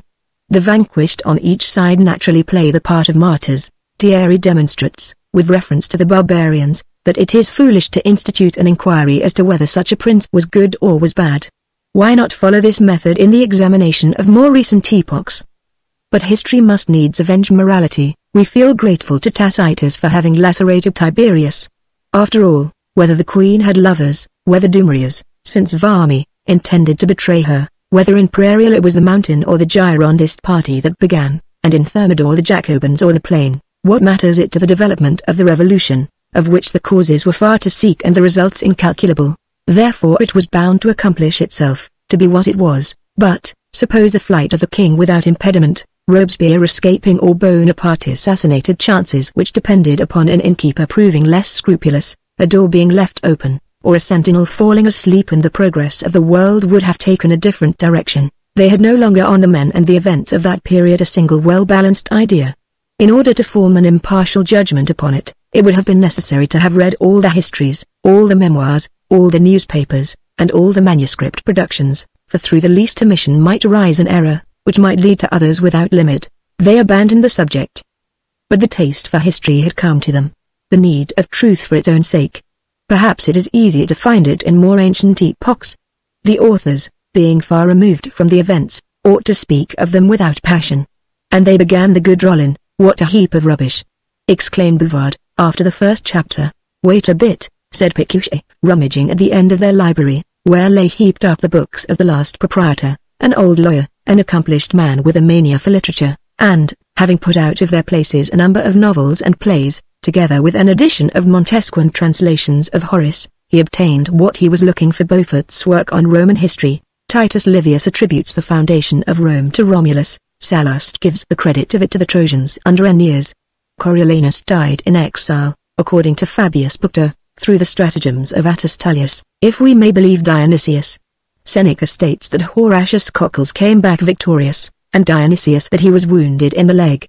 And Lamothe gives expression to similar doubts with reference to other nations. There is no agreement as to the antiquity of the Chaldeans, the age of Homer, the existence of Zoroaster, the two empires of Assyria. Quintus Curtius has manufactured fables. Plutarch gives the lighter Herodotus. We should have a different idea of Caesar if Vercingetorix had written his commentaries. Ancient history is obscure through want of documents. There is an abundance of them in modern history, and Bouvard and Pécuchet came back to France, and began Sismondi. The succession of so many men filled them with a desire to understand them more thoroughly, to enter into their lives. They wanted to read the originals: Gregory of Tours, Monstrelet, Comines, all those whose names were odd or agreeable. But the events got confused through want of knowledge of the dates. Fortunately they possessed Dumauchel's work on mnemonics, a duodecimo in boards with this epigraph, to instruct while amusing. It combined the three systems of Halévy, of Paris, and of Finagle. Halévy transforms numbers into external objects, the number 1 being expressed by a tower, 2 by a bird, 3 by a camel, and so on. Paris strikes the imagination by means of rebuses. An armchair garnished with clincher nails will give clue, vis clavis, and, as the sound of frying makes rick, whitings in a stove will recall Chilperic. Finagle divides the universe into houses, which contain rooms, each having 4 walls with 9 panels, and each panel bearing an emblem. A pharos on a mountain will tell the name of Pharamond in Paris's system, and, according to Alevi's directions, by placing above a mirror, which signifies 4, a bird 2, and a hoop 0, we shall obtain 420, the date of that prince's accession. For greater clearness, they took as their mnemotechnic basis their own house, their domicile, associating a distinct fact with each part of it, and the courtyard, the garden, the outskirts. The entire country had for them no meaning any longer except as objects for facilitating memory. The boundaries in the fields defined certain epochs, the apple trees were genealogical stems, the bushes battles, everything became symbolic. They sought for quantities of absent things on their walls, ended by seeing them, but lost the recollection of what dates they represented. Besides, the dates are not always authentic. They learned out of a manual for colleges that the birth of Jesus ought to be carried back 5 years earlier than the date usually assigned for it, that there were amongst the Greeks 3 ways of counting the Olympiads, and 8 amongst the Latin of making the year begin. So many opportunities for mistakes outside of those which result from the zodiacs, from the epochs, and from the different calendars, and from carelessness as to dates they passed to contempt for facts. What is important is the philosophy of history. Bouvard could not finish the celebrated discourse of Bossuet. The eagle of Mx is a farce actor. He forgets China, the Indies, and America, but is careful to let us know that Theodosius was the joy of the universe, that Abraham treated kings as his equals, and that the philosophy of the Greeks has come down from the Hebrews. His preoccupation with the Hebrews provokes me. Pécuchet shared this opinion, and wished to make him read Vico. Why admit, objected Bouvard, that fables are more true than the truths of historians? Pécuchet tried to explain myths, and got lost in the science nueva. Will you deny the design of Providence? I don't know it, said Bouvard. And they decided to refer to Dumouchel. The professor confessed that he was now at sea on the subject of history. It is changing every day. There is a controversy as to the kings of Rome and the journeys of Pythagoras. Doubts have been thrown on Belias Arius, William Tell, and even on the Cid, who has become, thanks to the latest discoveries, a common robber. It is desirable that no more discoveries should be made, and the Institute ought even to lay down a kind of canon prescribing what it is necessary to believe. In a postscript he sent them some rules of criticism taken from Dornu's course of lectures. To cite by way of proof the testimony of multitudes is a bad method of proof. They are not there to reply, to reject impossible things. Pause in ears was shown the stone swallowed by Saturn. Architecture may lie, instance, the Arch of the Forum, in which Titus is called the first conqueror of Jerusalem, which had been conquered before him by Pompey. Medals sometimes deceive. Under Charles IX, money was minted from the coinage of Henry II. Take into account the skill of forgers and the interestedness of apologists and calumniators. Few historians have worked in accordance with these rules, but all in view of one special cause, of one religion, of one nation, of one party, of one system, in order to curb kings, to advise the people, or to offer moral examples. The others, who pretend merely to narrate, are no better, for everything cannot be told. Some selection must be made. But in the selection of documents some special predilection will have the upper hand, and, as this varies according to the conditions under which the writer views the matter, history will never be fixed. It is sad, was their reflection. However, one might take a subject, exhaust the sources of information concerning it, make a good analysis of them, then condense it into a narrative, which would be, as it were, an epitome of the facts reflecting the entire truth. Do you wish that we should attempt to compose a history? I ask for nothing better. But of what? Suppose we write the life of the Duke of Angoulême? But he was an idiot, returned Bouvard. What matter? Personages of an inferior mold have sometimes an enormous influence, and he may have controlled the machinery of public affairs. The books would furnish them with information, and M. de Favrages, no doubt, would have them himself, or could procure them from some elderly gentleman of his acquaintance. They thought over this project, discussed it, and finally determined to spend a fortnight at the municipal library at Caen making researches there. The librarian placed at their disposal some general histories and some pamphlets with a coloured lithograph portrait representing at 3/4 length Munson the Duke of Angoulême. The blue cloth of his uniform disappeared under the epaulettes, the stars, and the large red ribbon of the Legion of Honor. A very high collar surrounded his long neck.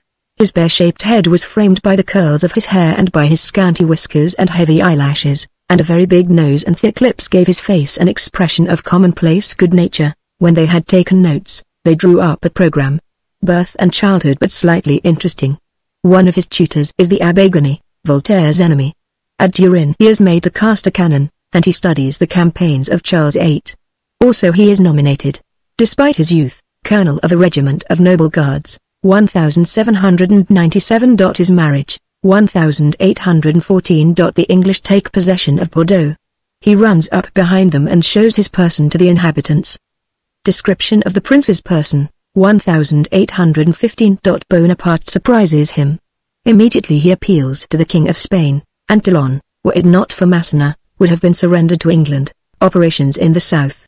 He is beaten, but released under the promise to restore the crown diamonds carried off at full gallop by the king, his uncle. After the 100 days he returns with his parents and lives in peace.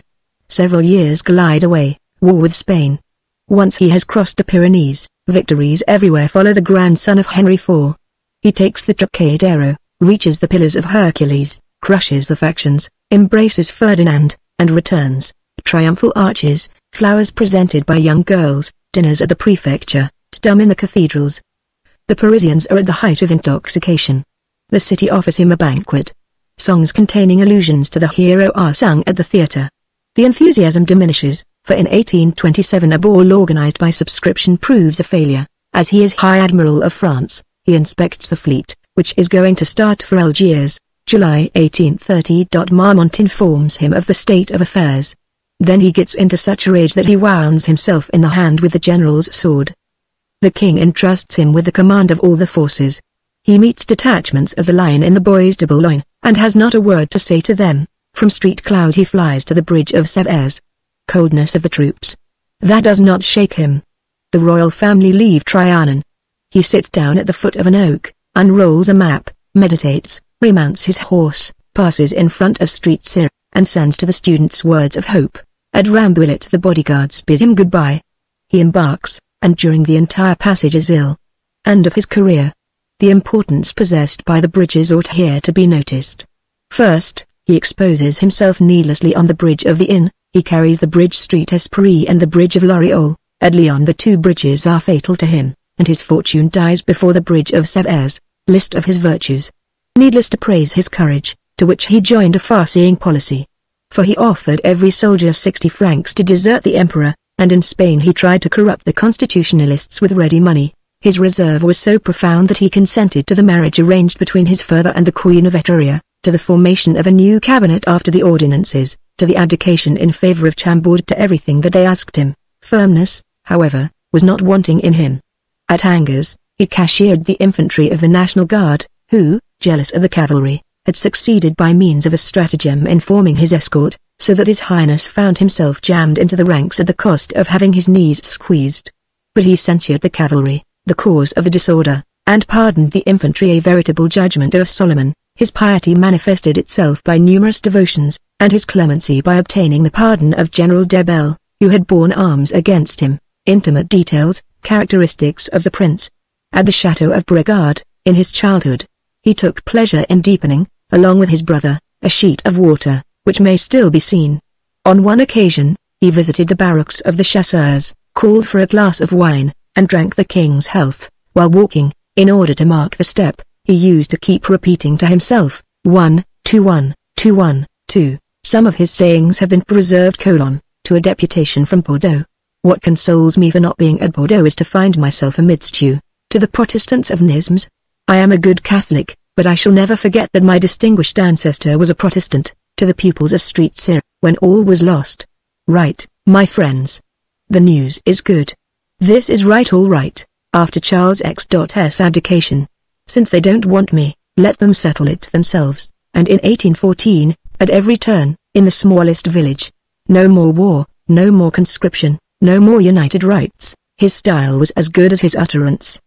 His proclamations surpassed everything. The first, of the Count of Artois, began thus. Frenchmen, your king's brother has arrived. That of the prince. I come. I am the son of your kings. You are Frenchmen. Order of the day, dated from Bayonne. Soldiers, I come. Another, in the midst of disaffection.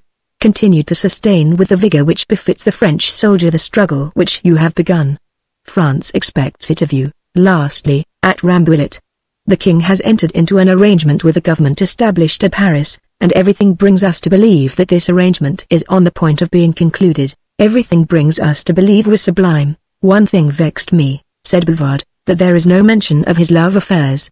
And they made a marginal note, to search for the prince's amours. At the moment when they were taking their leave, the librarian, bethinking himself of it, showed them another portrait of the Duke of Angoulême. In this one he appeared as a colonel of cuirassiers, on a vaulting horse, his eyes still smaller, his mouth open, and his hair straight. How were they to reconcile the two portraits? Had he straight hair, or rather crisped unless he carried affectation so far as to get it curled? A grave question, from Pécuchet's point of view, for the mode of wearing the hair indicates the temperament, and the temperament the individual. Bouvard considered that we know nothing of a man as long as we are ignorant of his passions, and in order to clear up these 2 points, they presented themselves at the chateau of Favages. The Count was not there. This retarded their work. They returned home annoyed. The door of the house was wide open. There was nobody in the kitchen. They went upstairs, and who should they see in the middle of Bouvard's room but Madame Bourdin, looking about her right and left. "Excuse me," she said, with a forced laugh, "I have for the last hour been searching for your cook, whom I wanted for my preserves." They found her in the wood-house on a chair fast asleep. They shook her. She opened her eyes. "What is it now?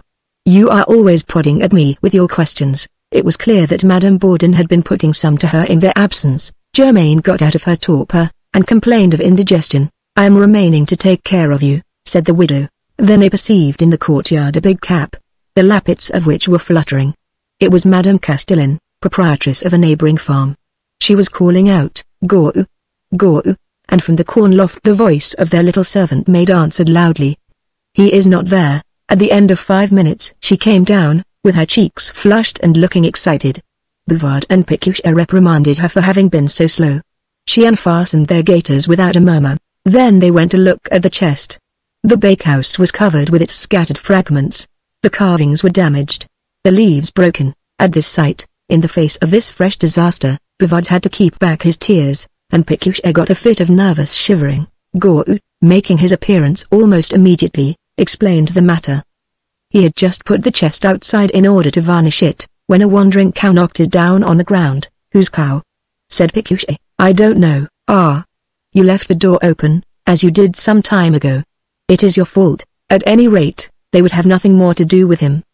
He had been trifling with them too long, and they wanted no more of him or his work. These gentlemen were wrong. The damage was not so great. It would be all settled before 3 weeks. And Gau accompanied them into the kitchen, where Germaine was seen dragging herself along to see after the dinner. They noticed on the table a bottle of Calvados, 3/4 emptied. "By you, no doubt," said Pécuchet to Gau. "By me. Never." Bouvard met his protest by observing, "You are the only man in the house." "Well, and what about the women?" rejoined the workman, with a side wink. Germaine caught him up. "You'd better say 'twas I." "Certainly it was you, and perhaps 'twas I smashed the press." Gau danced about. "Don't you see that she's drunk?" Then they squabbled violently with each other, he with a pale face and a biting manner, she purple with rage, tearing tufts of grey hair from under her cotton cap. Madame Bourdin took Germaine's part, while Milly took Gau's. The old woman burst out. "Isn't it an abomination that you two should be spending days together in the grove, not to speak of the nights?" A sort of Parisian, eating up honest women, who comes to our master's house to play tricks on them. Bouvard opened his eyes wide. "What tricks? I tell you he's making fools of you." "Nobody can make a fool of me," exclaimed Pécuchet, and, indignant at her insolence, exasperated by the mortification inflicted on him, he dismissed her, telling her to go and pack. Bouvard did not oppose this decision, and they went out, leaving Germaine in sobs over her misfortune, while Madame Bourdin was trying to console her. In the course of the evening, as they grew calmer, they went over these occurrences, asked themselves who had drunk the Calvados, how the chest got broken, what Madame Castellan wanted when she was calling Gau, and whether he had dishonored Milly. "We are not able to tell," said Bouvard, "what is happening in our own household, and we lay claim to discover all about the hair and the love affairs of the Duke of Angoulême." Pécuchet added, "How many questions there are in other respects important and still more difficult," whence they concluded that external facts are not everything. It is necessary to complete them by means of psychology. Without imagination, history is defective. Let us send for some historical romances. Chapter 5 Romance and the Drama. They first read Walter Scott. It was like the surprise of a new world.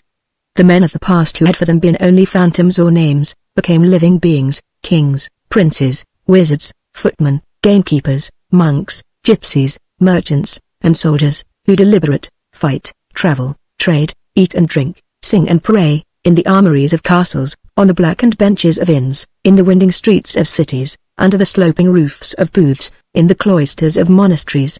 Landscapes artistically arranged formed backgrounds for the narratives, like the scenery of a theatre. You follow with your eyes a horseman galloping along the strand, you breathe amid the heather the freshness of the wind. The moon shines on the lake, over which a boat is skimming, the sun glitters on the breastplates, the rain falls over leafy huts. Without having any knowledge of the models, they thought these pictures lifelike and the illusion was complete, and so the winter was spent. When they had breakfasted, they would install themselves in the little room, one at each side of the chimney-piece, and, facing each other, book in hand, they would begin to read in silence. When the day wore apace, they would go out for a walk along the road, then, having snatched a hurried dinner, they would resume their reading far into the night.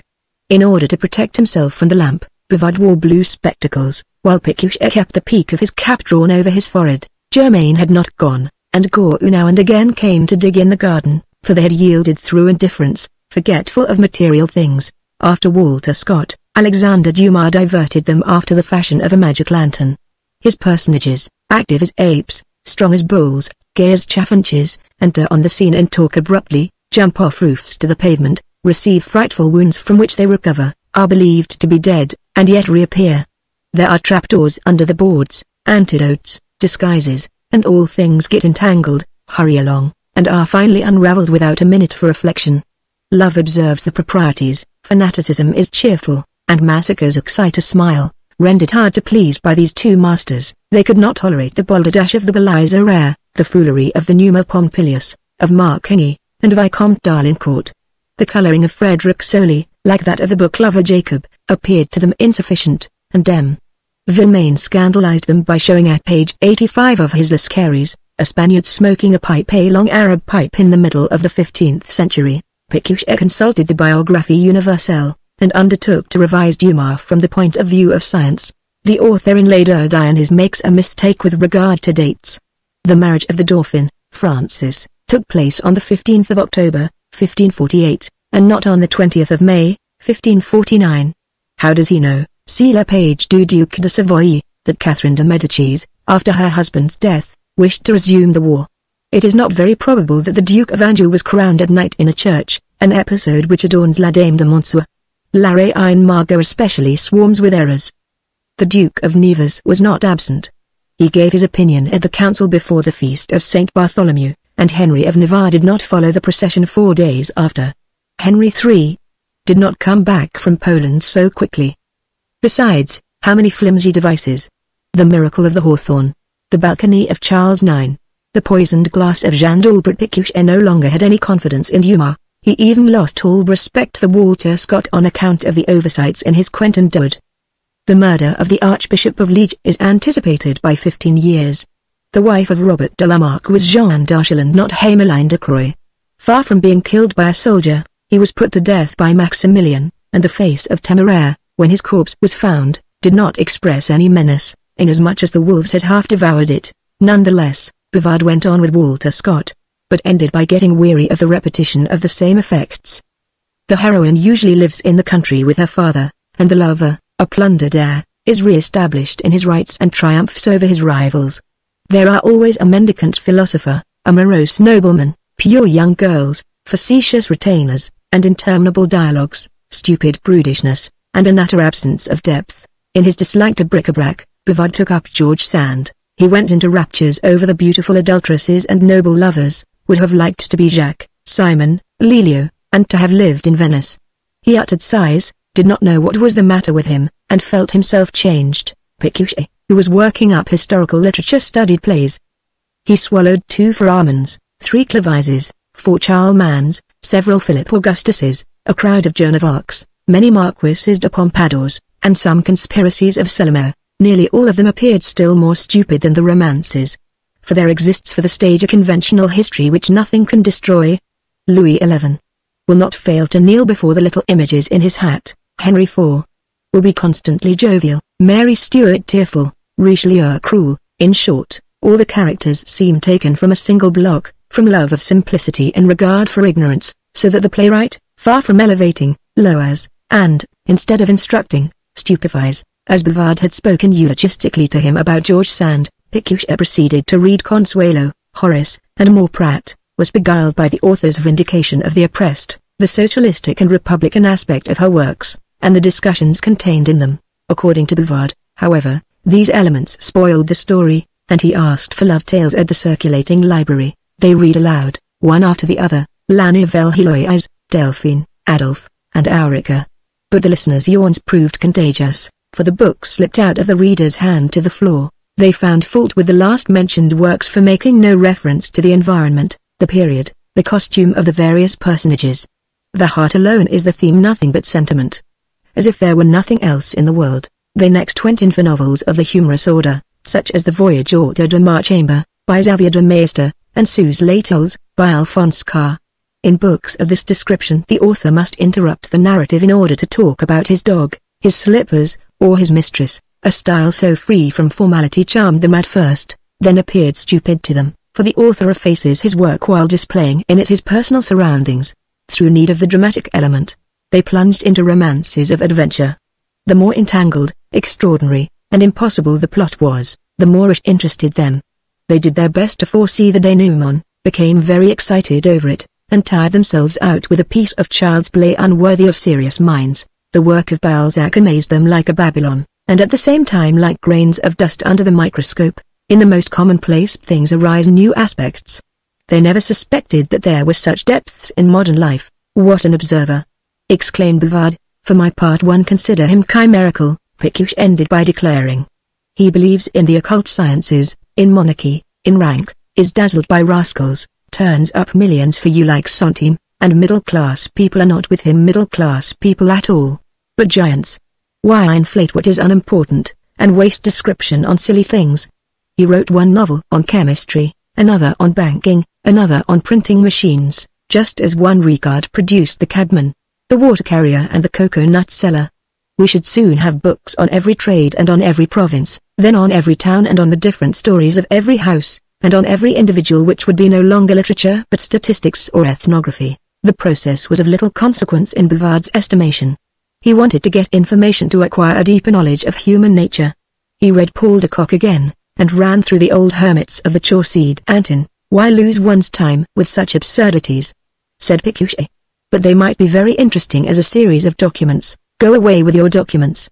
I want something to lift me up, and take me away from the miseries of this world. And Pécuchet, craving for the ideal, led Bouvard unconsciously towards tragedy, the far-off times in which the action takes place, the interests with which it is concerned, and the high station of its leading personages impressed them with a certain sense of grandeur. One day Bouvard took up Athalie, and recited the dream so well that Pécuchet wished to attempt it in his turn.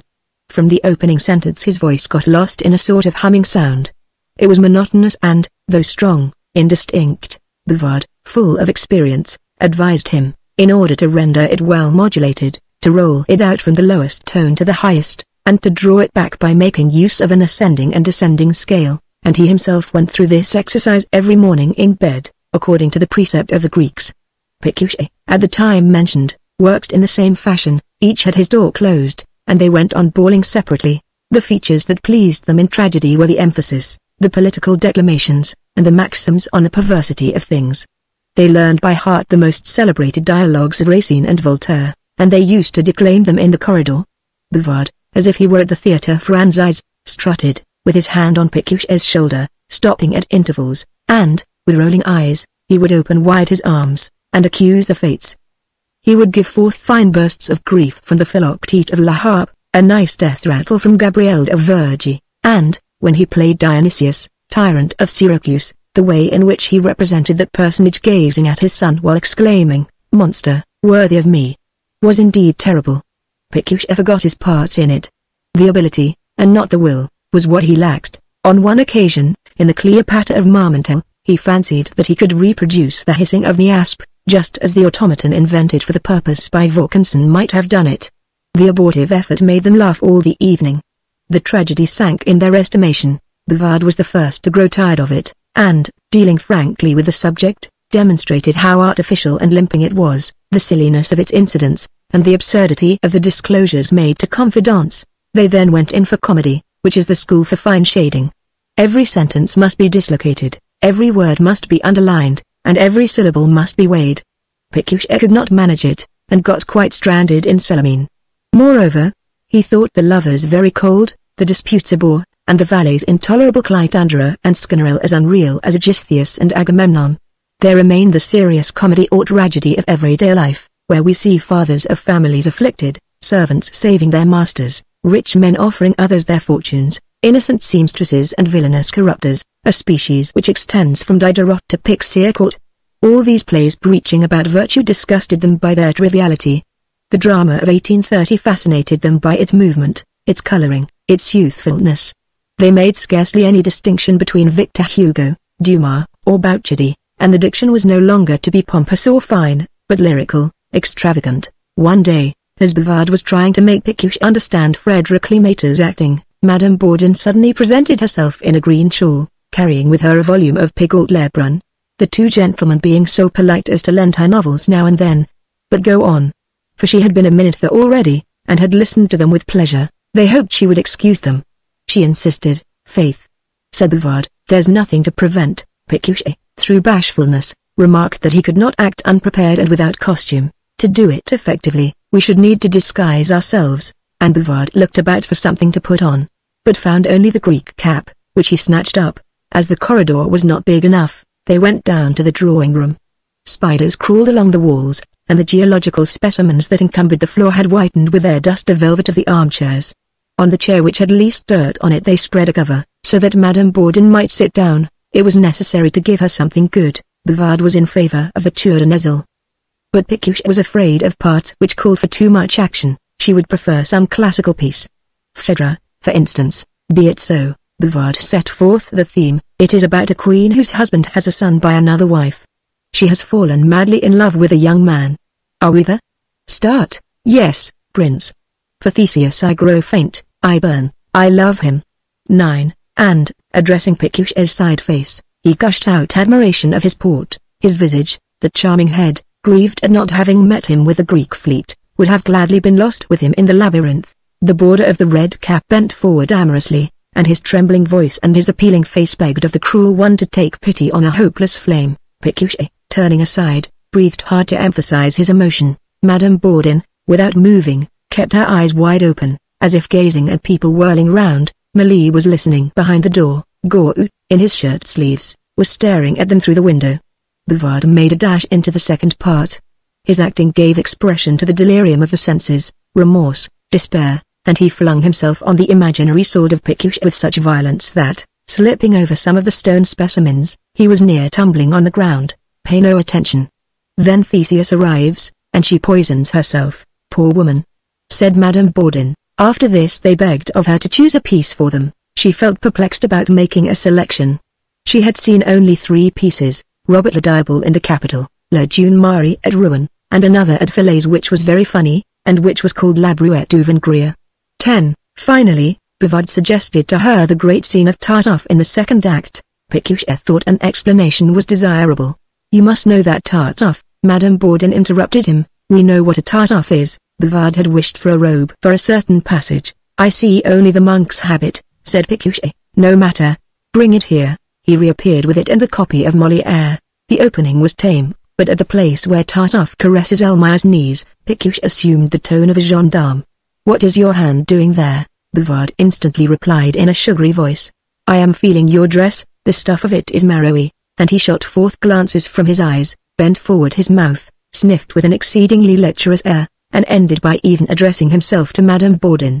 His impassioned gaze embarrassed her, and when he stopped, humble and palpitating, she almost sought for something to say in reply. Pécuchet took refuge in the book. The declaration is quite gallant, ha! Yes, cried she. He is a bold wheedler, is it not so? Returned Bouvard confidently. But here's another with a more modern touch about it. And, having opened his coat, he squatted over a piece of ashlar, and, with his head thrown back, burst forth. Your eyes bright flame my vision floods with joy, sing me some song like those, in bygone years. You sang at eve, your dark eye filled with tears. 11. that is like me, she thought. Drink and be merry. Let the wine cup flow. Give me this hour, and all the rest may go. 12. How droll you are. And she laughed with a little laugh, which made her throat rise up, and exposed her teeth. Ah! Say, is it not sweet, to love and see your lover at your feet? 13. He knelt down. Finish, then, oh! Let me sleep and dream upon thy breast. My beauty, Donia soul, my love. 14. Here the bells are heard, and they are disturbed by a mountaineer. Fortunately, but for that, and Madame Bourdon smiled, in place of finishing the sentence. It was getting dark. She arose. It had been raining a short time before, and the path through the beech grove not being dry enough, it was more convenient to return across the fields. Bouvard accompanied her into the garden, in order to open the gate for her. At first they walked past the trees cut like distaffs, without a word being spoken on either side. He was still moved by his declamation, and she, at the bottom of her heart, felt a certain kind of fascination, a charm which was generated by the influence of literature. There are occasions when art excites commonplace natures, and worlds may be unveiled by the clumsiest interpreters. The sun had reappeared, making the leaves glisten, and casting luminous spots here and there amongst the brakes. 3 sparrows with little chirpings hopped on the trunk of an old linden tree which had fallen to the ground. A hawthorn in blossom exhibited its pink sheath, lilacs drooped, borne down by their foliage. Ah! That does one good, said Bouvard, inhaling the air till it filled his lungs. You are so painstaking. It is not that I have talent, but as for fire, I possess some of that. One can see, she returned, pausing between the words, that you were in love in your early days. Only in my early days, you believe? She stopped. I know nothing about it. What does she mean? And Bouvard felt his heart beating. A little pool in the middle of the gravel obliging them to step aside, they got up on the hedgerow. Then they chatted about the recital. What is the name of your last piece? It is taken from Hernani, a drama, ha. Then slowly and as if in soliloquy, it must be nice to have a gentleman say such things to you in downright earnest. I am at your service, replied Bouvard. You? Yes, I. What a joke, not the least in the world. And, having cast a look about him, he caught her from behind round the waist and kissed the nape of her neck vigorously.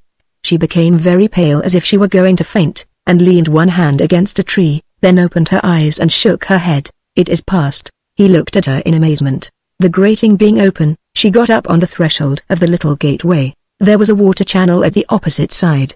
She gathered up all the folds of her petticoat and stood on the brink hesitatingly. Do you want my assistance? Unnecessary. Why not? Ha!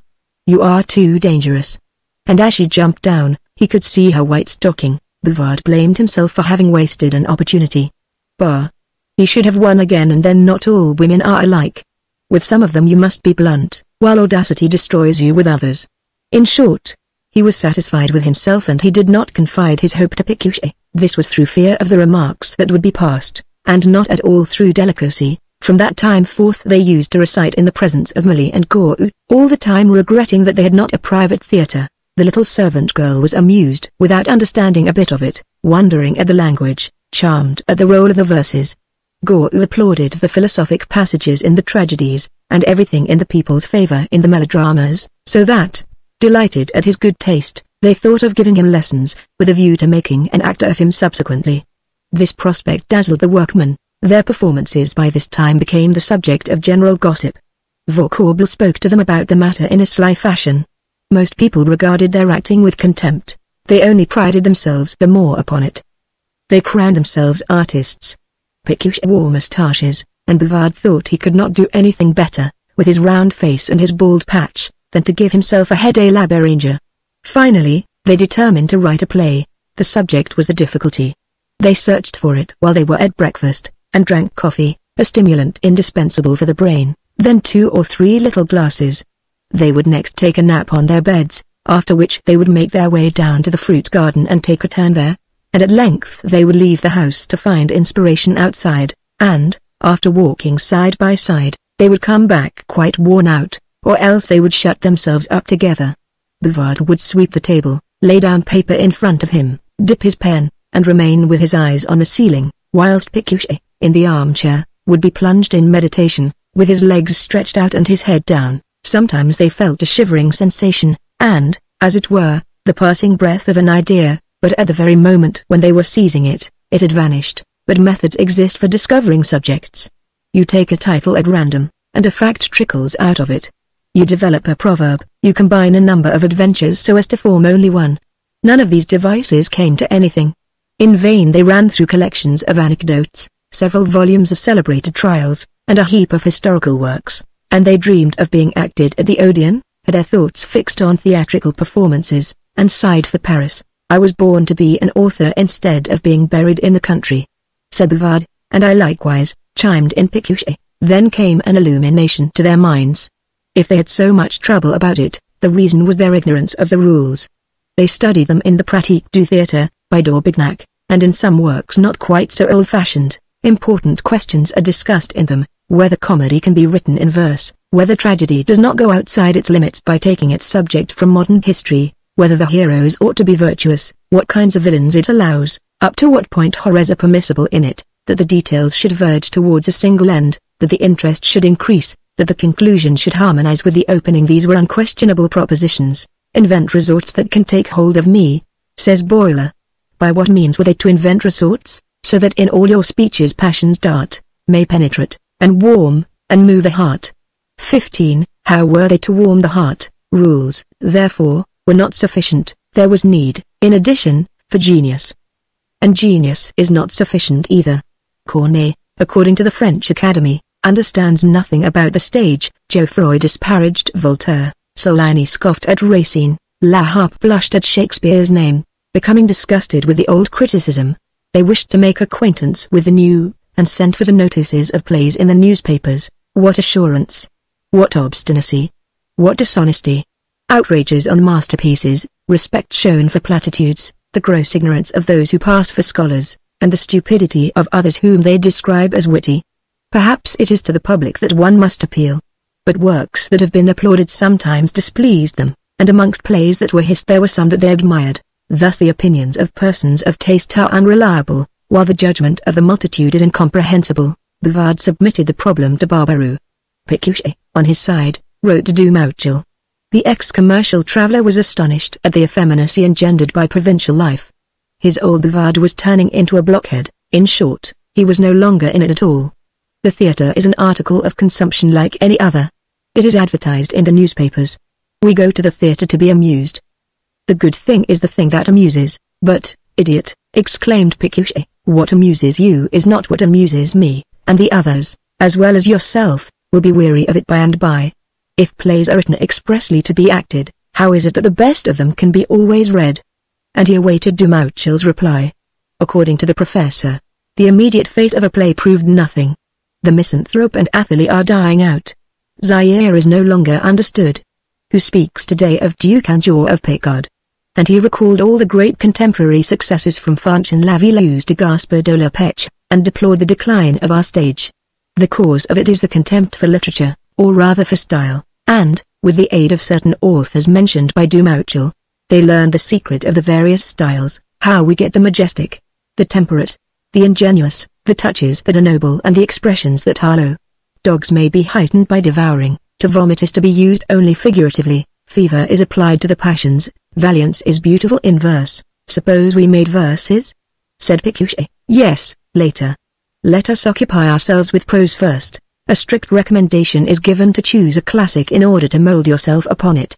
But all of them have their dangers, and not only have they sinned in point of style, but still more in point of phraseology. This assertion disconcerted Bouvard and Pécuchet, and they set about studying grammar. Has the French language, in its idiomatic structure, definite articles and indefinite, as in Latin? Some think that it has, others that it has not. They did not venture to decide. The subject is always in agreement with the verb, save on the occasions when the subject is not in agreement with it. There was formerly no distinction between the verbal adjective and the present participle, but the Academy lays down one not very easy to grasp. They were much pleased to learn that the pronoun "le" is used for persons, but also for things, while "ou" and "n" are used for things and sometimes for persons. Ought we to say "cette femme l'air bon" or "l'air bon?" and "bush de boys seconds," or "de boys siche?" "ni pas laissade," or "cade?" "un troupe de voleurs savant," or "savant." Other difficulties, auteur and élenter, of which Racine and Boiler did not see the difference. Imposer, or "en imposer," synonyms with Massillon and Voltaire. Croisseur and Cosseur, confounded by La Fontaine, who knew, however, how to distinguish a crow from a frog. The grammarians, it is true, are at variance. Some see a beauty where others discover a fault. They admit principles of which they reject the consequences, announce consequences of which they repudiate the principles, lean on tradition, throw over the masters, and adopt whimsical refinements. Ménage, instead of lentilles and cassonade, approves of nantes and castanade. Bonheureuse, hierarchy and not hierarchy in dem. Chapsal speaks of les îles de la soupe. Pécuchet was amazed above all at Genin. What? Xanatons would be better than Hanitons, Ziricos than haricots. And, under Louis XIV, the pronunciation was Rome and Monsieur de Lion, instead of Rome and Monsieur de Lion. Litter gave them the finishing stroke by declaring that there never had been, and never could be positive orthography. They concluded that syntax is a whim and grammar an illusion. At this period, moreover, a new school of rhetoric declared that we should write as we speak, and that all would be well so long as we felt and observed. As they had felt and believed that they had observed, they considered themselves qualified to write. A play is troublesome on account of the narrowness of its framework. But the novel has more freedom. In order to write one they searched among their personal recollections. Pécuchet recalled to mind one of the head clerks in his own office, a very nasty customer, and he felt a longing to take revenge on him by means of a book. Bouvard had, at the smoking saloon, made the acquaintance of an old writing master, who was a miserable drunkard. Nothing could be so ludicrous as this character. At the end of the week, they imagined that they could fuse these two subjects into one. They left off there, and passed on to the following: a woman who causes the unhappiness of a family, a wife, her husband, and her lover, a woman who would be virtuous through a defect in her conformation, an ambitious man, a bad priest.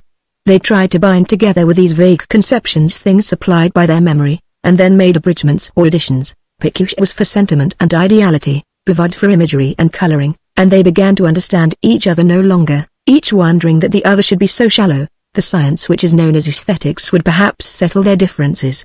A friend of Dumouchel, a professor of philosophy, sent them a list of works on the subject.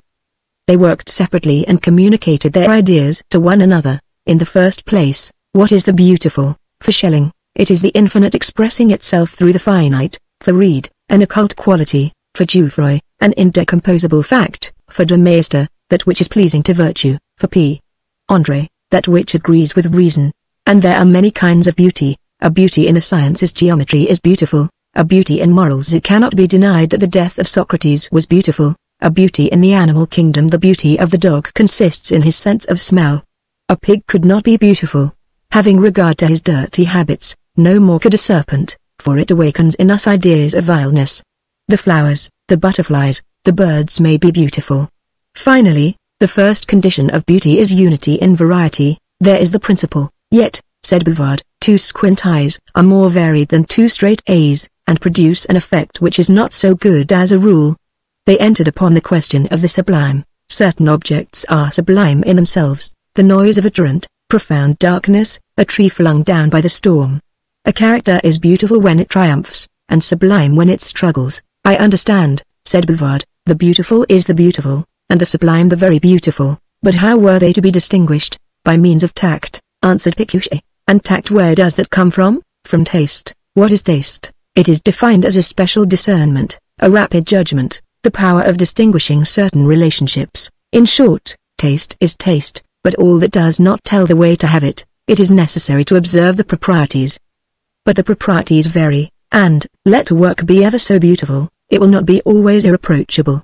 There is, however, a beauty which is indestructible, and of whose laws we are ignorant, for its genesis is mysterious. Since an idea cannot be interpreted in every form, we ought to recognize limits amongst the arts, and in each of the arts many forms, but combinations arise in which the style of one will enter into another without the ill result of deviating from the end of not being true. The too rigid application of truth is hurtful to beauty, and preoccupation with beauty impedes truth. However, without an ideal there is no truth. This is why types are of a more continuous reality than portraits. Art, besides, only aims at the verisimilitude, but verisimilitude depends on the observer, and is a relative and transitory thing, so they got lost in discussions. Bouvard believed less and less in aesthetics. If it is not a humbug, its correctness will be demonstrated by examples. Now listen. And he read a note which had called for much research on his part. Bouvard accuses Tacitus of not having the simplicity which history demands. M. Droz, a professor, blames Shakespeare for his mixture of the serious and the comic. Nisard, another professor, thinks that André Chenier is, as a poet, beneath the 17th century. Blair, an Englishman, finds fault with the picture of the harpies in Virgil. Marmontel groans over the liberties taken by Homer. Lamotte does not admit the immortality of his heroes. Vida is indignant at his similes. In short, all the makers of rhetorics, poetics, and aesthetics, appear to me idiots. You are exaggerating, said Pécuchet. He was disturbed by doubts, for, if, as Longinus observes, ordinary minds are incapable of faults, the faults must be associated with the masters, and we are bound to admire them. This is going too far. However, the masters are the masters. He would have liked to make the doctrines harmonize with the works, the critics with the poets, to grasp the essence of the beautiful, and these questions exercised him so much that his bile was stirred up. He got a jaundice from it. It was at its crisis when Marianne, Madame Bourdon's cook, came with a request from her mistress for an interview with Bouvard. The widow had not made her appearance since the dramatic performance. Was this an advance? But why should she employ Marianne as an intermediary? And all night Bouvard's imagination wandered. Next day, about 2 o'clock, he was walking in the corridor, and glancing out through the window from time to time. The doorbell rang. It was the notary. He crossed the threshold, ascended the staircase, and seated himself in the armchair, and, after a preliminary exchange of courtesies, said that, tired of waiting for Madame Bourdon, he had started before her. She wished to buy the calls from him. Bouvard experienced a kind of chilling sensation, and he hurried towards Pécuchet's room. Pécuchet did not know what reply to make. He was in an anxious frame of mind, as M. Vaucourble was to be there presently. At length Madame Bourdon arrived. The delay was explained by the manifest attention she had given to her toilette, which consisted of a cashmere frock, a hat, and fine kid gloves, a costume befitting a serious occasion.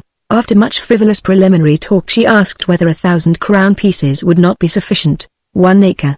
1,000 crown pieces. Never. She half closed her eyes. Oh. For me. And all three remained silent. M. de Favages entered. He had a morocco case under his arm, like a solicitor, and, depositing it on the table, said, "These are pamphlets. They deal with reform, a burning question, but here is a thing which no doubt belongs to you," and he handed Bouvard the second volume of the Memoirs du Diable. Milly, just now, had been reading it in the kitchen, and, as one ought to watch over the morals of persons of that class, he thought he was doing the right thing in confiscating the book. Bouvard had lent it to his servant maid. They chatted about novels. Madame Bourdon liked them when they were not dismal. Writers, said M. de Favages, paint life in colors that are too flattering. It is necessary to paint, urged Bouvard. Then nothing can be done save to follow the example. It is not a question of example. At least, you will admit that they might fall into the hands of a young daughter? I have one, and a charming one, said the notary, with the expression of countenance he wore on the days of marriage contracts. Well, for her sake, or rather for that of the persons that surround her, I prohibit them in my house. For the people, my dear sir, what have the people done? Said Vaucourble, appearing suddenly at the door. Pécuchet, who had recognized his voice, came to mingle with the company. I maintain, returned the Count, that it is necessary to prevent them from reading certain books. Vaucourble observed, then you are not in favor of education? Yes, certainly. Allow me, when every day, said Mescot, an attack is made on the government, where's the harm? And the nobleman and the physician proceeded to disparage Louis Philippe, recalling the Pritchard case, and the September laws against the liberty of the press. And that of the stage, added Pécuchet. Mescot could stand this no longer. It goes too far, this stage of yours. That I grant you, said the Count. Plays that glorify suicide. Suicide is a fine thing. Witness Cato, protested Pécuchet, without replying to the argument. M.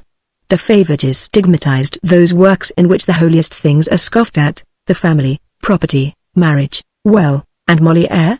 Said Bouvard. Mescot, a man of literary taste, retorted that Molière would not pass muster any longer, and was, furthermore, a little overrated. Finally, said the Count, Victor Hugo has been pitiless, yes, pitiless towards Marie Antoinette, by dragging over the hurdle the type of the Queen in the character of Mary Tudor. What? Exclaimed Bouvard. I, an author, I have no right. No, sir, you have no right to show us crime without putting beside it a corrective, without presenting to us a lesson. Vaucourble thought also that art ought to have an object to aim at the improvement of the masses. Let us chant science, our discoveries, patriotism, and he broke into admiration of Casimir de Lavine. Madame Bourdon praised the Marquis de Foudres. The notary replied, "But the language, are you thinking of that?" "The language? How?" "He refers to the style," said Pécuchet. "Do you consider his works well written?" "No doubt, exceedingly interesting." He shrugged his shoulders, and she blushed at the impertinence. Madame Bourdon had several times attempted to come back to her own business transaction. It was too late to conclude it. She went off on Mascot's arm. The Count distributed his pamphlets, requesting them to hand them round to other people. Vaucourt was leaving, when Pécuchet stopped him. "You are forgetting me, doctor." His yellow physiognomy was pitiable, with his moustaches and his black hair, which was hanging down under a silk handkerchief badly fastened. "Purge yourself," said the doctor. And, giving him 2 little slaps as if to a child, "Too much nerves, too much artist." No, surely, they summed up what they had just heard. The morality of art is contained for every person in that which flatters that person's interests. No one has any love for literature. After this they turned over the Count's pamphlets.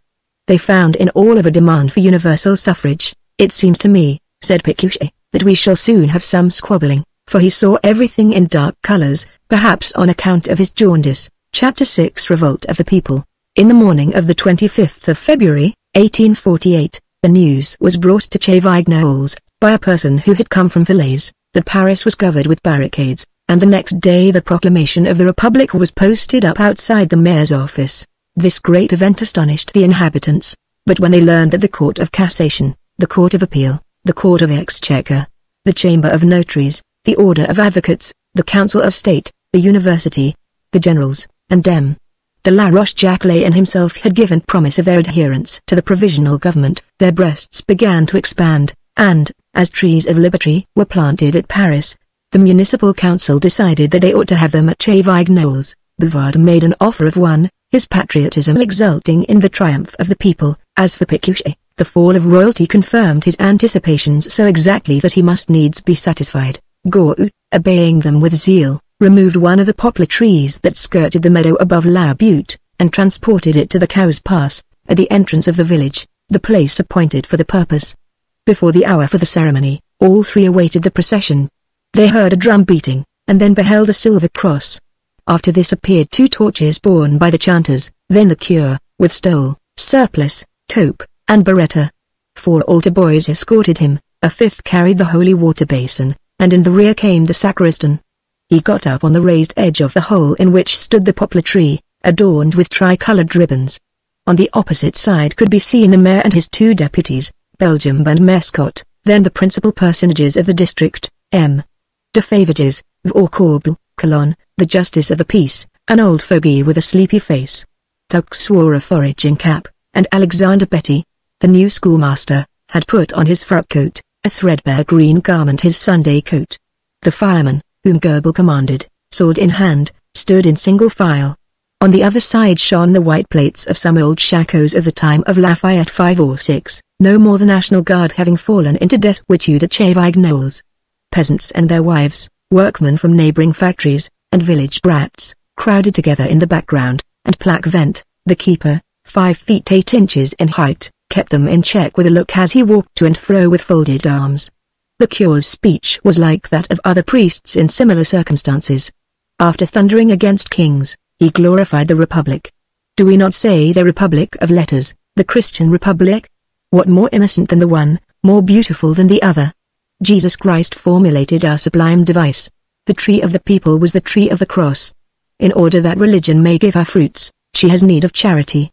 And, in the name of charity, the ecclesiastic implored his brethren not to commit any disorder, to return home peaceably. Then he sprinkled the tree while he invoked the blessing of God. May it grow, and may it recall to us our enfranchisement from all servitude, and that fraternity more bountiful than the shade of its branches. Amen.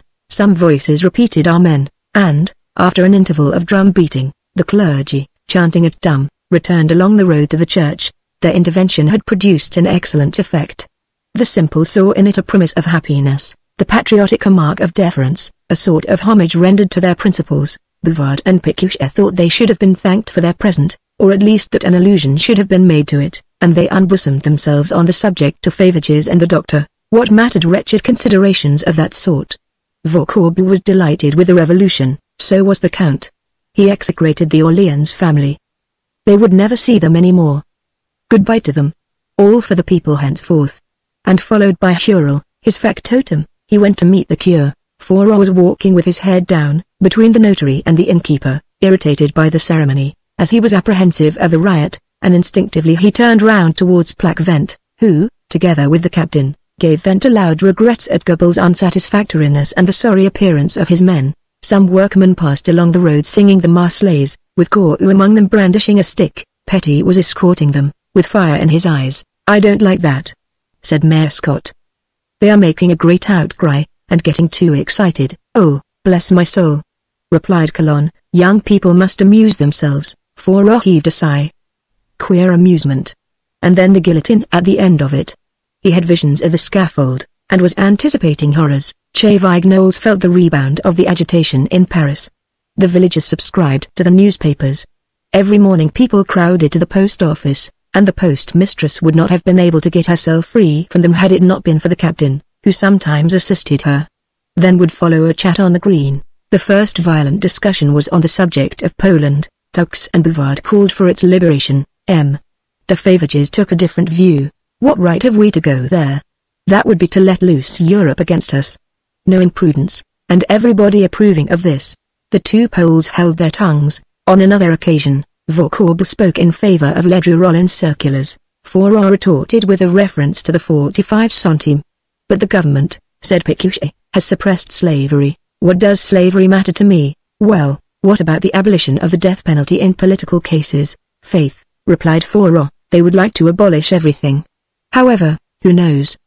The tenants are already showing themselves very exacting, so much the better. The proprietors, according to Pécuchet, has been too much favored. He that owns an estate." Fourreau Mescot interrupted him, exclaiming that he was a communist, i.e. communist, and all kept talking at the same time. When Pécuchet proposed to establish a club, Fourreau had the hardihood to reply that they would never see such a thing at Chevignols. After this, Goreu demanded guns for the National Guard, the general opinion having fixed on him as instructor. The only guns in the place were those of the firemen. Goebbels had possession of them. Fourreau did not care to deliver them up. Goreu looked at him. "You will find, however, that I know how to use them," for he added to his other occupations that of poaching, and the innkeeper often bought from him a hare or a rabbit. "Faith. Take them," said Fourreau. The same evening they began drilling. It was under the lawn, in front of the church. Goreu, in a blue smock frock, with a neckcloth around his loins, went through the movements in an automatic fashion.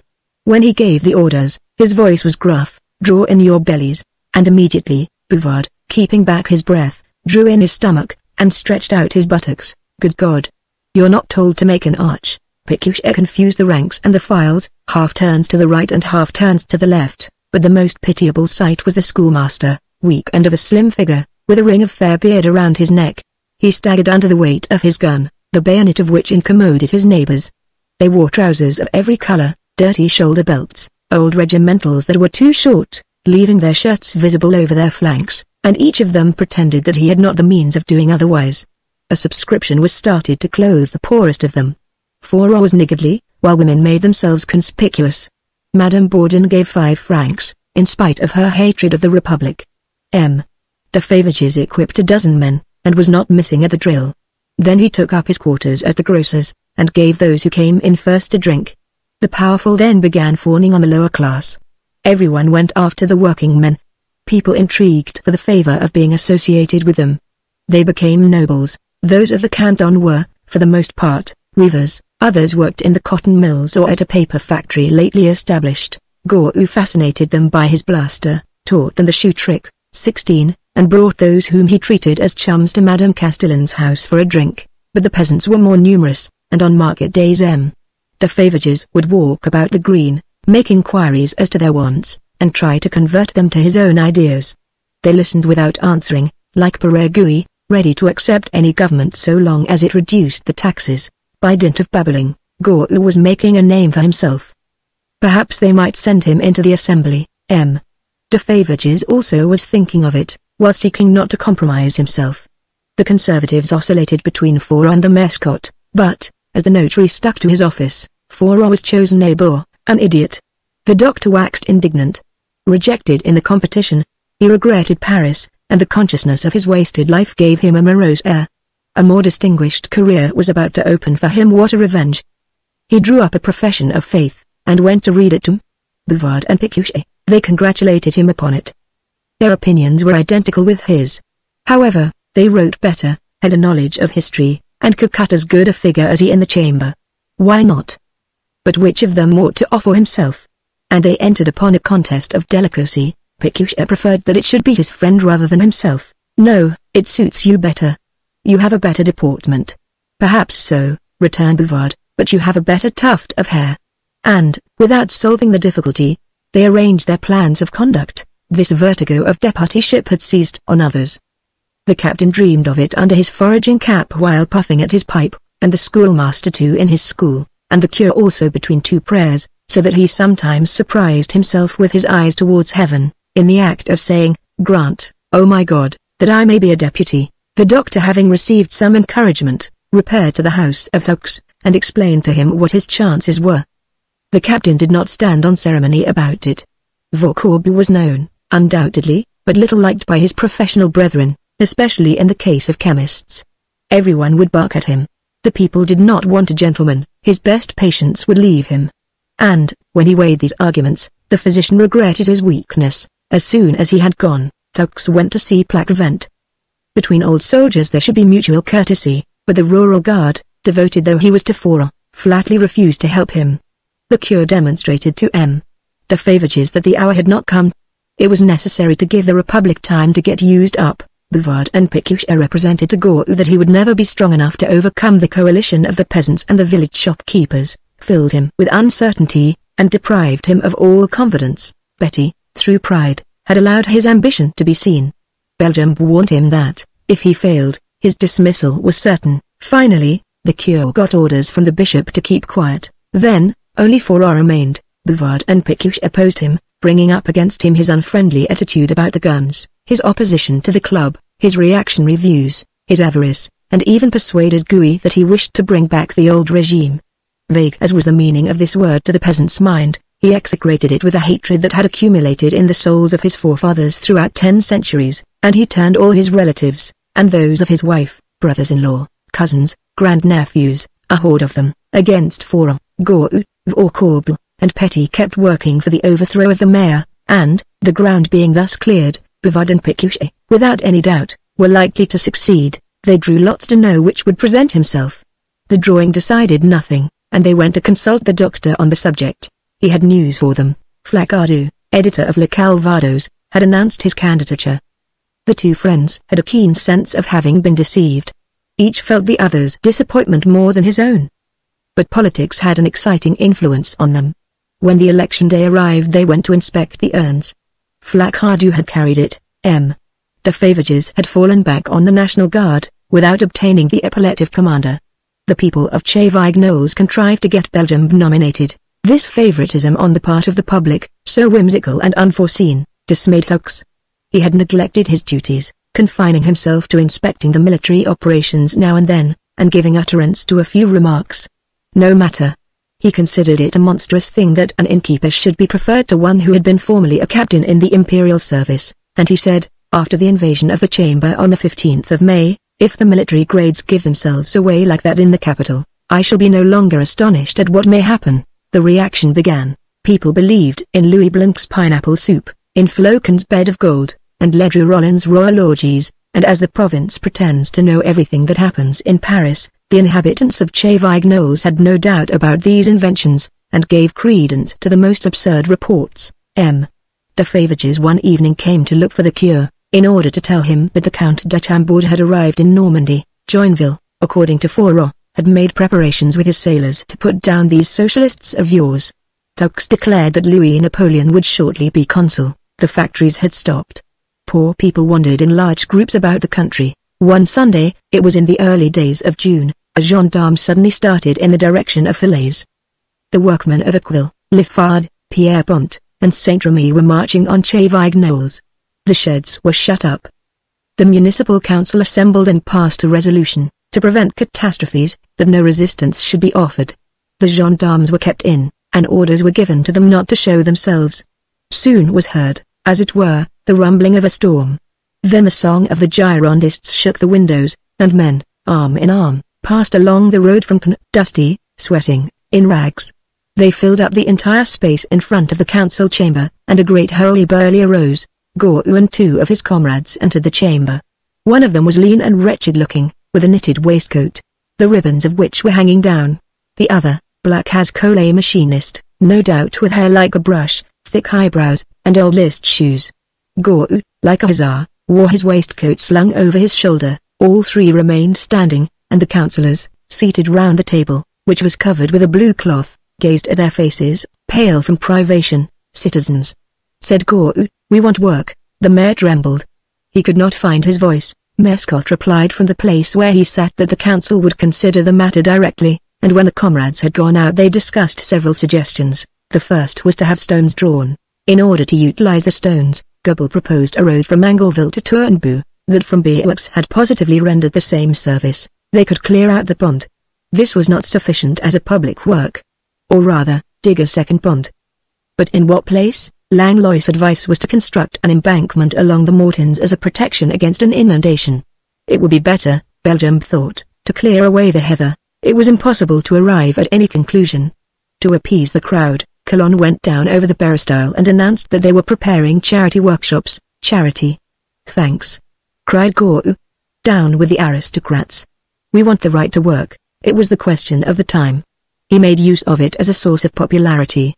He was applauded. In turning round he elbowed Bouvard, whom Pécuchet had dragged to the spot, and they entered into conversation. Nothing could keep them back. The municipal building was surrounded. The council could not escape. Where shall you get money? Said Bouvard. In the rich people's houses.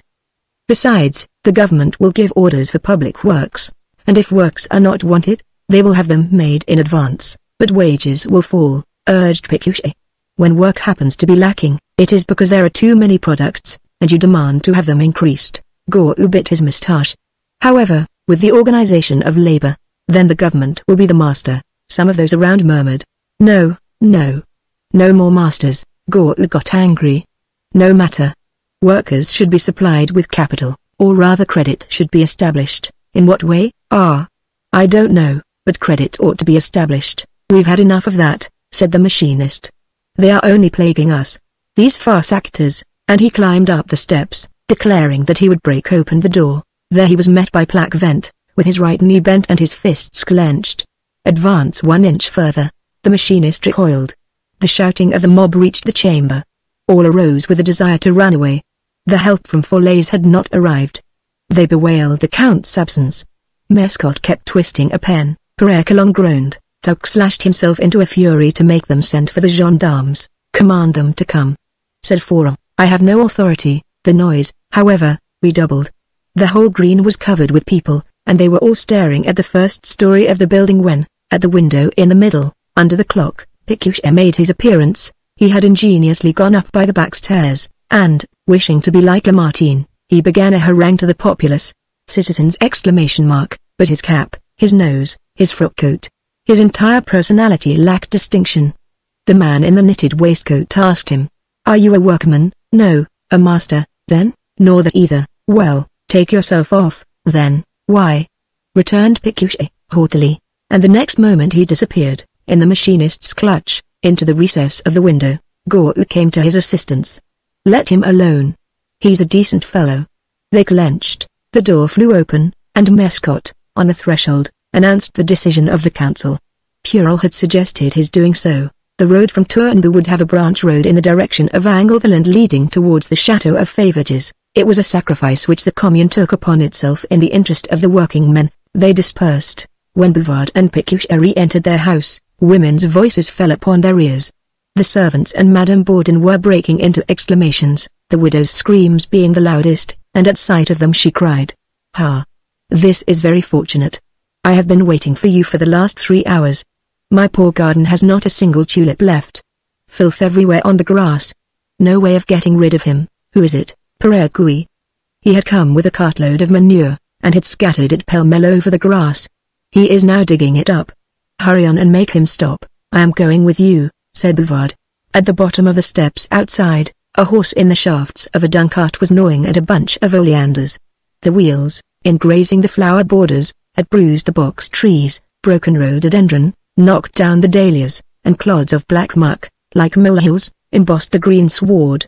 Gui was vigorously digging it up. One day Madame Bourdan had carelessly said to him that she would like to have it turned up. He set about the job, and, in spite of her orders to desist, went on with it. This was the way that he interpreted the right to work. Gou's talk having turned his brain, he went away only after violent threats from Bouvard. Madame Bourdan, by way of compensation, did not pay for the manual labor, and kept the manure. She was wise. The doctor's wife, and even the notaries, though of higher social position, respected her for it. The charity workshops lasted a week. No trouble occurred. Gou left the neighborhood. Meanwhile, the National Guard was always on foot. On Sunday, a review, military promenades, occasionally, and, every night, patrols. They disturbed the village.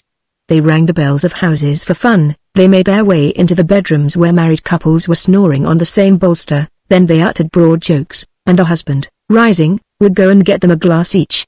Afterwards, they would return to the guardhouse to play 100 of dominoes, would consume a quantity of cider there, and eat cheese, while the sentinel, worn out, would keep opening the door every other minute. There was a prevailing absence of discipline, owing to Belgium's laxity. When the days of June came, everyone was in favor of flying to the relief of Paris, but Four could not leave the mayoral premises, Mescot his office, the doctor his patients, or Goebbels his fireman. M. de Favages was at Cherbourg. Belgium kept his bed. The captain grumbled, "They did not want me, so much the worse." And Bouvard had the wisdom to put restraint on Pécuchet. The patrols throughout the country were extended farther. They were panic-stricken by the shadow of a haystack, or by the forms of branches. On one occasion the entire National Guard turned and ran. In the moonlight they had observed, under an apple tree, a man with a gun, taking aim at them. At another time, on a dark night, the patrol halting under the beech trees, heard someone close at hand. "Who is there?" No answer. They allowed the person to pursue his course, following him at a distance, for he might have a pistol or a tomahawk, but when they were in the village, within reach of help, the dozen men of the company rushed together upon him, exclaiming, "Your papers!" They pulled him about and overwhelmed him with insults. The men at the guardhouse had gone out. They dragged him there, and by the light of the candle that was burning on top of the stove they at last recognized Gou. A wretched greatcoat of lasting was flapping over his shoulders. His toes could be seen through the holes in his boots. Scratches and bruises stained his face with blood. He was fearfully emaciated, and rolled his eyes about like a wolf. Four, coming up speedily, questioned him as to how he chanced to be under the beech trees, what his object was in coming back to Chavignoles, and also as to the employment of his time for the past 6 weeks. "That is no business of yours. I have my liberty." Plagvent searched him to find out whether he had cartridges about him. They were about to imprison him provisionally. Bouvard interposed. "No use," replied the mayor, "we know your opinions, nevertheless, Be careful, I give you warning."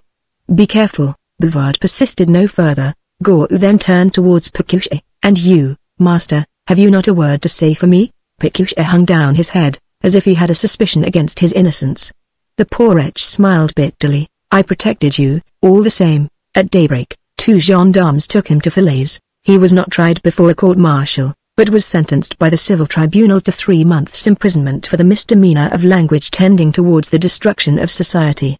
From Falaise he wrote to his former employers to send him soon a certificate of good life and morals, and as their signature required to be legalized by the mayor or the deputy, they preferred to ask Mescot to do this little service for them. They were introduced into a dining room, decorated with dishes of fine old earthenware. A bull clock occupied the narrowest shelf. On the mahogany table, without a cloth, were 2 napkins, a teapot and finger glasses. Madame Mescot crossed the room in a dressing gown of blue cashmere. She was a Parisian who was bored with the country. Then the notary came in, with his cap in one hand, a newspaper in the other, and at once, in the most polite fashion, he affixed his seal, although their protégé was a dangerous man. "Really," said Bouvard, for a few words. "But words lead to crimes, my dear sir, give me leave to say." "And yet," said Pécuchet, "what line of demarcation can you lay down between innocent and guilty phrases? The thing that just now is prohibited may be subsequently applauded." And he censured the harshness with which the insurgents had been treated. Mescot naturally rested his case on the necessity of protecting society, the public safety, the supreme law. "Pardon me," said Pécuchet, "the right of a single individual is as much entitled to respect as those of all, and you have nothing to oppose to him but force if he turns your axiom upon yourself." Instead of replying, Mescot lifted his brows disdainfully. Provided that he continued to draw up legal documents, and to live among his plates, in his comfortable little home, injustices of every kind might present themselves without affecting him. Business called him away. He excused himself. His theory of public safety excited their indignation. The Conservatives now talked like Robespierre. Another matter for astonishment, Cavaignac was flagging, the Garde Mobile was exposing itself to suspicion. Ledru Rollin had ruined himself even in Vaucorble's estimation. The debates on the Constitution interested nobody, and on the 10th of December all the inhabitants of Cavaignac voted for Bonaparte. The 6 millions of votes made Pécuchet grow cold with regard to the people, and Bouvard and he proceeded to study the question of universal suffrage. As it belongs to everybody, it cannot possess intelligence. One ambitious man will always be the leader, the others will follow him like a flock of sheep, the electors not being compelled even to know how to read. This was the reason, in Bouvard's opinion, that there were so many frauds at presidential elections. None, replied Bouvard, I believe rather in the gullibility of the people. Think of all who buy the patent health restorer, the du patron pomatum, the Châtelaines water, etc. Those boobies constitute the majority of the electorate, and we submit to their will. Why cannot an income of 3,000 francs be made out of rabbits? Because the overcrowding of them is a cause of death. In the same way, through the mere fact of its being a multitude, the germs of stupidity contained in it are developed, and thence result consequences that are incalculable. Your skepticism frightens me, said Pécuchet. At a later period, in the spring, they met M. de Favrages, who apprised them of the expedition to Rome. We should not attack the Italians, but we should require guarantees. Otherwise our influence would be destroyed. Nothing would be more legitimate than this intervention. Bouvard opened his eyes wide. On the subject of Poland, you expressed a contrary opinion. It is no longer the same thing. It was now a question of the Pope, and M. de Favrages, when he said, we wish, we shall do, we calculate clearly, represented a group. Bouvard and Pécuchet were disgusted with the minority quite as much as with the majority. The common people, in short, were just the same as the aristocracy. The right of intervention appeared dubious to them.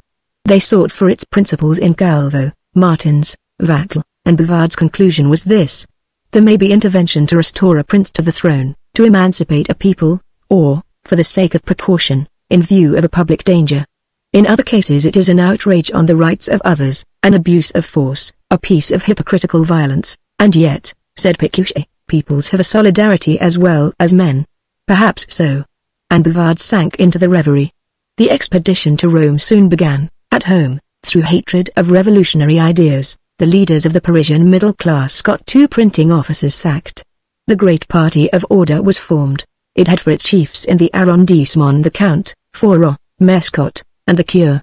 Every day, about 4 o'clock, they walked from one end of the green to the other, and talked over the events of the day. The principal business was the distribution of pamphlets. The titles did not lack attractiveness. God will be pleased with it, the sharing, let us get out of the mess, where are we going? The finest things among them were the dialogues in the style of villagers, with oaths and bad French, to elevate the mental faculties of the peasants. By a new law, the hawking of pamphlets would be in the hands of the prefects, and they had just crammed Proudhon into street politics. Gigantic triumph. The trees of liberty were generally torn down. Cavaignac obeyed orders. Bouvard saw with his own eyes the fragments of his poplar on a wheelbarrow. They helped to warm the gendarmes, and the stump was offered to the Cure, who had blessed it. What a mockery! The schoolmaster did not hide his way of thinking. Bouvard and Pécuchet congratulated him on it one day as they were passing in front of his door. Next day he presented himself at their residence. At the end of the week they returned his visit. The day was declining. The brats had just gone home, and the schoolmaster, in half-sleeves, was sweeping the yard. His wife, with a neckerchief tied round her head, was suckling a baby. A little girl was hiding herself behind her petticoat. A hideous-looking child was playing on the ground at her feet. The water from the washing she had been doing in the kitchen was flowing to the lower end of the house. You see, said the schoolmaster, how the government treats us, and forthwith he began finding fault with capital as an infamous thing. It was necessary to democratize it, to enfranchise matter. I ask for nothing better, said Pécuchet. At least, they ought to have recognized the right to assistance. One more right, said Bouvard. No matter. The provisional government had acted in a flabby fashion by not ordaining fraternity, then tried to establish it. As there was no longer daylight, Petit rudely ordered his wife to carry a candle to his study. The lithograph portraits of the orators of the left were fastened with pins to the plaster walls. A bookshelf stood above a deal writing desk. There were a chair, stool, and an old soapbox for persons to sit down upon. He made a show of laughing, but want had laid its traces on his cheeks, and his narrow temples indicated the stubbornness of a ram, an intractable pride. He never would yield. Besides, see what sustains me.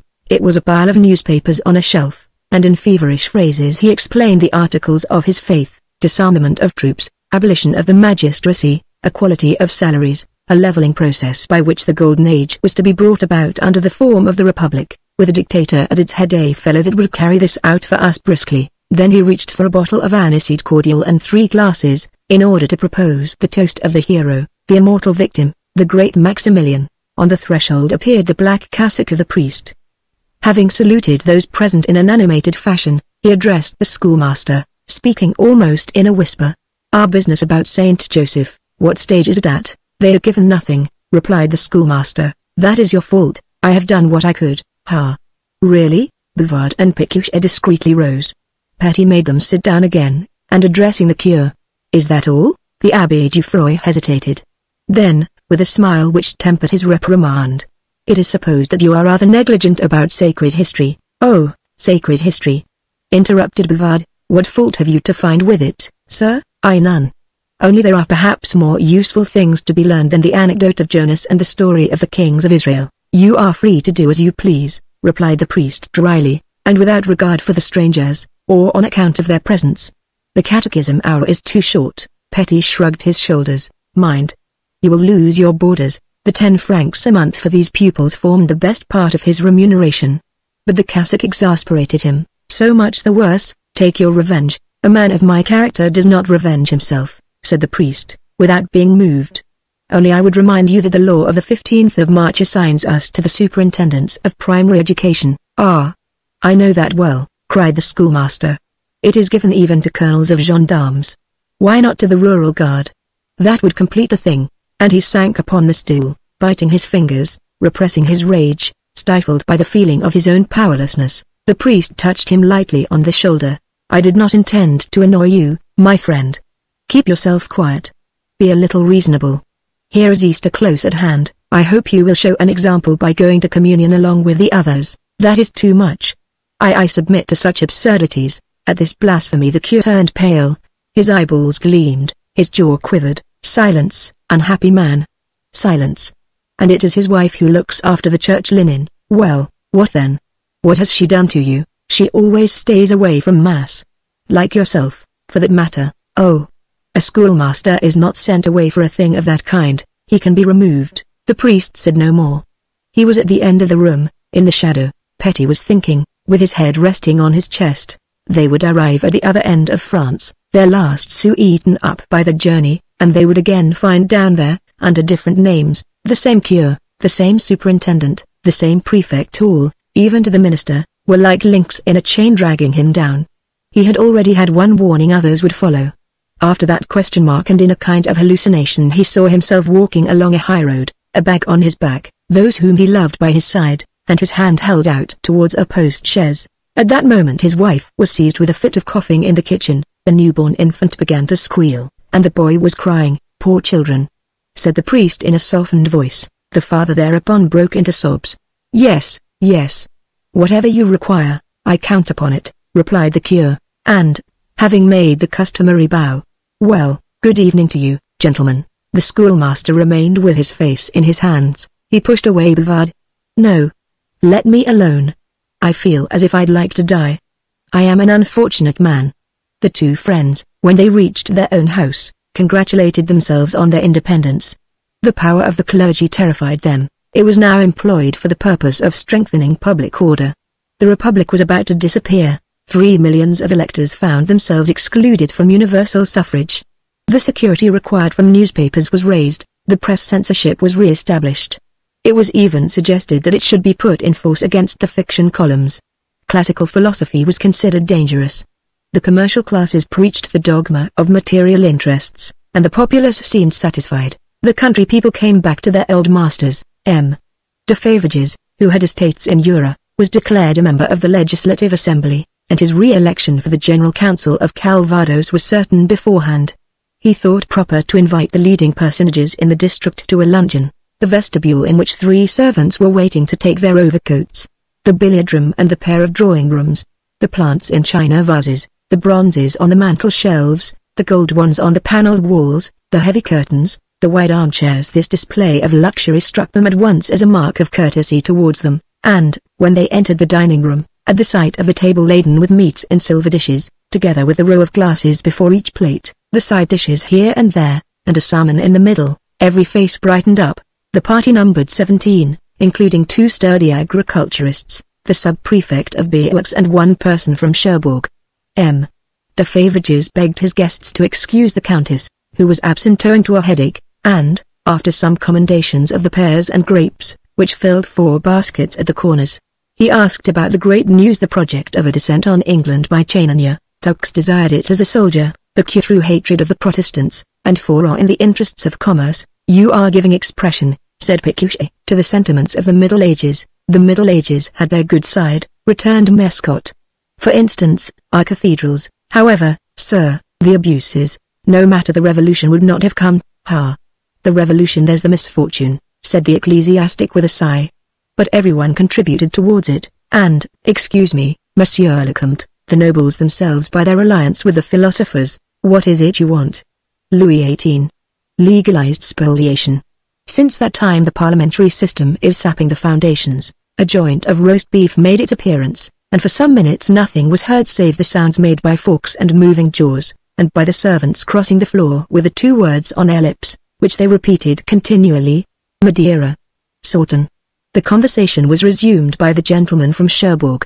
How were they to stop on the slope of an abyss, amongst the Athenians, said Mescot, amongst the Athenians, towards whom we bear certain resemblances. Solon checkmated the Democrats by raising the electoral census. It would be better, said Hurrell, to suppress the chamber. Every disorder comes from Paris. Let us decentralize, said the notary. On a large scale, added the Count. In Fourier's opinion, the communal authorities should have absolute control, even to the extent of prohibiting travelers from using their roads, if they thought fit. And whilst the dishes followed one another, fowl with gravy, lobsters, mushrooms, salads, roast larks, many topics were handled: the best system of taxation, the advantages of the large system of land cultivation, the abolition of the death penalty. The sub-prefect did not forget to cite that charming witticism of a clever man: let messieurs the assassins begin. Bouvard was astonished at the contrast between the surroundings and the remarks that reached his ears, for one would think that the language used should always harmonize with the environment, and that lofty ceilings should be made for great thoughts. Nevertheless, he was flushed at dessert, and saw the fruit dishes as if through a fog. Bordeaux, Burgundy, and Malaga were amongst the wines sent round. M. de Favrages, who knew the people he had to deal with, made the champagne flow. The guests, touching glasses, drank to his success at the election, and more than 3 hours elapsed before they passed out into the smoking room, where coffee was served. A caricature from Charivari was trailing on the floor between some copies of the Univers. It represented a citizen the skirts of whose frock coat allowed a tail to be seen with an eye at the end of it. Mescot explained it amid much laughter. They swallowed their liqueurs, and the ashes of their cigars fell on the paddings of the furniture. The abbé, desirous to convince Goebbels, began an attack on Voltaire. Calonne fell asleep. M. de Favrages avowed his devotion to Chambord. The bees furnish an argument for monarchy, but the ants for the republic. However, the doctor adhered to it no longer. You are right, said the sub-prefect. The form of government matters little, with liberty, suggested Pécuchet. An honest man has no need of it, replied Fourier. I make no speeches, for my part. I am not a journalist. And I tell you that France requires to be governed with a rod of iron. All called for a deliverer. As they were going out, Bouvard and Pécuchet heard M. de Favrages saying to the Abbé Jouffroy, we must re-establish obedience. Authority perishes if it be made the subject of discussion. The divine right, there is nothing but that. Exactly, Monsieur le Comte. The pale rays of an October sun were lengthening out behind the woods. A moist wind was blowing, and as they walked over the dead leaves they breathed like men who had just been set free. All that they had not found the opportunity of saying escaped from them in exclamations. What idiots, what baseness, how is it possible to imagine such obstinacy? In the first place, what is the meaning of the divine right? Dumauchel's friend, That professor who had supplied them with instruction on the subject of aesthetics, replied to their inquiries in a learned letter. The theory of divine right was formulated in the reign of Charles II. By the Englishman Filmer. Here it is. The Creator gave the first man dominion over the world. It was transmitted to his descendants, and the power of the king emanates from God. He is his image, writes Bossuet. The paternal empire accustoms us to the domination of one alone. Kings have been made after the model of parents. Locke refuted this doctrine. The paternal power is distinguished from the monarchic, every subject having the same right over his children that the monarch has over his own. Royalty exists only through the popular choice, and even the election was recalled at the ceremony of coronation, in which two bishops, pointing towards the king, asked both nobles and peasants whether they accepted him as such. Therefore, authority comes from the people. They have the right to do what they like, says Helvetius, to change their constitution, says Vattel, to revolt against injustice, according to the contention of Glaffey, Hutman, Mabley, and others, and St. Thomas Aquinas authorizes them to deliver themselves from a tyrant. They are even, says Jury, dispensed from being right. Astonished at the axiom, they took up Rousseau's Contrat Social. Pécuchet went through to the end. Then closing his eyes, and throwing back his head, he made an analysis of it. A convention is assumed whereby the individual gives up his liberty. The people at the same time undertook to protect him against the inequalities of nature, and made him owner of the things he had in his possession. Where is the proof of the contract? Nowhere. And the community does not offer any guarantee. The citizens occupied themselves exclusively with politics. But as callings are necessary, Rousseau is in favor of slavery. The sciences have destroyed the human race.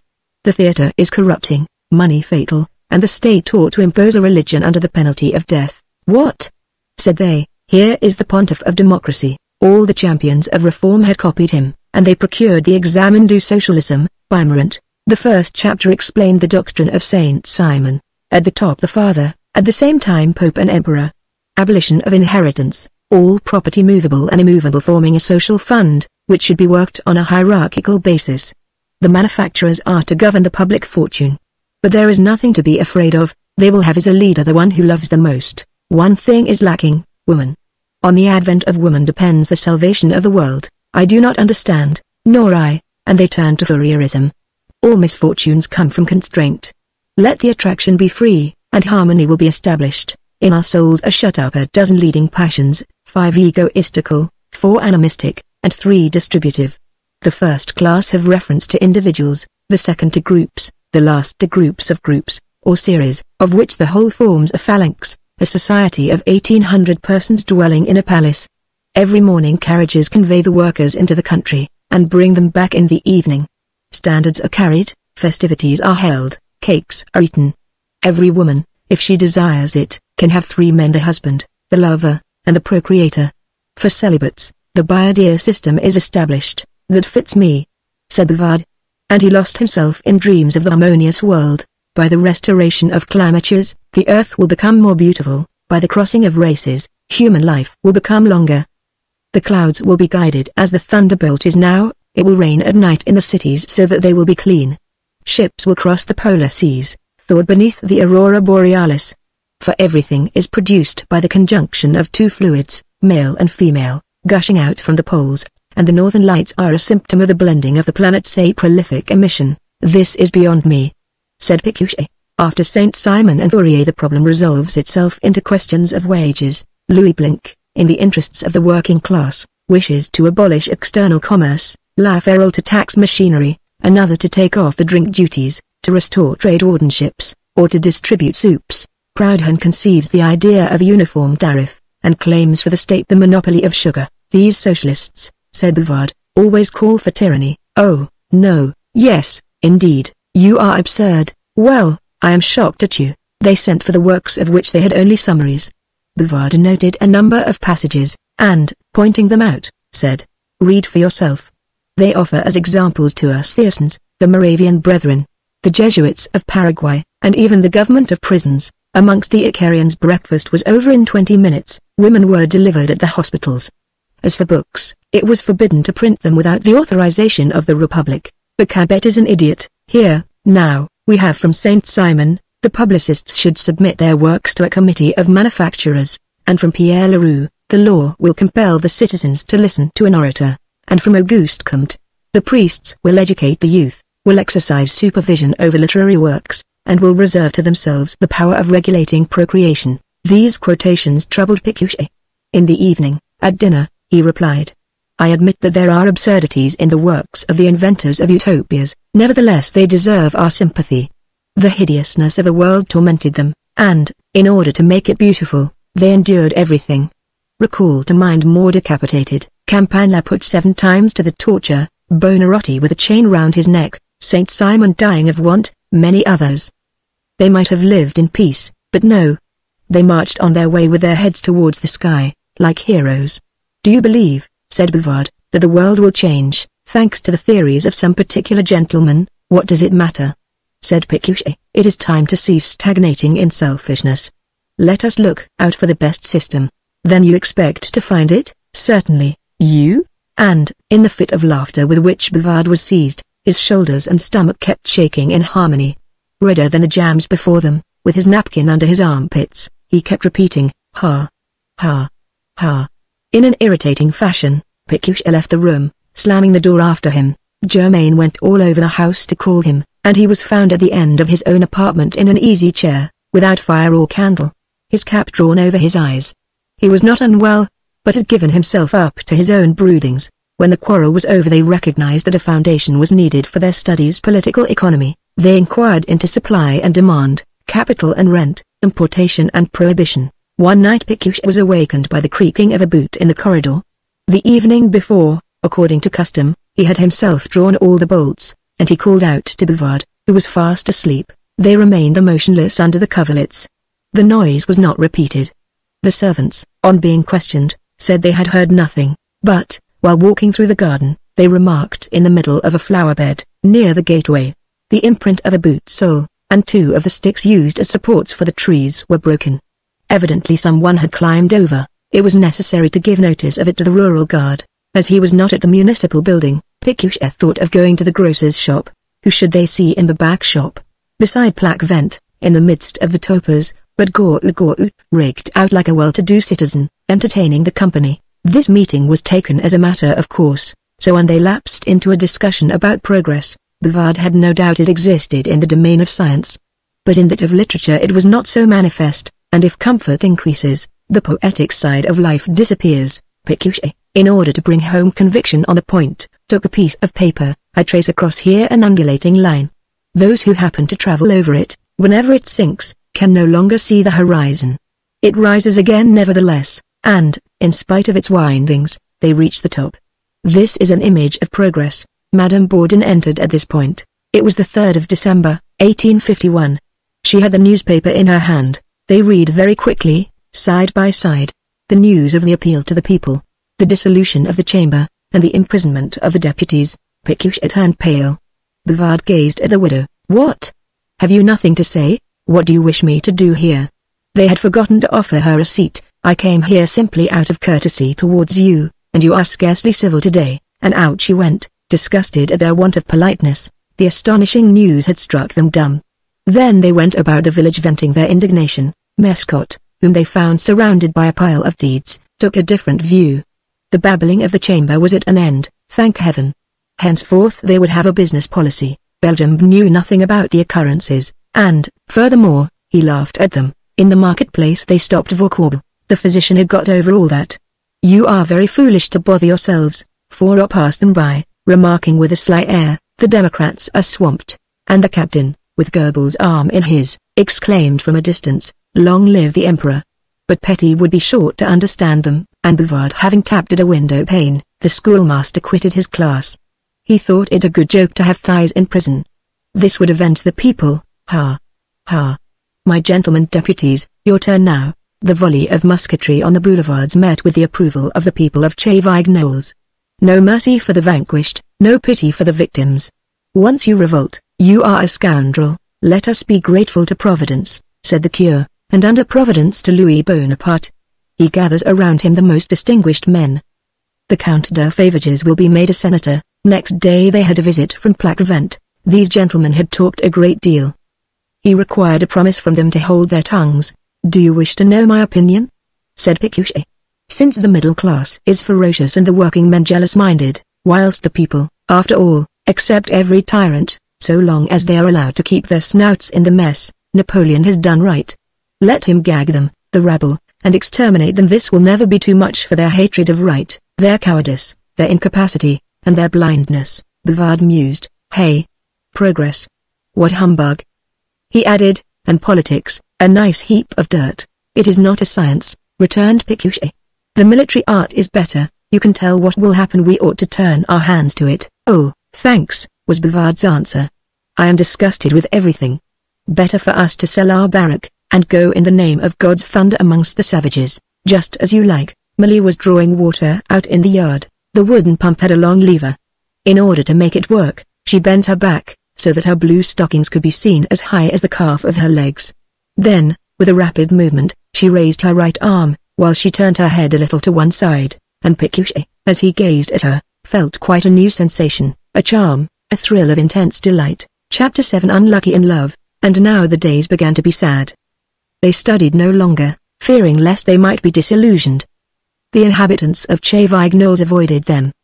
The newspapers they tolerated gave them no information, and so their solitude was unbroken, their time completely unoccupied. Sometimes they would open a book, and then shut it again. What was the use of it?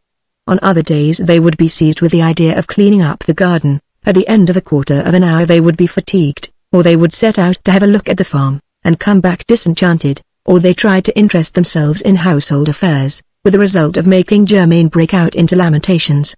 They gave it up. Bouvard wanted to draw up a catalogue for the museum, and declared their curios stupid. Pécuchet borrowed Langlois' duck gun to shoot larks with. The weapon burst at the first shot, and was near killing him. Then they lived in the midst of that rural solitude so depressing when the grey sky covers in its monotony a heart without hope. The step of a man in wooden shoes is heard as he steals along by the wall, or perchance it is the rain dripping from the roof to the ground. From time to time a dead leaf just grazes one of the windows, then whirls about and flies away. The indistinct echoes of some funeral bell are borne to the ear by the wind. From a corner of the stable comes the lowing of a cow. They yawned in each other's faces, consulted the almanac, looked at the clock, waited for mealtime, and the horizon was ever the same: fields in front, the church to the right, a screen of poplars to the left, their tops swaying incessantly in the hazy atmosphere with a melancholy air. Habits which they formerly tolerated now gave them annoyance. Pécuchet became quite a bore from his mania for putting his handkerchief on the tablecloth. Bouvard never gave up his pipe, and would keep twisting himself about while he was talking. They started disputes about the dishes, or about the quality of the butter, and while they were chatting face to face each was thinking of different things. A certain occurrence had upset Pécuchet's mind. 2 days after the riot at Chavignoles, while he was airing his political grievance, he had reached a road covered with tufted elms, and heard behind his back a voice exclaiming, "Stop!" It was Madame Castellan. She was rushing across from the opposite side without perceiving him. A man who was walking along in front of her turned round. It was Gustave, and they met some 6 feet away from Pécuchet, the row of trees separating them from him. "Is it true," said she, "you are going to fight?" Pécuchet slipped behind the ditch to listen. "Well, yes," replied Gustave, "I am going to fight." "What has that to do with you?" "He asks me such a question," cried she, flinging her arms about him. "But, if you are killed, my love—" "Oh, remain," and her blue eyes appealed to him, still more than her words. "Let me alone. I have to go." There was an angry sneer on her face. "The other has permitted it, eh? Don't speak of her." He raised his fist. "No, dear, no. I don't say anything." And big tears trickled down her cheeks as far as the frilling of her collarette. It was midday. The sun shone down upon the fields covered with yellow grain. Far in the distance carriage wheels softly slipped along the road. There was a torpor in the air, not a bird's cry, not an insect's hum. Gustave cut himself a switch and scraped off the bark. Madame Castellan did not raise her head again. She, poor woman, was thinking of her vain sacrifices for him, the debts she had paid for him, her future liabilities, and her lost reputation. Instead of complaining, she recalled for him the first days of their love, when she used to go every night to meet him in the barn, so that her husband on one occasion, fancying it was a thief, fired a pistol shot through the window. The bullet was in the wall still. "From the moment I first knew you, you seemed to me as handsome as a prince. I love your eyes, your voice, your walk, your smell," and in a lower tone she added, "and as for your person, I am fairly crazy about it." He listened with a smile of gratified vanity. She clasped him with both hands round the waist, her head bent as if in adoration. "My dear heart. My dear love. My soul. My life. Come. Speak. What is it you want? Is it money? We'll get it. I was in the wrong. I annoyed you. Forgive me, and order clothes from the tailor, drink champagne, enjoy yourself. I will allow everything," she murmured with a supreme effort, "even her, as long as you come back to me." He just touched her lips with his, drawing one arm around her to prevent her from falling, and she kept murmuring, "Dear heart. Dear love.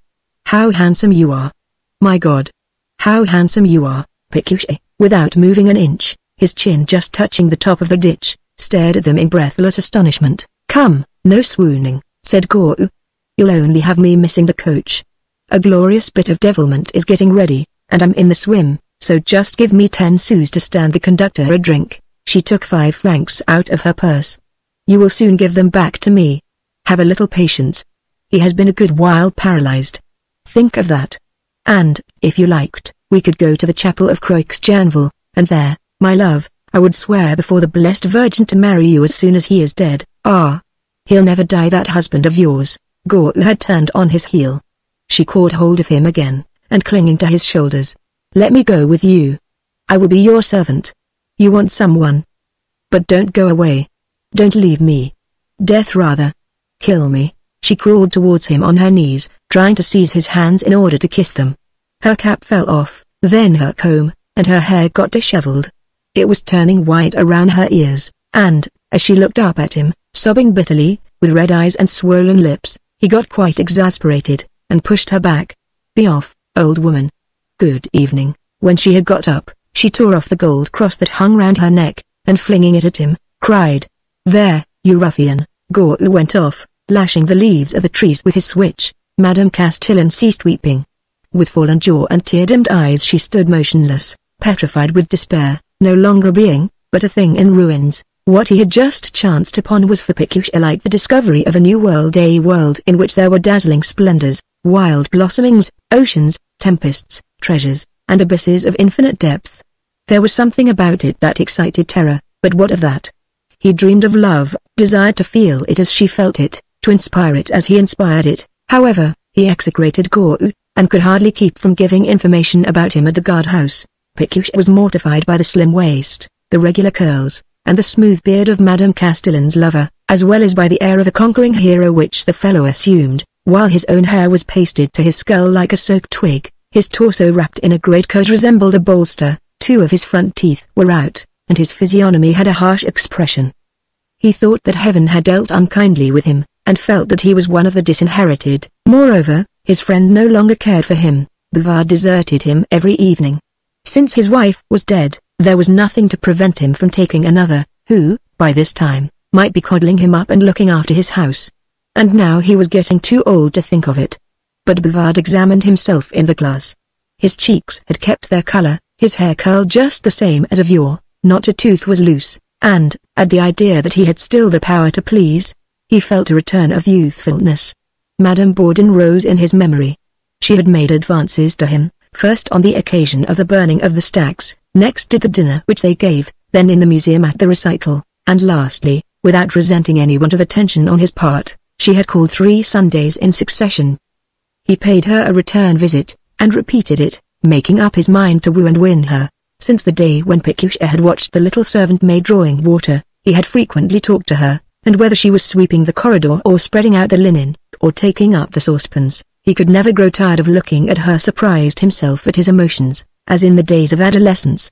He had fevers and languors on account of her, and he was stung by the picture left in his memory of Madame Castellan's training Gustave to her breast. He questioned Bouvard as to the way libertines set about seducing women. They make them presents, they bring them to restaurants for supper, very good. But after that, some of them pretend to faint, in order that you may carry them over to a sofa, others let their handkerchiefs fall on the ground. The best of them plainly make an appointment with you. And Bouvard launched forth into descriptions which inflamed Pécuchet's imagination, like engravings of voluptuous scenes. The first rule is not to believe what they say.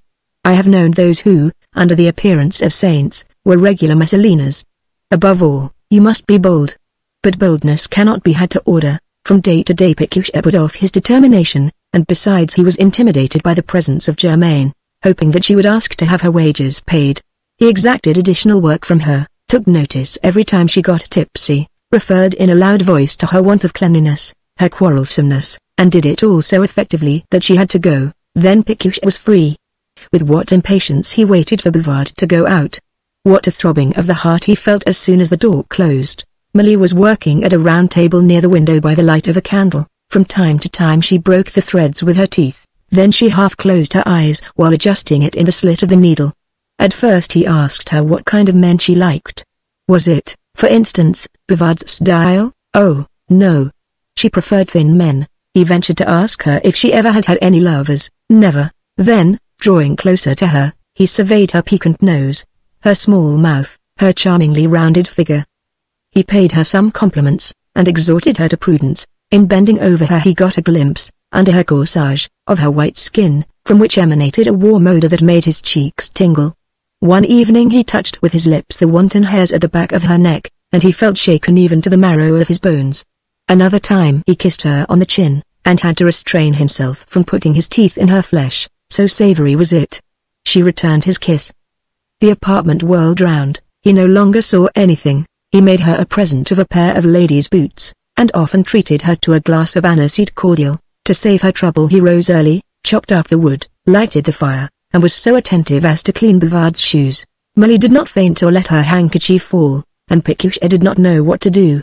His passion increasing through the fear of satisfying it, Bouvard was assiduously paying his addresses to Madame Bourdon.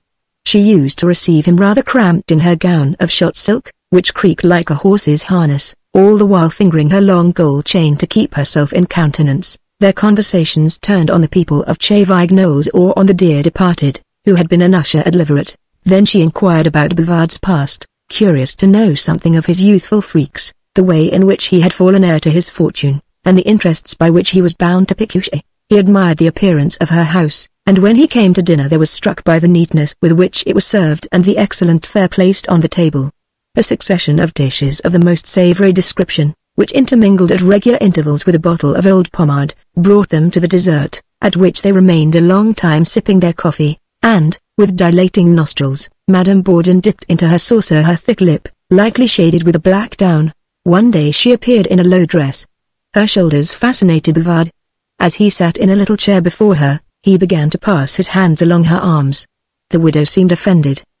He did not repeat this attention, but he pictured to himself those ample curves, so marvelously smooth and fine. Any evening when he felt dissatisfied with Milly's cooking, it gave him pleasure to enter Madame Bourdon's drawing-room. It was there he should have lived. The globe of the lamp, covered with a red shade, shed a tranquil light. She was seated close to the fire, and his foot touched the hem of her skirt. After a few opening words the conversation flagged. However, she kept gazing at him, with half-closed lids, in a languid fashion, but unbending withal. Bouvard could not stand it any longer, and, sinking on his knees to the floor, he stammered, "I love you. Marry me." Madame Bourdon drew a strong breath, then, with an ingenuous air, said he was jesting. No doubt he was trying to have a laugh at her expense. It was not fair. This declaration stunned her. Bouvard returned that she did not require anyone's consent. "What's to hinder you? Is it the trousseau? Our linen has the same mark, a B will unite our capital letters." The idea caught her fancy. But a more important matter prevented her from arriving at a decision before the end of the month. And Bouvard groaned. She had the politeness to accompany him to the gate, escorted by Marianne, who carried a lantern. The two friends kept their love affairs hidden from each other. Pécuchet counted on always cloaking his intrigue with the servant maid. If Bouvard made any opposition to it, he could carry her off to other places, even though it were to Algeria, where living is not so dear. But he rarely indulged in such speculations, full as he was of his passion. Without thinking of the consequences, Bouvard conceived the idea of converting the museum into the bridal chamber, unless Pécuchet objected, in which case he might take up his residence at his wife's house. One afternoon in the following week it was in her garden, the buds were just opening, and between the clouds there were great blue spaces. She stopped to gather some violets, and said as she offered them to him, "Salute Madame Bouvard." "What? Is it true?" "Perfectly true." He was about to clasp her in his arms. She kept him back. "What a man!" Then, growing serious, she warned him that she would shortly be asking him for a favor. "'Tis granted." They fixed the following Thursday for the formality of signing the marriage contract. Nobody should know anything about it up to the last moment. Agreed. And off he went, looking up towards the sky, nimble as a roebuck. Pécuchet on the morning of the same day said in his own mind that he would die if he did not obtain the favors of his little maid, and he followed her into the cellar, hoping the darkness would give him courage. She tried to go away several times, but he detained her in order to count the bottles, to choose laths, or to look into the bottoms of casks, and this occupied a considerable time. She stood facing him under the light that penetrated through an air hole, with her eyes cast down, and the corner of her mouth slightly raised. "Do you love me?" said Pécuchet abruptly. "Yes, I do love you." "Well, then prove it to me," and throwing his left arm round her, he embraced her with ardor. "You're going to do me some harm." "No, my little angel. Don't be afraid. If Monsieur Bouvard, I'll tell him nothing. Make your mind easy." There was a heap of faggots behind them. She sank upon them, and hid her face under one arm and another man would have understood that she was no novice. Bouvard arrived soon for dinner. The meal passed in silence, each of them being afraid of betraying himself, while Millie attended them with her usual impassiveness. Pécuchet turned away his eyes to avoid hers, and Bouvard, his gaze resting on the walls, pondered meanwhile on his projected improvements. 8 days after he came back in a towering rage. "The damned traitress, who, pray, Madame Bourdin," and he related how he had been so infatuated as to offer to make her his wife, but all had come to an end a quarter of an hour since at Mescot's office. She wished to have for her marriage portion the Eccles meadow, which he could not dispose of, having partly retained it, like the farm, with the money of another person. "Exactly," said Pécuchet. "I had had the folly to promise her any favor she asked, and this was what she was after. I attribute her obstinacy to this, for if she loved me she would have given way to me." The widows, on the contrary, had attacked him in insulting language, and referred disparagingly to his physique. His big paunch, my paunch. Just imagine for a moment. Meanwhile Pécuchet had risen several times, and seemed to be in pain. Bouvard asked him what was the matter, and thereupon Pécuchet, having first taken the precaution to shut the door, explained in a hesitating manner that he was affected with a certain disease. "What? You?" "I myself." "Oh, my poor fellow. And who is the cause of this?" Pécuchet became redder than before, and said in a still lower tone, "It can be only Millie." Bouvard remained stupefied. The first thing to do was to send the young woman away. She protested with an air of candor. Pécuchet's case was, however, serious, but he was ashamed to consult a physician. Bouvard thought of applying to Barbaroux. They gave him particulars about the matter, in order that he might communicate with a doctor who would deal with the case by correspondence. Barbaroux set to work with zeal, believing it was Bouvard's own case, and calling him an old dotard, even though he congratulated him about it. "At my age," said Pécuchet. "Is it not a melancholy thing? But why did she do this? You pleased her. She ought to have given me warning. Does passion reason?" And Bouvard renewed his complaints about Madame Bourdin. Often had he surprised her before the Eccles, in Mescot's company, having a gossip with Germain. So many maneuvers for a little bit of land. She is avaricious. That's the explanation. So they ruminated over their disappointments by the fireside in the breakfast parlor, Pécuchet swallowing his medicines and Bouvard puffing at his pipe, and they began a discussion about women. Strange want! Or is it a want? They drive men to crime, to heroism as well as to brutishness. Hell under a petticoat, paradise in a kiss, the turtle's wobbling, the serpent's windings, the cat's claws, the sea's treachery, the moon's changeableness. They repeated all the commonplaces that have been uttered about the sex. It was the desire for women that had suspended their friendship. A feeling of remorse took possession of them. No more women. Is not that so? Let us live without them. And they embraced each other tenderly.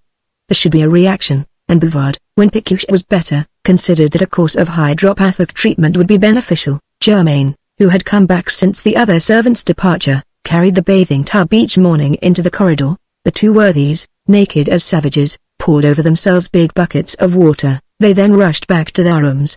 They were seen through the garden fence, and people were scandalized. Chapter 8 New diversions. Satisfied with their regimen, they desired to improve their constitutions by gymnastics, and taking up the manual of amours, they went through its atlas. All those young lads squatting, lying back, standing, bending their legs, lifting weights, riding on beams, climbing ladders, cutting capers on traps, as such a display of strength and agility excited their envy. However, they were saddened by the splendor of the gymnasium described in the preface, for they would never be able to get a vestibule for the equipages, a hippodrome for the races, a sweep of water for the swimming, or a mountain of glory in artificial hillock over 100 feet in height. A wooden vaulting horse with a stuffing would have been expensive. They abandoned the idea. The linden tree, thrown down in the garden, might have been used as a horizontal pole, and, when they were skillful enough to go over it from one end to the other, in order to have a vertical one, they set up a beam of counter-espaliers. Pécuchet clambered to the top. Bouvard slipped off, always fell back, finally gave it up. The orthosomatic sticks pleased him better, that is to say, 2 broomsticks bound by 2 cords, the first of which passes under the armpits, and the second over the wrists, and for hours he would remain in this apparatus, with his chin raised, his chest extended, and his elbows close to his sides. For want of dumbbells, the wheelwright turned out 4 pieces of ash resembling sugar loaves with necks of bottles at the ends. These should be carried to the right and to the left, to the front and to the back, but being too heavy they fell out of their hands, at the risk of bruising their legs. No matter. They set their hearts on Persian clubs, and even fearing lest they might break, they rubbed them every evening with wax and a piece of cloth. Then they looked out for ditches. When they found one suitable for their purpose, they rested a long pole in the center, sprang forward on the left foot, reached the opposite side, and then repeated the performance. The country being flat, they could be seen at a distance, and the villagers asked one another what were these extraordinary things skipping towards the horizon. When autumn arrived they went in for chamber gymnastics, which completely bored them. Why had they not the indoor apparatus or post armchair invented in Louis XIV's time by the Abbé of St. Pierre? How was it made? Where could they get the information? Dumouchel did not deign to answer their letter on the subject. Then they erected in the big house a brachial weighing machine. Over 2 pulleys attached to the ceiling a rope was passed, holding a crossbeam at each end. As soon as they had caught hold of it one pushed against the ground with his toes, while the other lowered his arms to a level with the floor. The first by his weight would draw towards him the second, who, slackening his rope a little, would ascend in his turn. In less than 5 minutes their limbs were dripping with perspiration. In order to follow the prescriptions of the manual, they tried to make themselves ambidextrous, even to the extent of depriving themselves for a time of the use of their right hands.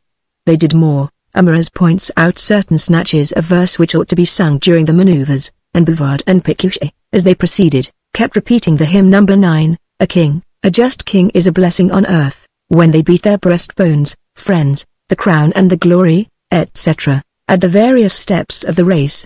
Let us catch the beast that cowers, soon the swift stag shall be ours, yes. The race shall soon be won, come, run. Come, run. Come, run. 17. And, panting more than hounds, they cheered each other on with the sounds of their voices. One side of gymnastics excited their enthusiasm, its employment as a means of saving life. But they would have required children in order to learn how to carry them in sacks, and they begged the schoolmaster to furnish them with some. Petty objected that their families would be annoyed at it. They fell back on the succor of the wounded. One pretended to have swooned, the other rolled him away in a wheelbarrow with the utmost precaution. As for military escalades, the author extols the ladder of Boys' Rose, so called from the captain who surprised for camp in former days by climbing up the cliff. In accordance with the engraving in the book, they trimmed a rope with little sticks and fixed it under the cart shed.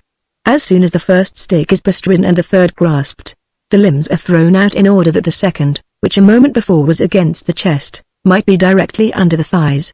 The climber then springs up and grasps the fourth, and so goes on. In spite of prodigious strainings of the hips, they found it impossible to reach the second step. Perhaps there is less trouble in hanging on to stones with your hands, just as Bonaparte's soldiers did at the attack of Fort Cambrai. And to make one capable of such an action, Amorous has a tower in his establishment. The wall in ruins might do as a substitute for it. They attempted the assault with it. But Bouvard, having withdrawn his foot too quickly from a hole, got frightened, and was seized with dizziness. Pécuchet blamed their method for it. They had neglected that which relates to the phalanxes, so that they should go back to first principles. His exhortations were fruitless, and then, in his pride and presumption, he went in for stilts. Nature seemed to have destined him for them, for he immediately made use of the great model with flat boards 4 feet from the ground, and, balanced thereon, he stalked over the garden like a gigantic stork-taking exercise. Bouvard, at the window, saw him stagger and then flop down all of a heap over the kidney beans, whose props, giving way as he descended, broke his fall. He was picked up covered with mold, his nostrils bleeding livid, and he fancied that he had strained himself. Decidedly, gymnastics did not agree with men of their age. They abandoned them. did not venture to move about any longer for fear of accidents, and they remained the whole day sitting in the museum dreaming of other occupations. This change of habits had an influence on Bouvard's health. He became very heavy, puffed like a whale after his meals, tried to make himself thin, ate less, and began to grow weak. Pécuchet, in like manner, felt himself undermined, had itchings in his skin and lumps in his throat. "This won't do," said they, "this won't do." Bouvard thought of going to select at the inn some bottles of Spanish wine in order to put his bodily machinery in order. As he was going out, Mescot's clerk and 3 men brought from Belgium a large walnut table. Monsieur was much obliged to him for it. It had been conveyed in perfect order. Bouvard in this way learned about the new fashion of table turning. He joked about it with the clerk. However, all over Europe, America, Australia and the Indies, millions of mortals passed their lives in making tables turn, and they discovered the way to make profits of canaries, to give concerts without instruments, and to correspond by means of snails. The press, seriously offering these impostures to the public, increased its credulity. The spirit trappers had alighted at the chateau of Favages, and thence had spread through the village, and the notary questioned them particularly. Shocked at Bouvard's skepticism, he invited the 2 friends to an evening party at table turning. Was this a trap? Madame Bourdon was to be there.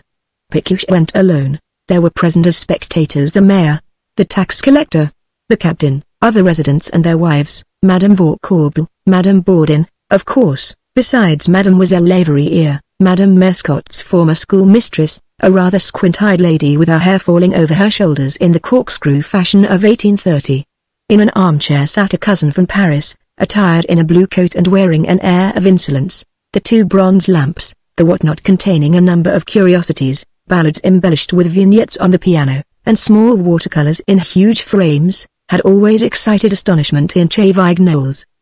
But this evening all eyes were directed towards the mahogany table. They would test it by and by, and it had the importance of things which contain a mystery.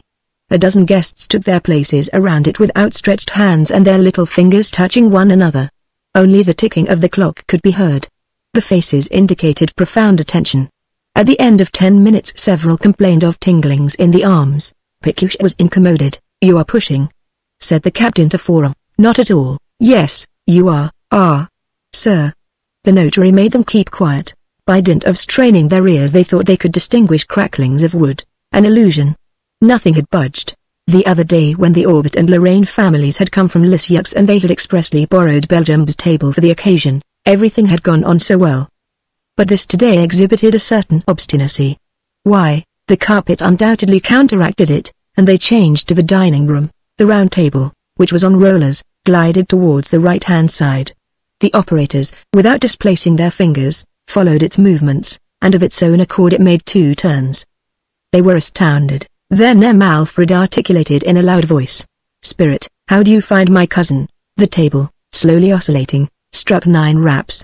According to a slip of paper, in which the number of raps were translated by letters, this meant charming. A number of voices exclaimed bravo. Then Mescot, to tease Madame Bourdon, called on the spirit to declare her exact age. The foot of the table came down with 5 taps. "What? 5 years?" cried Goebel. "The 10s don't count," replied Forum. The widow smiled, though she was inwardly annoyed. The replies to the other questions were missing, so complicated was the alphabet. Much better was the plain table, an expeditious medium of which Mademoiselle Laveriere had made use for the purpose of noting down in an album the direct communications of Louis XII, Clément Saussure, Franklin, Jean-Jacques Rousseau, and others. These mechanical contrivances are sold in the Rue d'Ormeaux. Alfred promised one of them, then addressing the schoolmistress, "But for a quarter of an hour we should have a little music, don't you think so?" A mazurka, 2 metal chords vibrated. He took his cousin by the waist, disappeared with her, and came back again. The sweep of her dress, which just brushed the doors as they passed, cooled their faces. She flung back her head, he curved his arms. The gracefulness of the one, the playful air of the other, excited general admiration, and, without waiting for the rout cakes, Pécuchet took himself off, amazed at the evening's exhibition. In vain did he repeat, "But I have seen it. I have seen it." Bouvard denied the facts, but nevertheless consented to make an experiment himself. For a fortnight they spent every afternoon facing each other, with their hands over a table, then over a hat, over a basket, and over plates. All these remained motionless. The phenomenon of table turning is nonetheless certain. The common herd attribute it to spirits, Faraday to prolonged nervous action, Chevreul to unconscious efforts, or perhaps, as Seguin admits, there is evolved from the assembly of persons an impulse, a magnetic current. This hypothesis made Pécuchet reflect. He took into his library The Magnetizer's Guide, by Kabir, read it over attentively, and initiated Bouvard in the theory, all animated bodies receive and communicate the influence of the stars, a property analogous to the virtue of the lodestone. By directing this force we make cure sick, there is the principle. Science has developed since Mesmer, but it is always an important thing to pour out the fluid and to make passes, which, in the first place, must have the effect of inducing sleep. Well, send me to sleep, said Bouvard. Impossible, replied Pécuchet. In order to be subject to the magnetic action, and to transmit it, faith is indispensable. Then, gazing at Bouvard, ah, what a pity. How? Yes, if you wished, with a little practice, there would not be a magnetizer anywhere like you, for he possessed everything that was needed, easiness of access, a robust constitution, and a solid mind. The discovery just made of such a faculty in himself was flattering to Bouvard. He took a plunge into Kabir's book on the sly. Then, as Germaine used to feel buzzings in her ears that deafened her, he said to her one evening in a careless tone, "Suppose we try magnetism." She did not make any objection to it. He sat down in front of her, took her two thumbs in his hands, and looked fixedly at her, as if he had not done anything else all his life. The old dame, with her feet on a foot-warmer, began by bending her neck, her eyes closed, and quite gently she began to snore.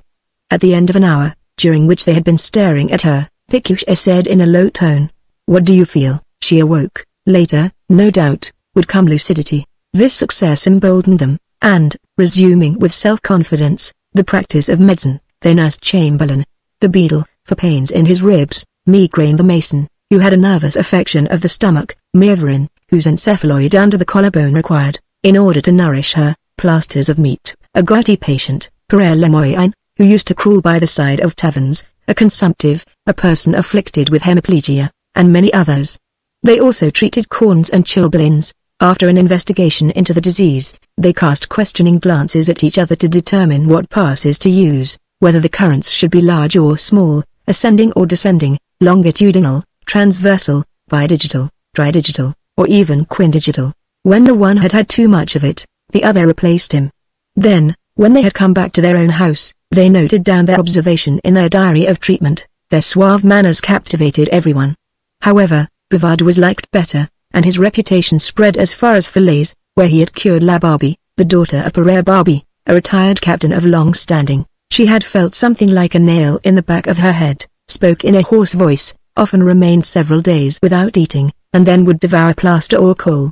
Her nervous crises, beginning with sobs, ended in floods of tears, and every kind of remedy, from diet drinks to moxas, had been employed, so that, through sheer weariness, she accepted Bouvard's offer to cure her. When he had dismissed the servant maid and bolted the door, he began rubbing her abdomen, while leaning over the seat of the ovaries. A sense of relief manifested itself by sighs and yawns. He placed his finger between her eyebrows and the top of her nose. All at once she became inert. If one lifted her arms, they fell down again. Her head remained in whatever attitude he wished, and her lids, half closed, vibrating with a spasmodic movement, allowed her eyeballs to be seen rolling slowly about. They riveted themselves on the corners convulsively. Bouvard asked her if she were in pain. She replied that she was not. Then he inquired what she felt now. She indicated the inside of her body. "What do you see there? A worm. What is necessary in order to kill it?" She wrinkled her brow. "I am looking for I am not able. I am not able." At the second sitting she prescribed for herself nettle broth, at the third, catnip. The crises became mitigated, then disappeared. It was truly a miracle. The nasal digitation did not succeed with the others, and, in order to bring on somnambulism, they projected the construction of a mesmeric tub. Pécuchet already had even collected the filings and cleaned a score of bottles, when a scruple made him hesitate. Amongst the patients there would be persons of the other sex, and what are we to do if this should give rise to an outburst of erotic mania? This would not have proved any impediment to Bouvard, but for fear of impostures and attempts to extort hush money, it was better to put aside the project. They contented themselves with a collection of musical glasses, which they carried about with them to the different houses, so as to delight the children. One day, when migraine was worse, they had recourse to the musical glasses. The crystalline sounds exasperated him. but Deleuze enjoins that one should not be frightened by complaints, and so they went on with the music. Enough. Enough.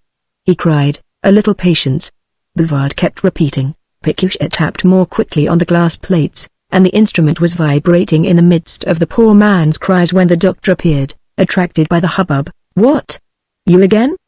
He exclaimed, enraged at finding them always with his patients. They explained their magnetic method of curing. Then he declaimed against magnetism, a heap of juggleries, whose effects came only from the imagination. However, animals are magnetized. Montecabir so states, and M. Fontaine succeeded in magnetizing a lion.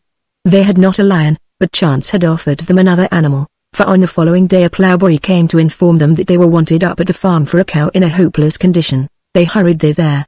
The apple trees were in bloom, and the herbage in the farmyard was steaming under the rays of the rising sun. At the side of a pond, half covered with a cloth, a cow was lowing, while she shivered under the pails of water that were being emptied over her body, and, enormously swollen, she looked like a hippopotamus. Without doubt she had got venom while grazing amid the clover. Pécuchet and his wife were afflicted because the veterinary surgeon was not able to come, and the wheelwright who had a charm against swelling did not choose to put himself out of his way, but these gentlemen, whose library was famous, must know the secret. Having tucked up their sleeves, they placed themselves one in front of the horns, the other at the rump, and, with great internal efforts and frantic gesticulations, they spread wide their fingers in order to scatter streams of fluid over the animal, while the farmer, his wife, their son, and the neighbors regarded them almost with terror. The rumblings which were heard in the cow's belly caused boreworms in the interior of her bowels. She emitted wind. Pécuchet thereupon said, "This is an opening door for hope, an outlet." Perhaps. The outlet produced its effect. The hope gushed forth in a bundle of yellow stuff, bursting with the force of a shell. The hide got loose. The cow got rid of her swelling. An hour later there was no longer any sign of it. This was certainly not the result of imagination. Therefore the fluid contained some special virtue. It lets itself be shut up in the objects to whom it is given without being impaired. Such an expedient saves displacements. They adopted it, and they sent their clients magnetized tokens, magnetized handkerchiefs, magnetized water, and magnetized bread. Then, continuing their studies, they abandoned the passes for the system of Pécuchet, which replaces the magnetizer by means of an old tree, about the trunk of which a cord is rolled. A pear tree in their fruit garden seemed made expressly for the purpose. They prepared it by vigorously encircling it with many pressures. A bench was placed underneath. Their clients sat in a row, and the results obtained there were so marvelous that, in order to get the better of Orcoble, they invited him to a séance along with the leading personages of the locality. Not one failed to attend. Germaine received them in the breakfast room, making excuses on behalf of her masters, who would join them presently. From time to time they heard the bell ringing. It was the patients whom she was bringing in by another way. The guests nudged one another, drawing attention to the windows covered with dust, the stains on the panels, the frayed pictures, and the garden, too, was in a wretched state. Dirt wood everywhere. The orchard was barricaded with 2 sticks thrust into a gap in the wall. Pécuchet made his appearance. "At your service, gentlemen." And they saw at the end of the garden, under the Edouin pear tree, a number of persons seated. Chamberlain, clean-shaven like a priest, in a short cassock of lasting, with a leathern cap, gave himself up to the shivering sensations engendered by the pains in his ribs. Migraine, whose stomach was always tormenting him, made wry faces close beside him. Méverin, to hide her tumor, wore a shawl with many folds. Père Lemoyne, his feet stockingless in his old shoes, had his crutches under his knees, and La Barbie, who wore her Sunday clothes, looked exceedingly pale. At the opposite side of the tree were other persons. A woman with an albino type of countenance was sponging the suppurating glands of her neck. A little girl's face half disappeared under her blue glasses. An old man, whose spine was deformed by a contraction, with his involuntary movements knocked against Marcel, a sort of idiot clad in a tattered blouse and a patched pair of trousers. His hair lip, badly stitched, allowed his incisors to be seen, and his jaw, which was swollen by an enormous inflammation, was muffled up in linen. They were all holding in their hands pieces of twine that hung down from the tree. The birds were singing, and the air was impregnated with a refreshing smell of grass. The sun played with the branches, and the ground was smooth as moss. Meanwhile, instead of going to sleep, the subjects of the experiment were straining their eyes. "Up to the present," said Fourant, "it is not funny. Begin." "I am going away for a minute," and he came back smoking an Abdelkader, the last that was left from the gate with the pipes. Pécuchet recalled to mind an admirable method of magnetizing. He put into his mouth the noses of all the patients in succession, and inhaled their breath, in order to attract the electricity to himself, and at the same time Bouvard clasped the tree, with the object of augmenting the fluid. The mason interrupted his hiccups. The beadle was agitated, the man with the contraction moved no more. It was possible now to approach them, and make them submit to all the tests. The doctor, with his lancet, pricked Chamberlain's ear, which trembled a little.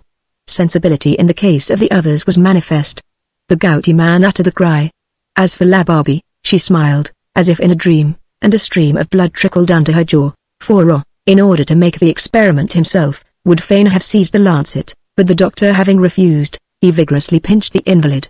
The captain tickled her nostrils with a feather, the tax collector plunged a pin under her skin. "Let her alone now," said Vaucourble. "It is nothing astonishing, after all. Simply a hysterical female. The devil will have his pains for nothing." "That one there," said Pécuchet, pointing towards Victoire, "the scrofulous woman, is a physician. She recognizes diseases, and indicates the remedies." Langlois spurned to consult her about his catarrh, but Calonne, more courageous, asked her for something for his rheumatism. Pécuchet placed his right hand in Victoire's left, and, with her lids closed uninterruptedly, her cheeks a little red, her lips quivering, the somnambulist, after some rambling utterances, ordered a Willem-Beckum. She had assisted in an apothecary's shop at Béaux. Vaucourble drew the inference that what she wanted to say was album Grecum, a term which is to be found in pharmacy. Then they accosted Père Lemoyne, who, according to Bouvard, could see objects through opaque bodies. He was an ex-schoolmaster, who had sunk into debauchery. White hairs were scattered about his face, and, with his back against the tree and his palms open, he was sleeping in the broad sunlight in a majestic fashion. The physician drew over his eyes a double neckcloth, and Bouvard, extending a newspaper towards him, said imperiously, "Read." He lowered his brow, moved the muscles of his face, then threw back his head, and ended by spelling out, "Constitutionnel," but with skill the muffler could be slipped off. These denials by the physician roused Pécuchet's indignation. He even ventured to pretend that La Barbie could describe what was actually taking place in his own house. "Maybe so," returned the doctor. Then, taking out his watch, "What is my wife occupying herself with?" For a long time La Barbie hesitated, then with a sullen air, "Hey! What? I am there. She is sewing ribbons on a straw hat." Vaucourble snatched a leaf from his notebook and wrote a few lines on it, which Mescot's clerk hastened to deliver. The séance was over. The patients went away. Bouvard and Pécuchet, on the whole, had not succeeded. Was this due to the temperature, or to the smell of tobacco, or to the Abbé Jouffroy's umbrella, which had a lining of copper, a metal unfavorable to the emission of the fluid? Vaucourble shrugged his shoulders. However, he could not deny the honesty of Deleuze, Bertrand, Morin, Jules Cloquet. Now these masters lay down that somnambulists have predicted events, and submitted without pain to cruel operations. The abbé related stories more astonishing. A missionary had seen Brahmins rushing, heads down, through a street. The Grand Lama of Tibet trips open his bowels in order to deliver oracles. "Are you joking?" said the physician. "By no means. Come, now, what tomfoolery that is." And the question being dropped, each of them furnished an anecdote. "As for me," said the grocer, "I had a dog who was always sick when the month began on a Friday. We were 14 children," observed the justice of the peace. "I was born on the 14th, my marriage took place on the 14th, and my saint's day falls on the 14th. Explain this to me." Belgium had often reckoned in a dream the number of travelers he would have next day at his inn, and Petit told about the supper of Cazot. The cure then made this reflection. "Why do we not see into it quite easily? The demons, is that what you say?" asked Vaucourble. Instead of again opening his lips, the abbé nodded his head. Mescot spoke of the Pythia of Delphi. "Beyond all question, miasmas." "Oh, miasmas now. As for me, I admit the existence of a fluid," remarked Bouvard. "Nervoso sidereal," added Pécuchet. "But prove it, show it, this fluid of yours. Besides, fluids are out of fashion. Listen to me." Vaucourble moved further up to get into the shade. The others followed him. "If you say to a child, 'I am a wolf, I am going to eat you,' he imagines that you are a wolf, and he is frightened.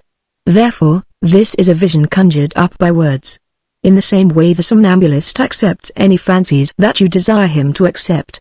He recollects instead of imagining, and has merely sensations when he believes that he is thinking. In this manner it is possible for crimes to be suggested, and virtuous people may see themselves ferocious beasts. and involuntarily become cannibals. Glances were cast towards Bouvard and Pécuchet. Their scientific pursuits were fraught with dangers to society. Mescot's clerk reappeared in the garden flourishing a letter from Madame Vaucourt. The doctor tore it open, turned pale, and finally read these words: "I am sewing ribbons on a straw hat." Amazement prevented them from bursting into a laugh. "A mere coincidence, deuce take it. It proves nothing." And as the two magnetizers wore looks of triumph, he turned round at the door to say to them, "Don't go further. These are risky amusements." The cure, while leading away his beadle, reproved them sternly. "Are you mad? Without my permission. Practices forbidden by the church." They had all just taken their leave. Bouvard and Pécuchet were talking to the schoolmaster on the hillock, when Marcel rushed from the orchard, the bandage of his chin undone, and stuttered, "Cured. Cured. Good gentlemen, all right. Enough. Let us alone." Petit, a man of advanced ideas, thought the doctor's explanation commonplace and unenlightened. Science is a monopoly in the hands of the rich. She excludes the people. To the old-fashioned analysis of the Middle Ages it is time that a large and ready-witted synthesis should succeed. Truth should be arrived at through the heart. And, declaring himself a spiritualist, he pointed out several works, no doubt imperfect, but the heralds of a new dawn. They sent for them. Spiritualism lays down as a dogma the fated amelioration of our species. Earth will one day become heaven. And this is the reason why the doctrine fascinated the schoolmaster. Without being Catholic, it was known to St. Augustine and St. Louis. Alan Kardec even has published some fragments dictated by them which are in accordance with contemporary opinions. It is practical as well as benevolent, and reveals to us, like the telescope, the supernal worlds. Spirits, after death and in a state of ecstasy, are transported thither. But sometimes they descend upon our globe, where they make furniture creak, mingle in our amusements, taste the beauties of nature, and the pleasures of the arts. Nevertheless, there are amongst us many who possess an astral trunk, that is to say, behind the ear a long tube which ascends from the hair to the planets, and permits us to converse with the spirits of Saturn.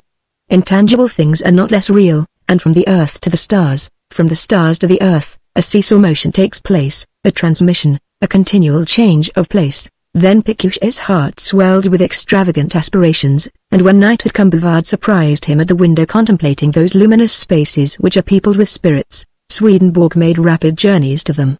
For in less than a year he explored Venus, Mars, Saturn, and, 23 times, Jupiter. Moreover, he saw Jesus Christ in London, he saw St. Paul, he saw St. John, he saw Moses, and in 1736 he saw the Last Judgment. He has also given us descriptions of heaven. Flowers, palaces, marketplaces, and churches are found there, just as with us. The angels, who were formerly human beings, lay their thoughts upon leaves, chat about domestic affairs or else on spiritual matters, and the ecclesiastical posts are assigned to those who, in their earthly career, cultivated the Holy Scripture. As for hell, it is filled with a nauseous smell, with hovels, heaps of filth, quagmires, and ill-clad persons, and Pécuchet racked his brain in order to comprehend what was beautiful in these revelations. To Bouvard they seemed the delirium of an imbecile. All such matters transcend the bounds of nature. Who, however, can know anything about them? And they surrendered themselves to the following reflections. Jugglers can cause illusions amongst a crowd, a man with violent passions can excite other people by them. But how can the will alone act upon inert matter? A Bavarian, it is said, was able to ripen grapes. M.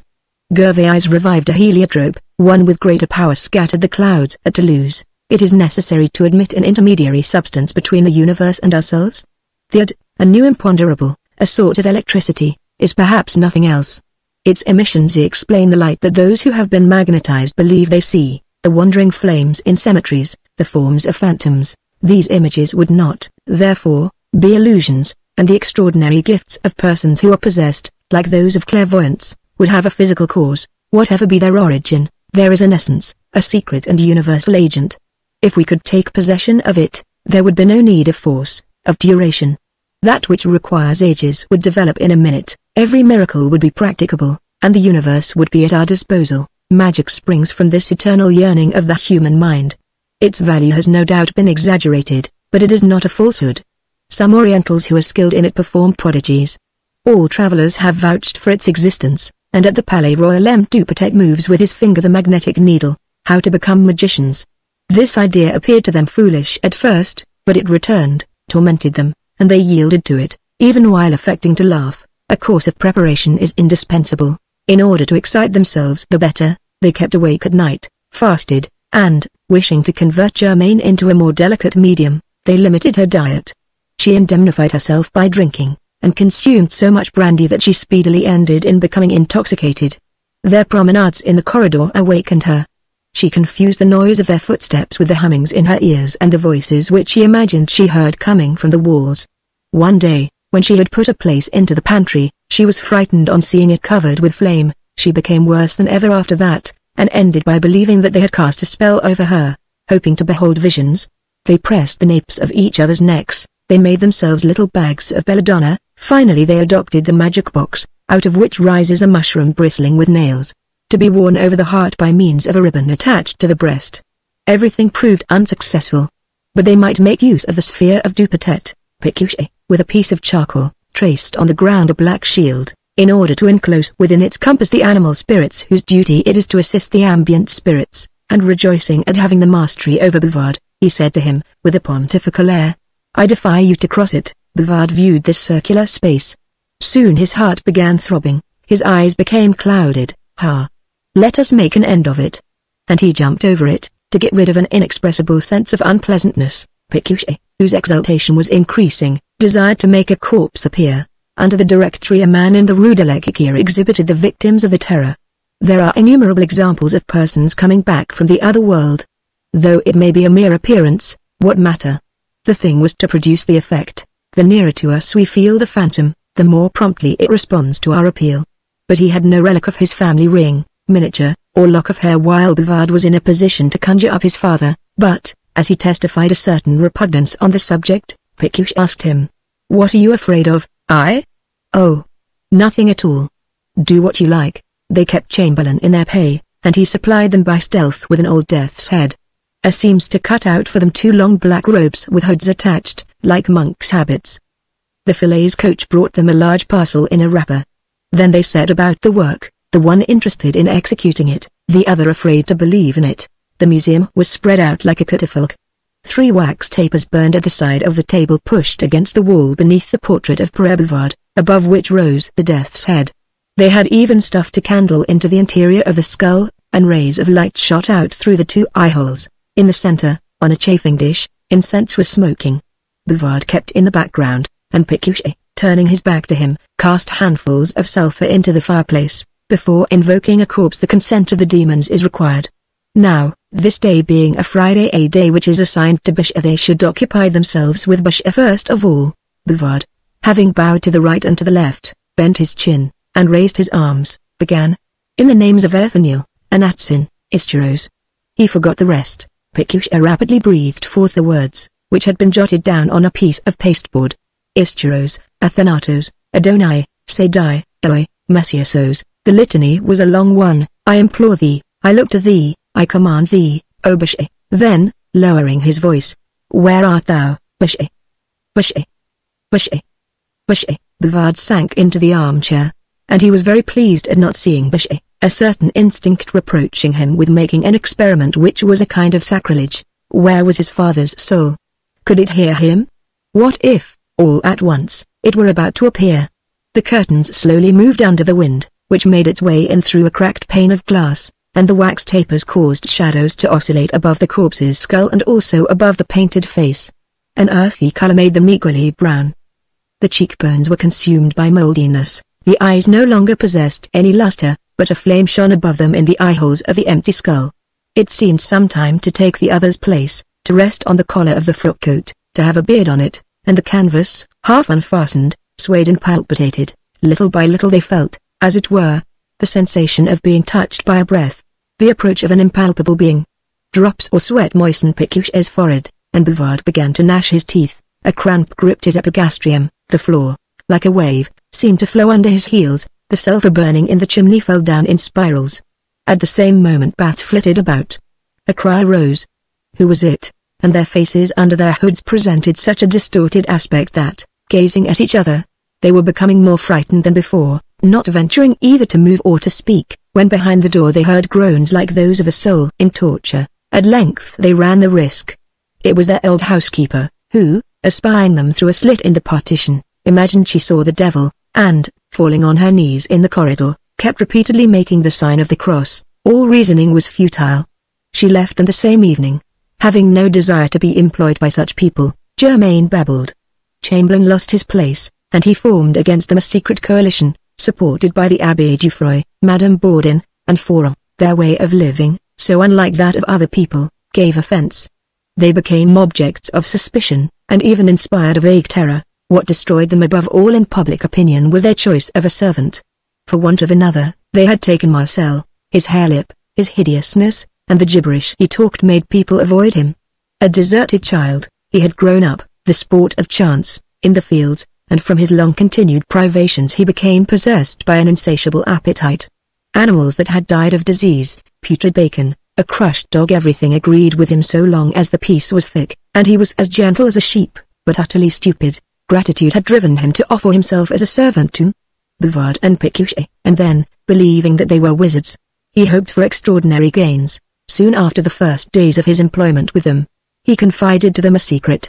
On the heath of Poligny a man had formerly found an ingot of gold. The anecdote is related by the historians of Falaise. They were ignorant of its sequel. 12 brothers, before setting out on a voyage, had concealed 12 similar ingots along the road from Chevignols to Bretteville, and Marcel begged of his masters to begin a search for them over again. These ingots, said they to each other, had perhaps been buried just before emigration. This was a case for the use of the divining rod.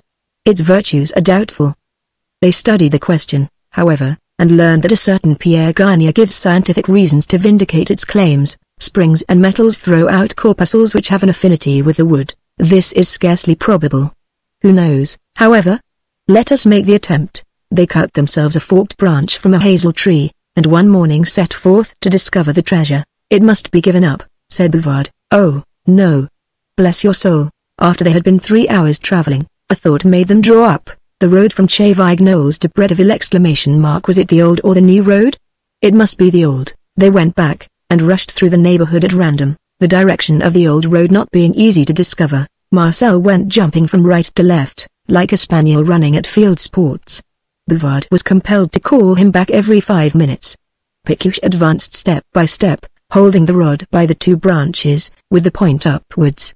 Often it seemed to him that a force and, as it were, a crampon drew it towards the ground, and Marcel very rapidly made a notch in the neighboring trees, in order to find the place later. Pécuchet, however, slackened his pace.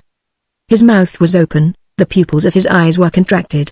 Bouvard questioned him, caught hold of his shoulders, and shook him.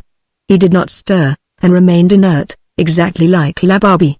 Then he said he felt around his heart a kind of compression, a singular experience, arising from the rod, no doubt, and he no longer wished to touch it. They returned next day to the place where the marks had been made on the trees. Marcel dug holes with a spade. Nothing, however, came of it, and each time they felt exceedingly sheepish.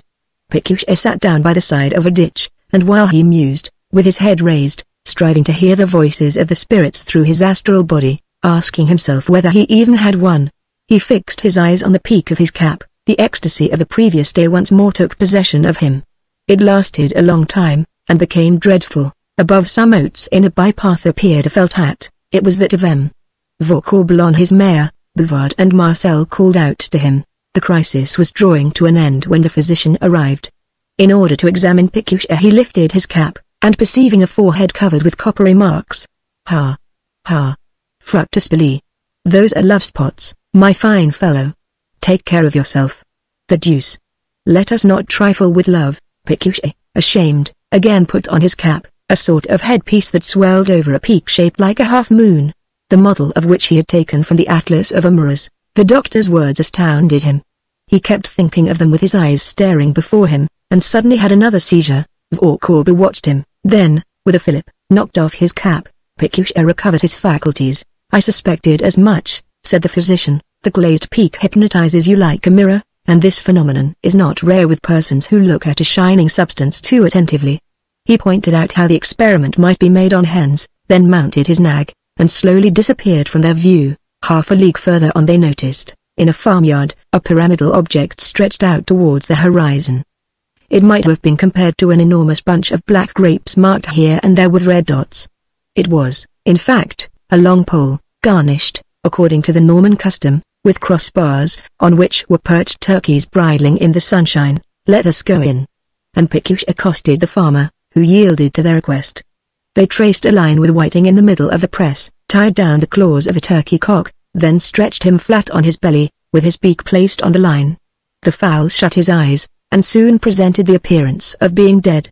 The same process was gone through with the others. Bouvard passed them quickly across to Pécuchet, who ranged them on the side on which they had become torpid. The people about the farmhouse exhibited uneasiness. The mistress screamed, and a little girl began to cry. Bouvard loosened all the turkeys. They gradually revived, but one could not tell what might be the consequences. At a rather tart remark of Pécuchet, the farmer grasped his pitchfork tightly. "Clear out, in God's name, or I'll smash your head." They scampered off. No matter. The problem was solved. Ecstasy is dependent on material causes. What, then, is matter? What is spirit?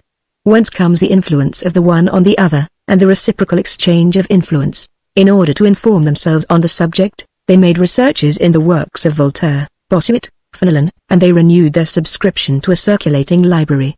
The ancient teachers were inaccessible owing to the length of their works, or the difficulty of the language, but Jouffroy and Desmain initiated them into modern philosophy, and they had authors who dealt with that of the last century. Bouvard derived his arguments from Lametrie, Locke, and Helvetius, Pécuchet from M.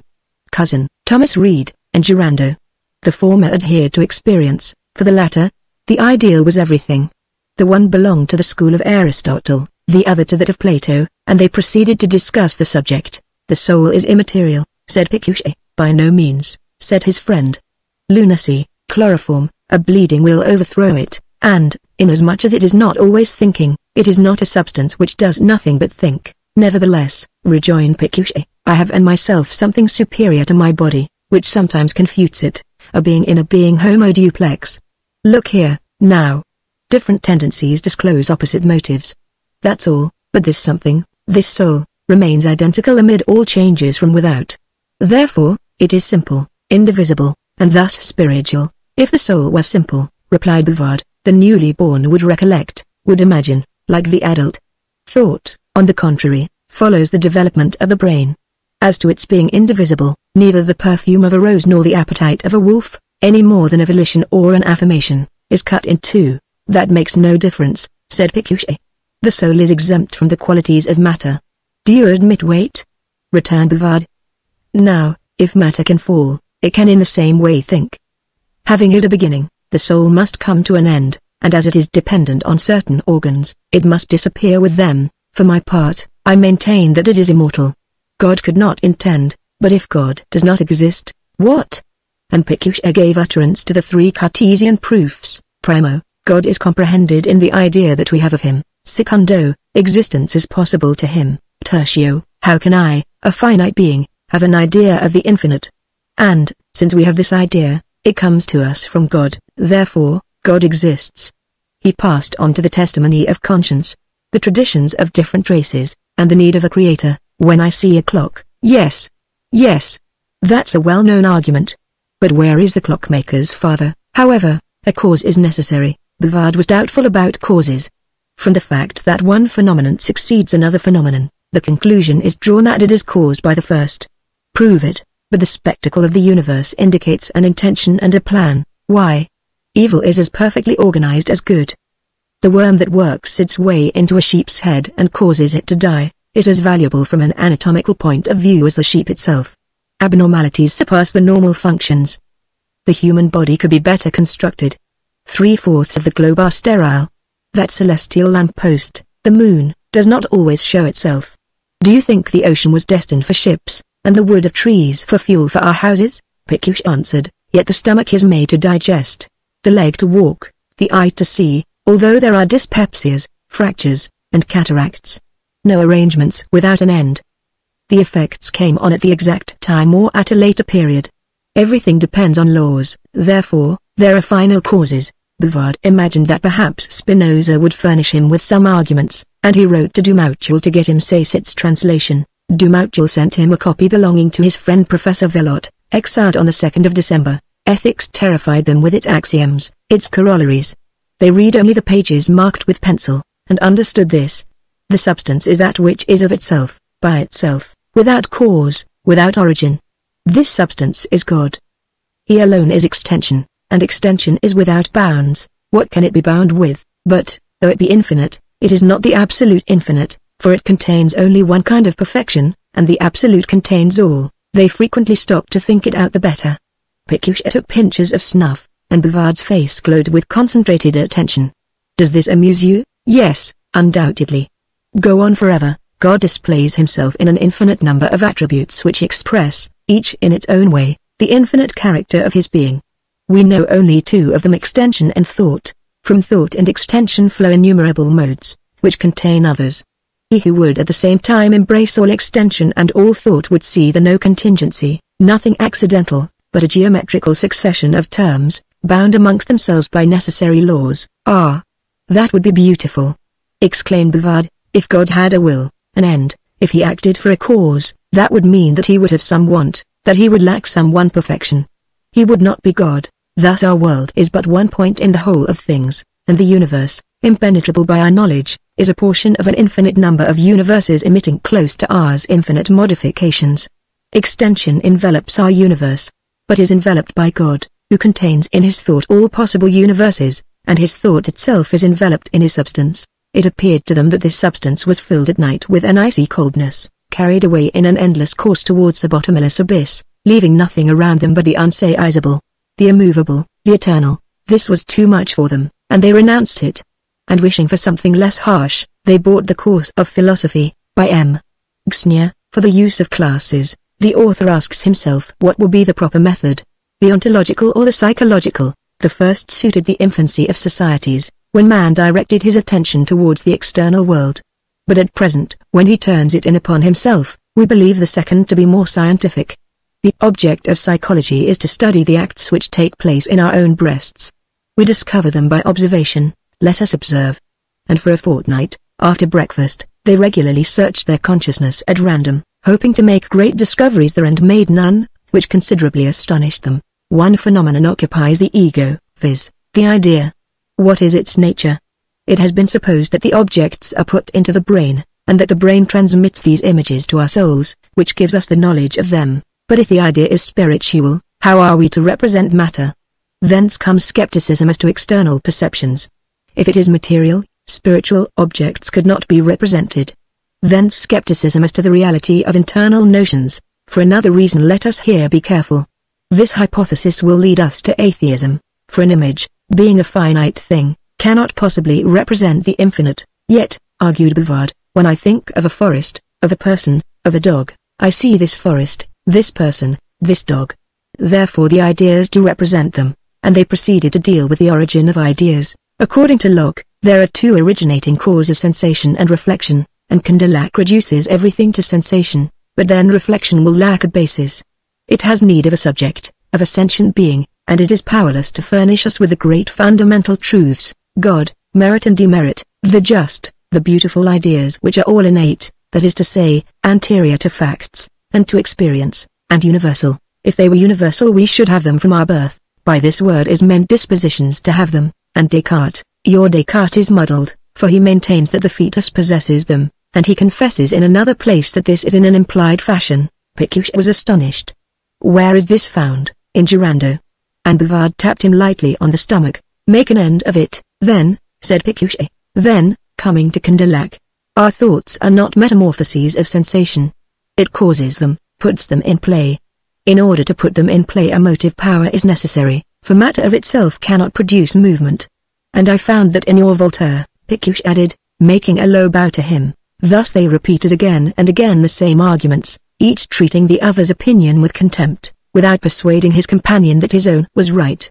But philosophy elevated them in their own estimation. They recalled with disdain their agricultural and political preoccupations. At present they were disgusted with the museum. They would have asked nothing better than to sell the articles of virtu contained in it. So they passed on to the second chapter, faculties of the soul. They are three in number, no more, that of feeling, that of knowing, and that of willing. In the faculty of feeling we should distinguish physical sensibility from moral sensibility. Physical sensations are naturally classified into 5 species, being transmitted through the medium of the senses. The facts of moral sensibility, on the contrary, owe nothing to the body. What is there in common between the pleasure of Archimedes in discovering the laws of weight and the filthy gratification of Apicius in devouring a wild boar's head? This moral sensibility has 5 genera, and its second genus, moral desires, is divided into 5 species, and the phenomena of the 4th genus, affection, are subdivided into 2 other species, amongst which is the love of oneself, a legitimate propensity, no doubt, but one which, when it becomes exaggerated, takes the name of egoism. In the faculty of knowing we find rational perception, in which there are 2 principal movements and 4 degrees. Abstraction may present perils to whimsical minds. Memory brings us into contact with the past, as foresight does with the future. Imagination is rather a special faculty, sui generis. So many intricacies in order to demonstrate platitudes, the pedantic tone of the author, and the monotony of his forms of expression. We are prepared to acknowledge it. Far from us be the thought, let us interrogate our consciousness. The sempiternal eulogy on Dugald Stewart. In short, all this verbiage disgusted them so much that, jumping over the faculty of willing, they went into logic. It taught them the nature of analysis, synthesis, induction, deduction, and the principal causes of our errors. Nearly all come from the misuse of words. The sun is going to bed. The weather is becoming brown. The winter is drawing near. Vicious modes of speech which would make us believe in personal entities, when it is only a question of very simple occurrences. I remember such an object, such an axiom, such a truth illusion. These are ideas and not at all things which remain in me, and the rigor of language requires. I remember such an act of my mind by which I perceive that object, whereby I have deduced that axiom, whereby I have admitted this truth, as the term that describes an incident does not embrace it in all its aspects. They try to employ only abstract words, so that in place of saying, let us make a tour, it is time to dine, I have the colic, they give utterance to the following phrases: a promenade would be salutary, this is the hour for absorbing aliments, I experience a necessity for discernment. Once masters of logic, they passed in review the different criterions. First, that of common sense. If the individual can know nothing, why should all individuals know more? An error, were it 100,000 years old, does not by the mere fact of its being old constitute truth. The multitude invariably pursues the path of routine. It is, on the contrary, the few who are guided by progress. Is it better to trust to the evidence of the senses? They sometimes deceive, and never give information save as to externals. The innermost core escapes them. Reason offers more safeguards, being immovable and impersonal, but in order that it may be manifested it is necessary that it should incarnate itself. Then, reason becomes my reason. A rule is of little value if it is false. Nothing can show such a rule to be right. We are recommended to control it with the senses, but they may make the darkness thicker. From a confused sensation a defective law will be inferred, which, later, will obstruct the clear view of things. Morality remains. This would make God descend to the level of the useful, as if our wants were the measure of the absolute. As for the evidence denied by the one, affirmed by the other, it is its own criterion. M. Cousin has demonstrated it. I see no longer anything but revelation, said Bouvard. But, to believe it, it is necessary to admit 2 preliminary cognitions, that of the body which has felt, and that of the intelligence which has perceived, to admit sensation and reason. Human testimonies. And consequently open to suspicion. Pécuchet reflected, folded his arms.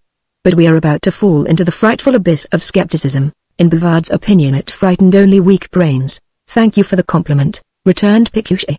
However, there are indisputable facts. We can arrive at truth within a certain limit, which, do 2 and 2 always make 4? Is that which is contained in some degree less than that which contains it? What is the meaning of nearly true, a fraction of God, the part of an indivisible thing? Oh, you are a mere sophist.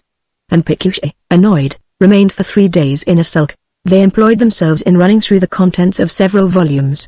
Bouvard smiled from time to time, and renewing the conversation, said, the fact is, it is hard to avoid doubt. Thus, for the existence of God, Descartes, Kant's, and Leibniz's proofs are not the same, and mutually destroy one another. The creation of the world by atoms, or by a spirit, remains inconceivable. I feel myself, at the same time, matter and thought, while all the time I am ignorant of what one or the other really is. Impenetrability, solidity, weight, seem to me to be mysteries just as much as my soul, and, with much stronger reason, the union of the soul and the body. In order to explain it, Leibniz invented his harmony, Malebranche premotion, Cudworth a mediator, and Bossuet sees in it a perpetual miracle. Exactly, said Pécuchet. and they both confessed that they were tired of philosophy. Such a number of systems confused them. Metaphysics is of no use, one can live without it. Besides, their pecuniary embarrassments were increasing. They owed one bill to Belgium for 3 hogsheads of wine, another to Langlois for 2 stone of sugar, a sum of 100 francs to the tailor, and 60 to the shoemaker. Their expenditures were continuous, of course, and meantime Maitre Gouy did not pay up. They went to Mescot to ask him to raise money for them, either by the sale of the Écoles meadow, or by a mortgage on their farm, or by giving up their house on the condition of getting a life annuity and keeping the usufruct. In Mescot's opinion this would be an impracticable course, but a better means might be devised, and they should be informed about it. After this they thought of their poor garden. Bouvard undertook the pruning of the row of elms and Pécuchet the trimming of the espalier. Marcel would have to dig the borders. At the end of a quarter of an hour they stopped. The one closed his pruning knife. The other laid down his scissors, and they began to walk to and fro quietly, Bouvard in the shade of the linden trees, with his waistcoat off, his chest held out and his arms bare, Pécuchet close to the wall, with his head hanging down, his arms behind his back, the peak of his cap turned over his neck for precaution, and thus they proceeded in parallel lines without even seeing Marcel, who was resting at the side of the hut eating a scrap of bread. In this reflective mood thoughts arose in their minds. They grasped at them, fearing to lose them, and metaphysics came back with respect to the rain and the sun, the gravel in their shoes, the flowers on the grass with respect to everything. When they looked at the candle burning, they asked themselves whether the light is in the object or in our eyes. Since stars may have disappeared by the time their radiance has reached us, we admire, perhaps, things that have no existence. Having found a raspail cigarette in the depths of a waistcoat, they crumbled it over some water, and the camphor moved about. Here, then, is movement in matter. 1 degree more of movement might bring on life, but if matter in movement were sufficient to create beings, they would not be so varied. For in the beginning lands, water, men, and plants had no existence. What, then, is this primordial matter, which we have never seen, which is no portion of created things, and which yet has produced them all? Sometimes they wanted a book. Dumouchel, tired of assisting them, no longer answered their letters. They enthusiastically took up the new question, especially Pécuchet. His need of truth became a burning thirst. Moved by Bouvard's preachings, he gave up spiritualism, but soon resumed it again only to abandon it once more, and, clasping his head with his hands, he would exclaim, "Oh, doubt! Doubt! I would much prefer nothingness." Bouvard perceived the insufficiency of materialism, and tried to stop at that, declaring, however, that he had lost his head over it. They began with arguments on a solid basis, but the basis gave way, and suddenly they had no longer a single idea, just as a bird takes wing the moment we wish to catch it. During the winter evenings they chatted in the museum at the corner of the fire, staring at the coals. The wind, whistling in the corridor, shook the window panes, the black masses of trees swayed to and fro, and the dreariness of the night intensified the seriousness of their thoughts. Bouvard from time to time walked towards the further end of the apartment and then came back. The torches and the pans on the walls threw slanting shadows on the ground, and the St. Peter, seen in profile, showed on the ceiling the silhouette of his nose, resembling a monstrous hunting horn. They found it hard to move about amongst the various articles, and Bouvard, by not taking precautions, often knocked against the statue. With its big eyes, its drooping lip, and its air of a drunkard, it also annoyed Pécuchet. For a long time he had wished to get rid of it, but through carelessness put it off from day to day. One evening, in the middle of a dispute on the monad, Bouvard hit his big toe against St. Peter's thumb, and turning on him in a rage, exclaimed, "He plagues me, this jackanapes! Let us toss him out." It was difficult to do this over the staircase. They flung open the window, and gently tried to tip St. Peter over the edge. Pécuchet, on his knees, attempted to raise his heels, while Bouvard pressed against his shoulders. The old codger in stone did not budge. After this they had recourse to the halberd as a lever, and finally succeeded in stretching him out quite straight. Then, after a seesaw motion, he dashed into the open space, his tiara going before him. A heavy crash reached their ears, and next day they found him broken into a dozen pieces in the old pit for composts. An hour afterwards the notary came in, bringing good news to them. A lady in the neighborhood was willing to advance 1,000 crown pieces on the security of a mortgage of their farm, and, as they were expressing their satisfaction at the proposal, "Pardon me," she adds, "as a condition, that you should sell her the Écoles meadow for 1,500 francs. The loan will be advanced this very day." The money is in my office." They were both disposed to give way. Bouvard ended by saying, "Good God." "Be it so, then." "Agreed," said Mayor Scott. And then he mentioned the lender's name. "It was Madame Bourdon." "I suspected 'twas she," exclaimed Pécuchet. Bouvard, who felt humiliated, had not a word to say. She or someone else, what did it matter? The principal thing was to get out of their difficulties. When they received the money, they were to get the sum for the écoles later. They immediately paid all their bills, and they were returning to their abode when, at the corner of the marketplace, they were stopped by Farmer Gouy. He had been on his way to their house to apprise them of a misfortune. The wind, the night before, had blown down 20 apple trees into the farmyard, overturned the boilery, and carried away the roof of the barn. They spent the remainder of the afternoon in estimating the amount of the damage, and they continued the inquiry on the following day with the assistance of the carpenter, the mason, and the slater. The repairs would cost at least about 1,800 francs. Then, in the evening, Gouy presented himself. Marianne herself had, a short time before, told him all about the sale of the écoles meadow, a piece of land with a splendid yield, suitable in every way, and scarcely requiring any cultivation at all, the best bit in the whole farm! And he asked for a reduction. The two gentlemen refused it. The matter was submitted to the justice of the peace, who decided in favor of the farmer. The loss of the écoles, which was valued at 2,000 francs per acre, caused him an annual depreciation of 70, and he was sure to win in the courts. Their fortune was diminished. What were they to do? And soon the question would be, how were they to live? They both sat down to table full of discouragement. Marcel knew nothing about it in the kitchen. His dinner this time was better than theirs. The soup was like dishwater, the rabbit had a bad smell, the kidney beans were underdone, the plates were dirty, and at dessert Bouvard burst into a passion and threatened to break everything on Marcel's head. "Let us be philosophers," said Pécuchet. "A little less money. The intrigues of a woman, the clumsiness of a servant, what is it but this? You are too much immersed in matter." "But when it annoys me," said Bouvard. "For my part, I don't admit it," rejoined Pécuchet. He had recently been reading an analysis of Berkeley, and added, "I deny extension, time, space, even substance.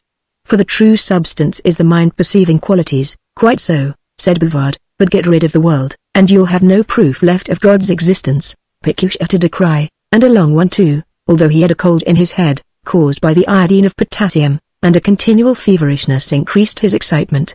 Bouvard, being uneasy about him, sent for the doctor. Vaucourbe ordered orange syrup with the iodine, and for a later stage cinnabar baths. "What's the use?" replied Pécuchet. "One day or another the form will die out. The essence does not perish." "No doubt," said the physician, "matter is indestructible. However, no ! No. The indestructible thing is being. This body which is the before me yours, doctor, prevents me from knowing your real self, and is, so to speak, only a garment, or rather a mask." Vaucourbe believed he was mad. "Good evening. Take care of your mask." Pécuchet did not stop. He procured an introduction to the Hegelian philosophy, and wished to explain it to Bouvard. "All that is rational is real. There is not even any reality save the idea. The laws of the mind are laws of the universe. The reason of man is identical with that of God." Bouvard pretended to understand. "Therefore the absolute is, at the same time, the subject and the object, the unity whereby all differences come to be settled. Thus, things that are contradictory are reconciled. The shadow permits the light, heat and cold intermingled produce temperature. Organism maintains itself only by the destruction of organism. Everywhere there is a principle that disunites, a principle that connects." They were on a hillock, and the curé was walking past the gateway with his breviary in his hand. Pécuchet asked him to come in, as he desired to finish the explanation of Hegel, and to get some notion of what the curé would say about it. The man of the cassock sat down beside them, and Pécuchet broached the question of Christianity. "No religion has established this truth so well. Nature is but a moment of the idea." "A moment of the idea," murmured the priest in astonishment. "Why, yes. God in taking a visible envelope showed his consubstantial union with it, with nature. Oh, by his decease he bore testimony to the essence of death, therefore, death was in him, made and makes part of God." The ecclesiastic frowned. "No blasphemies. It was for the salvation of the human race that he endured sufferings, error. We look at death in the case of the individual, where, no doubt, it is a calamity, but with relation to things it is different. Do not separate mind from matter. However, sir, before the creation, there was no creation. It has always existed. Otherwise this would be a new being adding itself to the divine idea, which is absurd. The priest arose. Business matters called him elsewhere. I flatter myself I've floored him, said Pécuchet. One word more. Since the existence of the world is but a continual passage from life to death, and from death to life, so far from everything existing, nothing is. But everything is becoming. Do you understand? Yes, I do understand, or rather I don't. Idealism in the end exasperated Bouvard. I don't want any more of it. The famous cogito stupefies me. Ideas of things are taken for the things themselves. What we understand very slightly is explained by means of words which we don't understand at all. Substance, extension, force, matter, and soul. So much abstraction, imagination. As for God, it is impossible to know in what way he is, if he is at all. Formerly, he used to cause the wind, the thunderstorms, revolutions. At present, he is diminishing. Besides, I don't see the utility of him, and morality in this state of affairs. So much the worse, it lacks a foundation in fact, said Pécuchet, and he remained silent, driven into a corner by premises which he had himself laid down. It was a surprise, a crushing bit of logic. Bouvard no longer even believed in matter. The certainty that nothing exists, deplorable though it may be, is nonetheless a certainty. Few persons are capable of possessing it. This transcendency on their part inspired them with pride, and they would have liked to make a display of it. An opportunity presented itself. One morning, while they were going to buy tobacco, they saw a crowd in front of Langlois' door. The public conveyance from Falaise was surrounded, and there was much excitement about a convict named Touch, who was wandering about the country. The conductor had met him at Croix-Verty between two gendarmes, and the people of Chavignols breathed a sigh of relief. Gobel and the captain remained on the green. Then the justice of the peace made his appearance, curious to obtain information, and after him came M. Mescot in a velvet cap and sheepskin slippers. Langlois invited them to honor his shop with their presence. They would be more at their ease, and in spite of the customers and the loud ringing of the bell, the gentlemen continued their discussion as to Touch's offences. Goodness gracious, said Bouvard. He had bad instincts. That was the whole of it. They are conquered by virtue, replied the notary. But if a person has not virtue, and Bouvard positively denied free will, yet, said the captain, I can do what I like. I am free, for instance, to move my leg. No, sir, for you have a motive for moving it. The captain looked out for something to say in reply, and found nothing. But Gobel discharged this shaft. A Republican speaking against liberty. That is funny, a droll story, chimed in Langlois. Bouvard turned on him with this question. Why don't you give all you possess to the poor? The grocer cast an uneasy glance over his entire shop. Look here, now, I'm not such an idiot.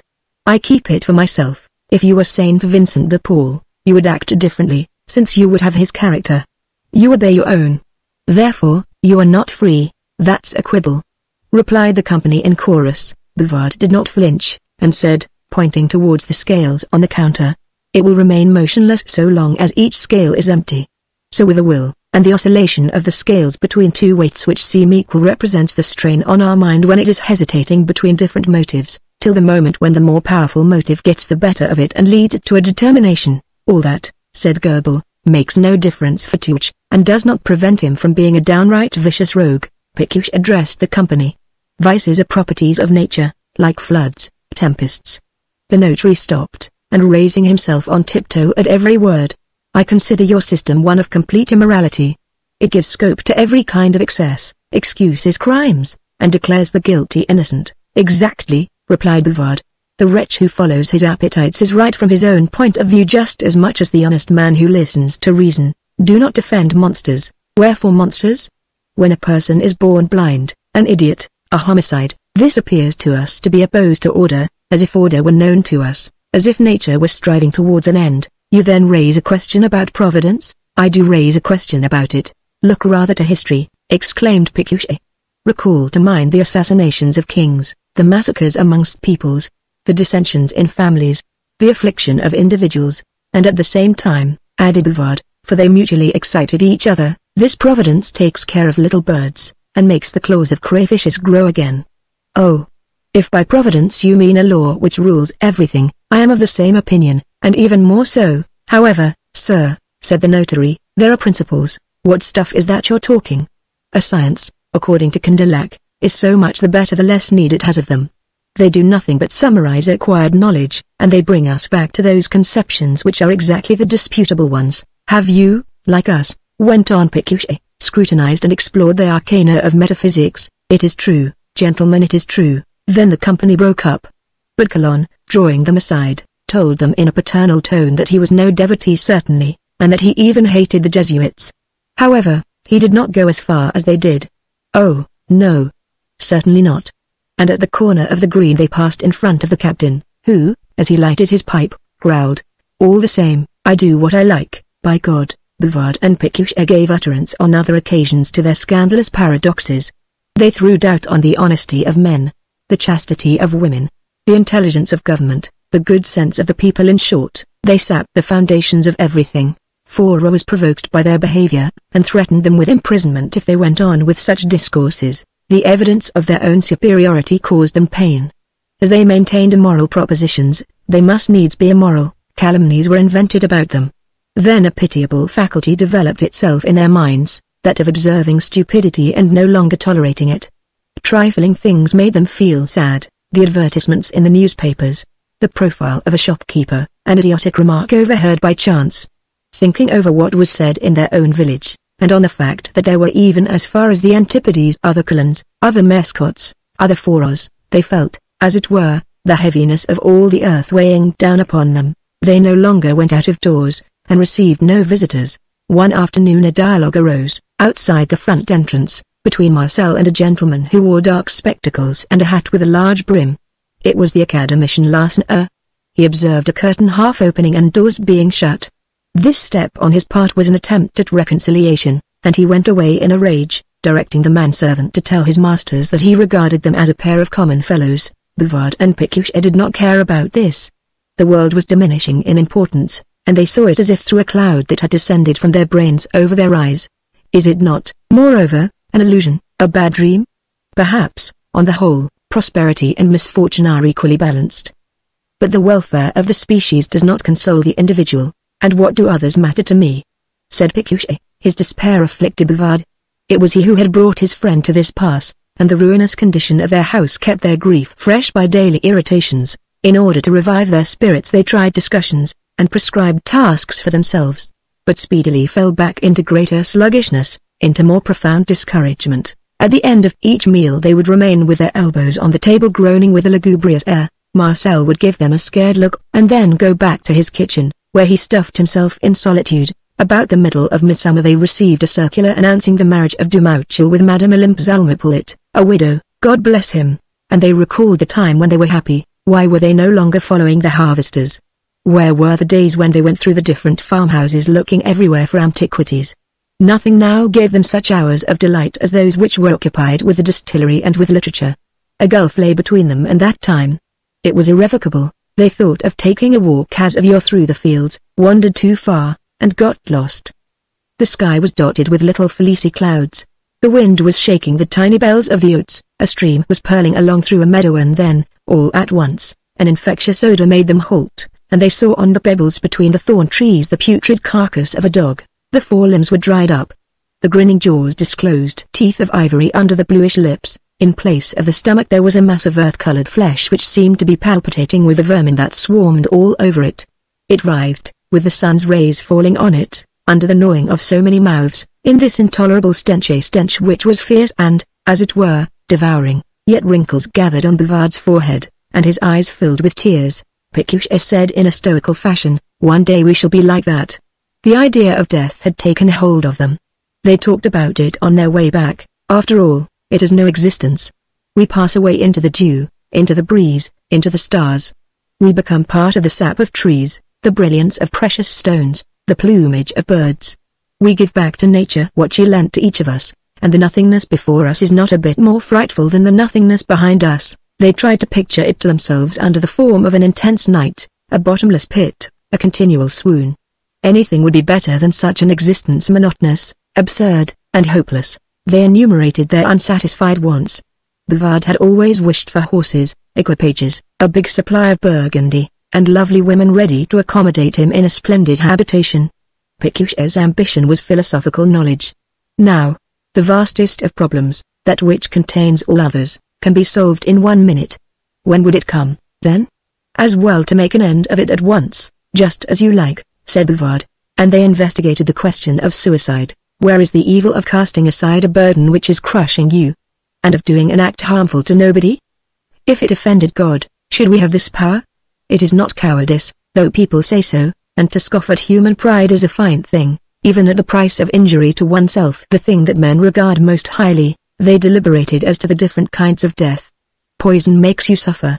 In order to cut your throat you require too much courage. In the case of asphyxia, people often fail to effect their object. Finally, Pécuchet carried up to the garret 2 ropes belonging to their gymnastic apparatus. Then, having fastened them to the same crossbeam of the roof, he let a slip knot hang down from the end of each, and drew 2 chairs underneath to reach the ropes. This method was the one they selected. They asked themselves what impression it would cause in the district, what would become of their library, their papers, their collections. The thought of death made them feel tenderly about themselves. However, they did not abandon their project, and by dint of talking about it they grew accustomed to the idea. On the evening of the 24th of December, between 10 and 11 o'clock, they sat thinking in the museum, both differently attired. Bouvard wore a blouse over his knitted waistcoat, and Pécuchet, through economy, had not left off his monk's habit for the past 3 months, as they were very hungry, for Marcel, having gone out at daybreak, had not reappeared. Bouvard thought it would be a healthful thing for him to drink a quart bottle of brandy, and for Pécuchet to take some tea. While he was lifting up the kettle he spilled some water on the floor. Awkward! Exclaimed Bouvard. Then, thinking the infusion too small, he wanted to strengthen it with 2 additional spoonfuls. This will be execrable, said Pécuchet. Not at all. And while each of them was trying to draw the workbox closer to himself, the tray upset and fell down. One of the cups was smashed, the last of their fine porcelain tea service. Bouvard turned pale. Go on. Confusion. Don't put yourself about. Truly, a great misfortune.